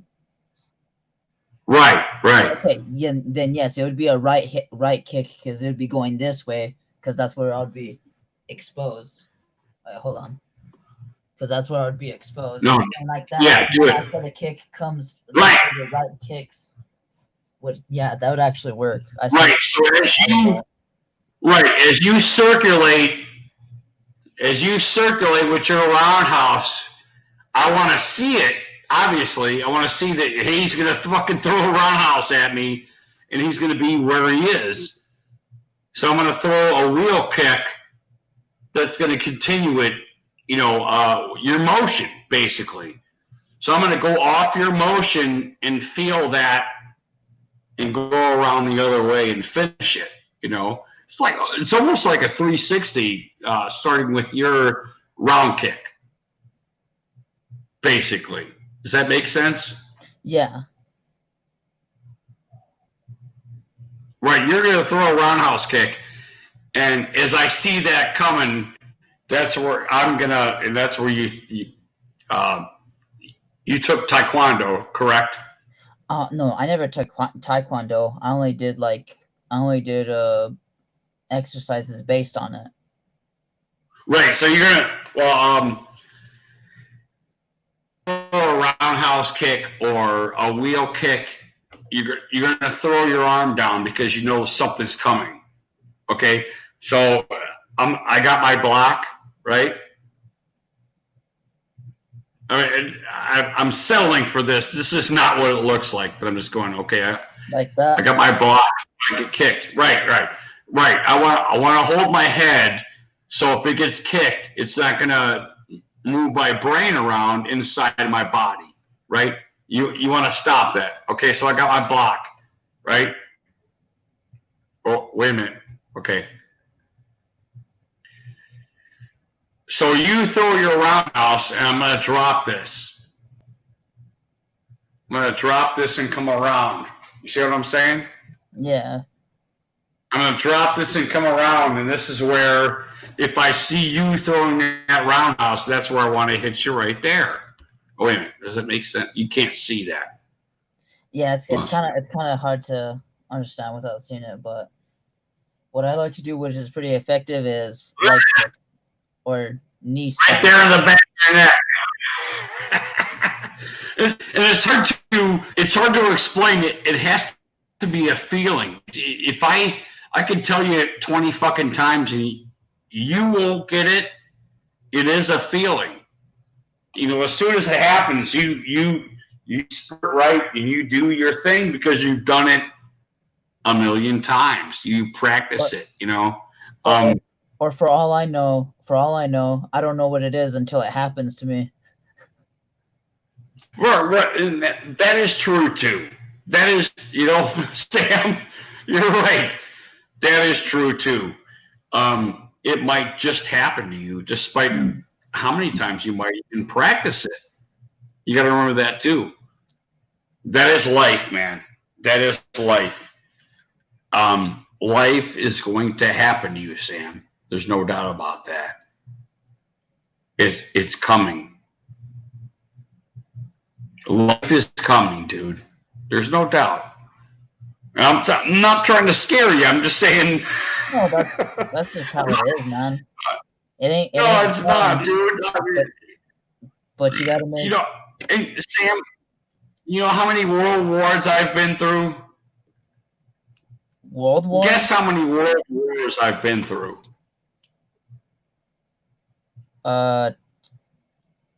It's not 2, is it? 0. 0. I've never been through any war. I've never been through anything that. We fought when we were kids. It was nothing significant. Sam, you got to understand. I haven't been through shit, dude. I haven't been through shit. You got to understand that, dude. And I'm telling you right now, I have not been through anything, other than like family, bullshit that you fucking, Yeah, I'm not that old. So, and I'm not trying to trick you. I'm just telling you, What are you, like, what is 35? that?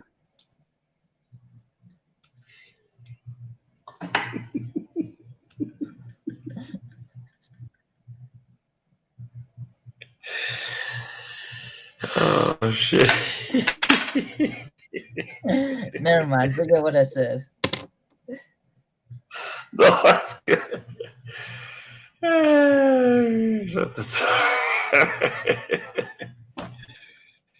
Oh I'm tired, man. no, I'm gonna get a bit of sleep. no. Sam, life is good. That's all I want to say, buddy. Life is good. It could be worse, man. Yeah. No. Life is spectacular, and you're a part of that. To be honest with you, I appreciate you being on here, Sam. I really do.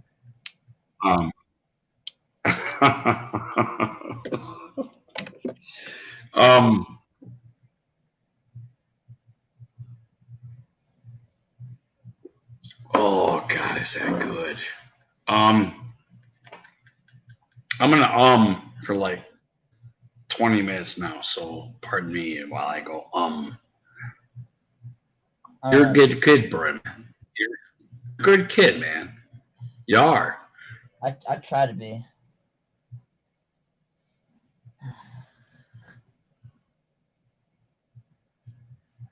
Are you working out? No, I'm doing this thing again. Oh, the shin roll. Yeah.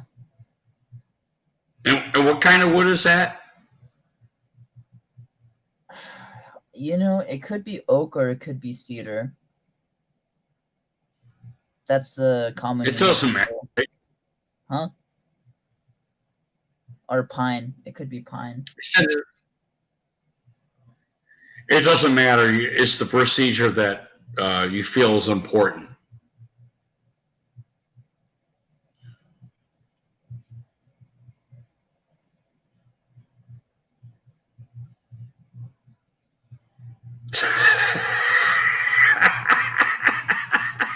I get bored.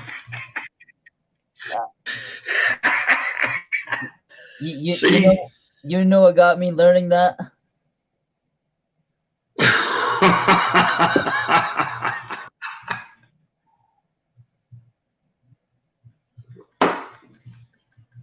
It doesn't matter. You're brilliant. Have you ever seen Unbeatable Banzuke? I've heard of it. I haven't watched it. They used to do something where there's like some some pathway to go through, but you could not. The stick could not hit the thing. They had to balance it like this and run around.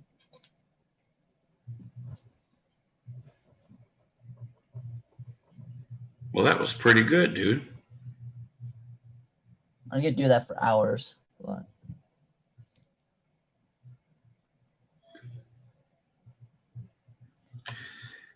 and it's a funny You feel thing. good with that stick in your hand? What happened? I said you feel good with that stick in your hand. I'm being serious. How'd that feel, holding that stick? I feel like a shaman. Does that feel good?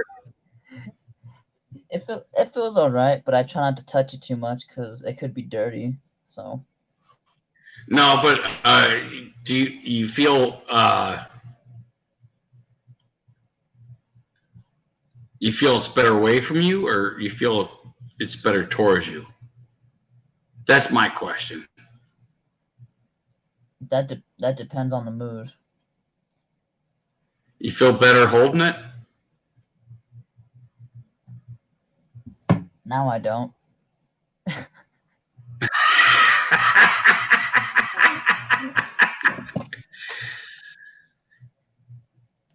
Oh, no shit. So there's no affiliation with the stick. Why are you so focused on a stick? It sounds weird like that. To be real honest with you, I don't have a stick. you don't have a stick. I don't have a stick. Wait, hold on.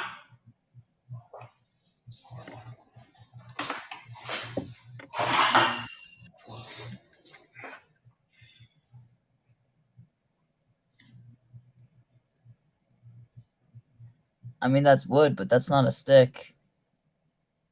Oh, okay.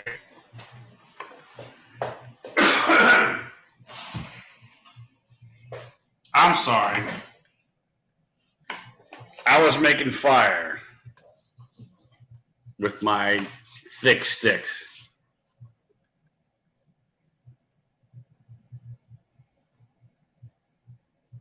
What are you doing with that? I'm holding it again. It's fun to twist it. So you like your stick. You care about the stick, right? Yes, I do care about the stick. That's why I even grabbed it in the first place.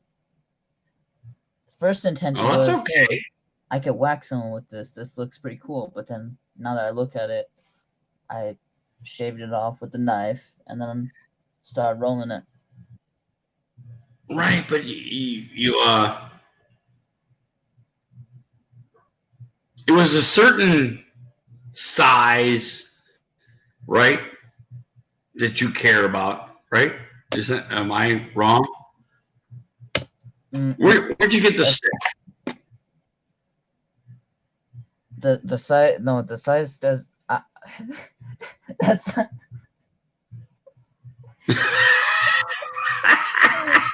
I'm sorry. That was like a trick question, man. But anyway, my battery's about to die. It's at 3%.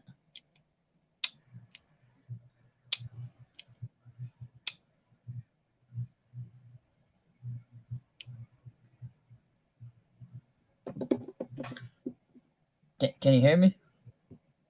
Yes. Okay. But yeah, I gotta You go. stopped, but nothing stopped, but you stopping. I'm sorry. Go ahead. I just wasn't sure if you were registering what I said because I know you're having a little bit of fun there.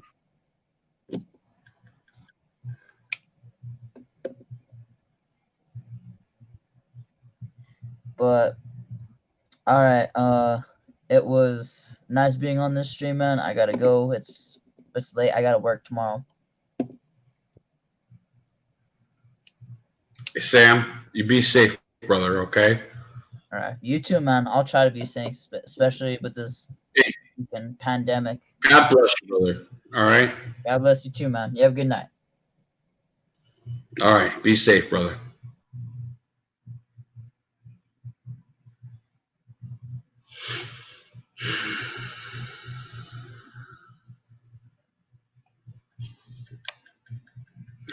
Well, you know what? I gotta be honest with you. I'm not fucking done. It's only 10 after 3, you know, right?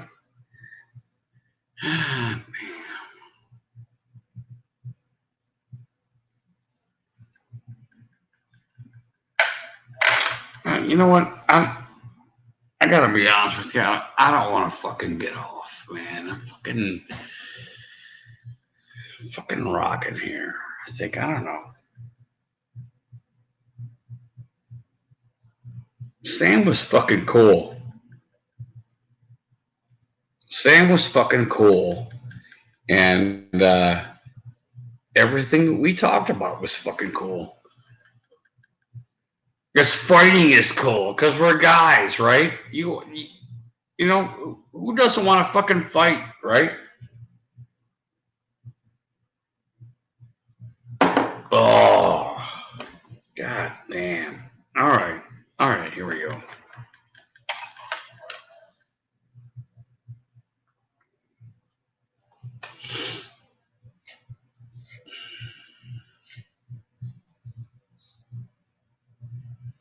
Well, gee, 44, Jesus Christ, it was like a half hour ago or an hour ago. I'll just go. Okay.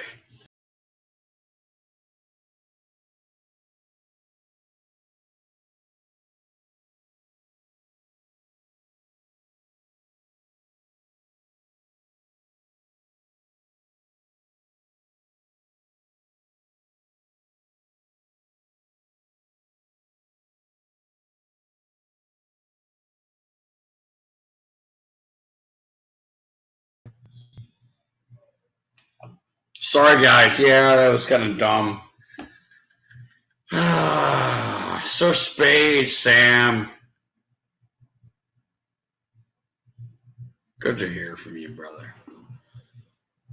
God bless you fighters out there.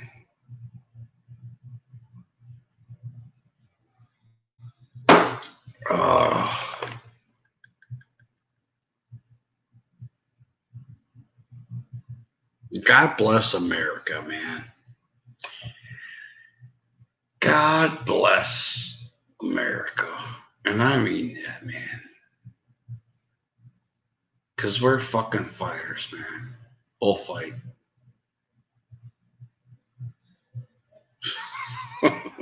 we'll fight. Oh, hell yeah. Oh, Jesus Christ. Oh, my fucking hair. Oh. Ew. All right. Oh, there we go. Anyway.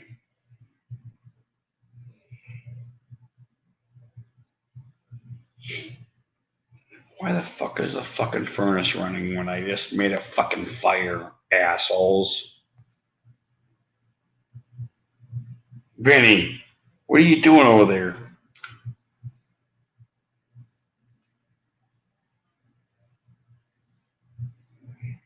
That's weird, man. That's fucking weird.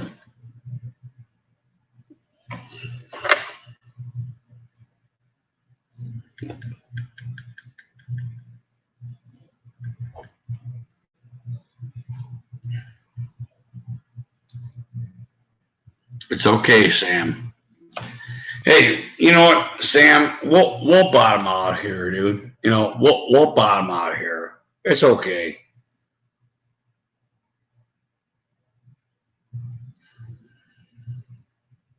We'll bottom out here. It's okay. I'm gonna smoke a cigarette right now. We'll really bottom out here.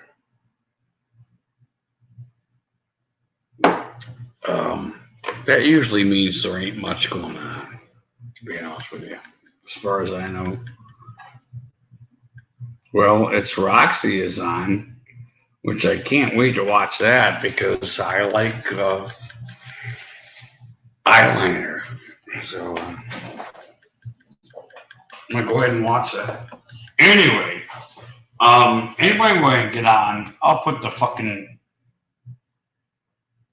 stream in the chat. Yeah.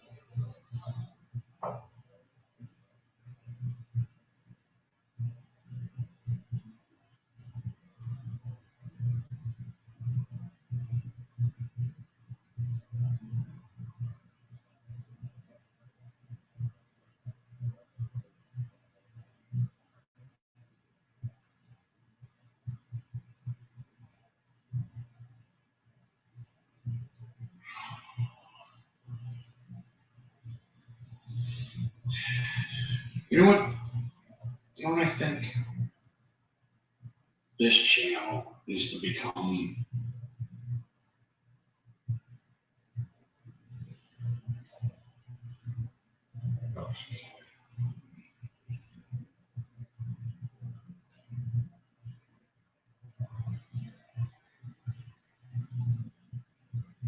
this channel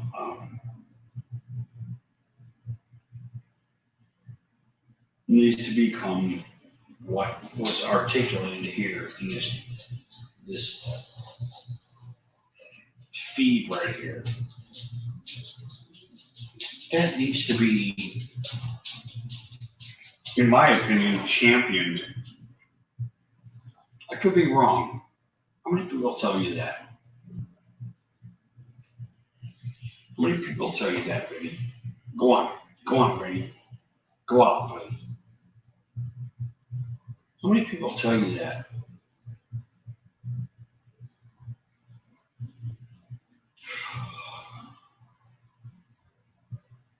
In this day and age, that you're your own problem, fucking stopping yourself from doing whatever you want to do. I think this channel needs to become a catalyst for that. And it's not a, what do you call it? It's not a cult.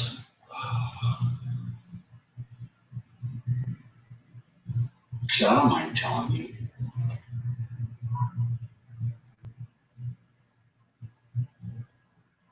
How many of you are going to do it? Go do your thing. If I tell you.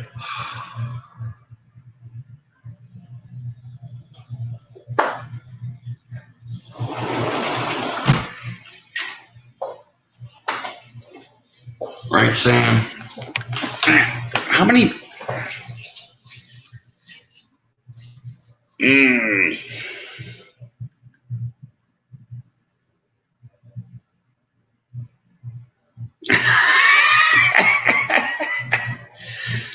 Oh, Jesus Christ, the ruggedness of individualism, right? The ruggedness of individualism. I think that's what this fucking channel needs to be about. And, it's about doing your own fucking thing. Because even in the depths of what you've seen happening, right? Who the fuck came forward in all this shit? That's why I need Campbell on here now, man. Campbell, you still awake, dude? We need to talk about what's happening now, I think. And I'm totally fucking bogged down by my TROEGENATORs, but I certainly believe this. That people are fucking great, man. Us as individuals are fucking great. Oh, fuck. Here we go. Oh, Scott. Totally get on here, dude. Get on here, Scottzilla. Get on here, Scott.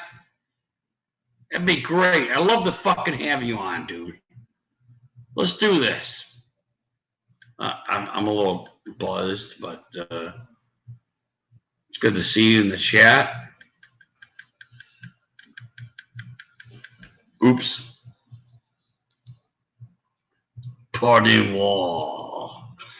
Pardon moi. Wale. The real Scottzilla, you want to get in here? Click on that, dude, and we'll FaceTime, and I'll get you on here. If you want to do that, I'd love to have you on.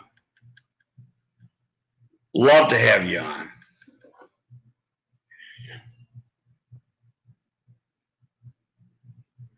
You know why?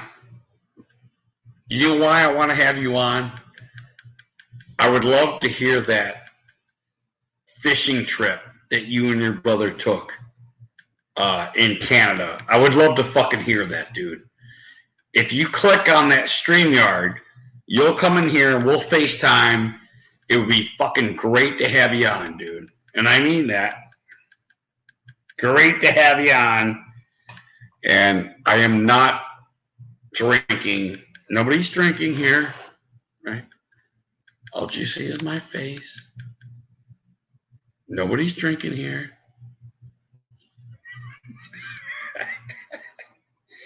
But if you click on that, dude, if you click on that StreamYard, you'll come in here. We'll appreciate the apocalypse together. So that'd be great. And I would love to have it. Scottzilla, the real Scottzilla. Sorry, I'm watching my dog because I let him out and just gotta keep an eye on him, you know. So keep an eye on the dog. Anyway,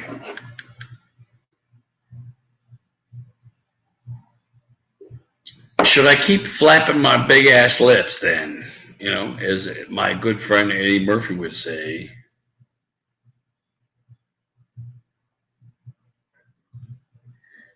Get in here, Scott. Click on that, dude. Come on, you got a phone. Click on there. Get in here. Let's bullshit. Let's talk some fucking chunk. Some chunk deer. Some chunk fish. Let's do it right now.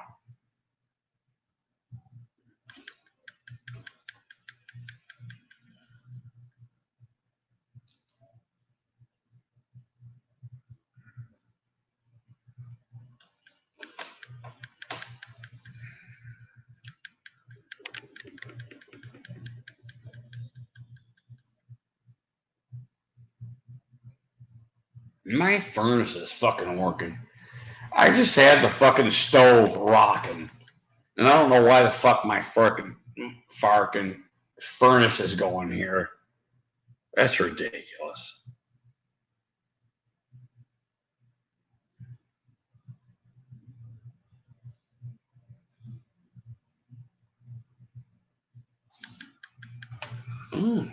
Thanks, Sam. Thank you, Sam.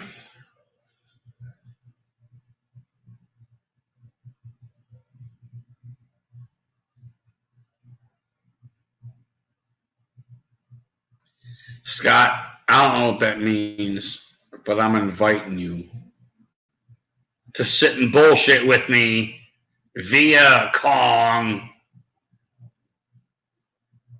Right?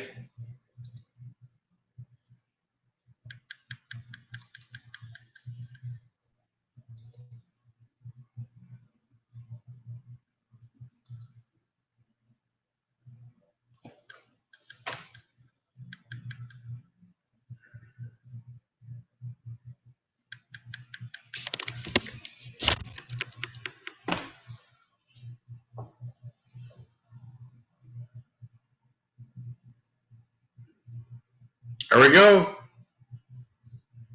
That's the stream.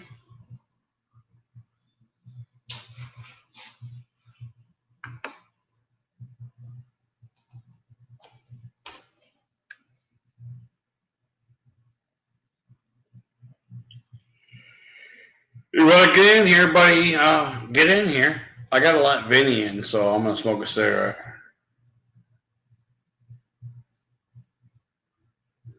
You're going to have to pardon me, stream, because I'm going to smoke a cigarette. Oh, my God. Look at the... Oh, my God. Jesus Christ. I just realized. Oh, my God. Look at the fucking... I got to massage that out of my fucking forehead. Jesus Christ. I look like a fucking... Like I'm fucking 80 years old. All right. That's it. I'll get the... All right, Vinny. Vinny.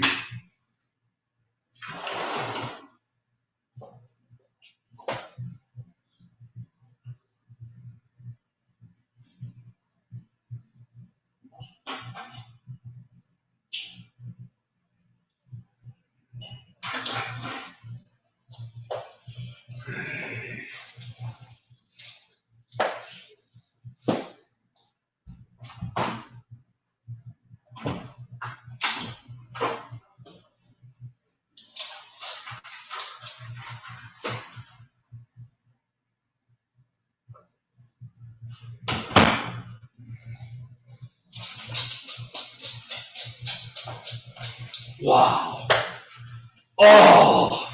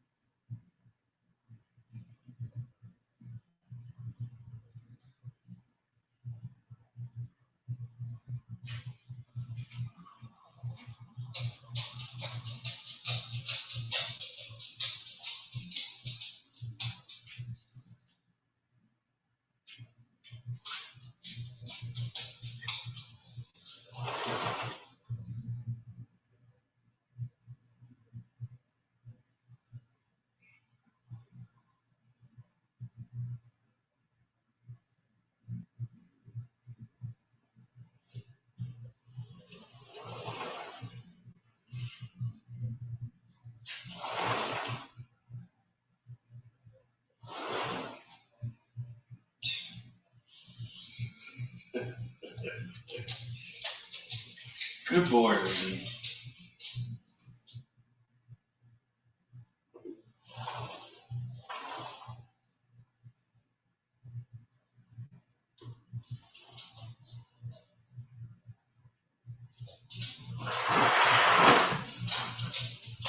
Oh, Jesus Christ. All right, fellas. All right.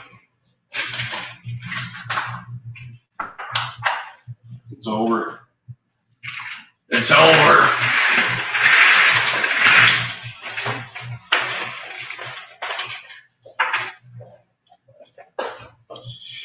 Oh, all right, fellas. I think it's over. Hey. Yeah, we're done tonight. It's 3:25. I drank lots of Troegenators. We had a great episode with Sam. We had 8 camel toes on. We had yeah. All right, I'm done. Love you guys. You guys are great.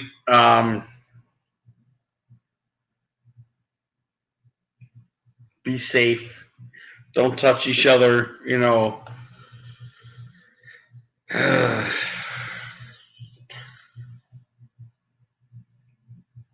Yeah, that's about it. All right, guys. I love you. We're out of here. It's gone. You guys be safe, man. I mean that from my heart. because I care more than everybody else.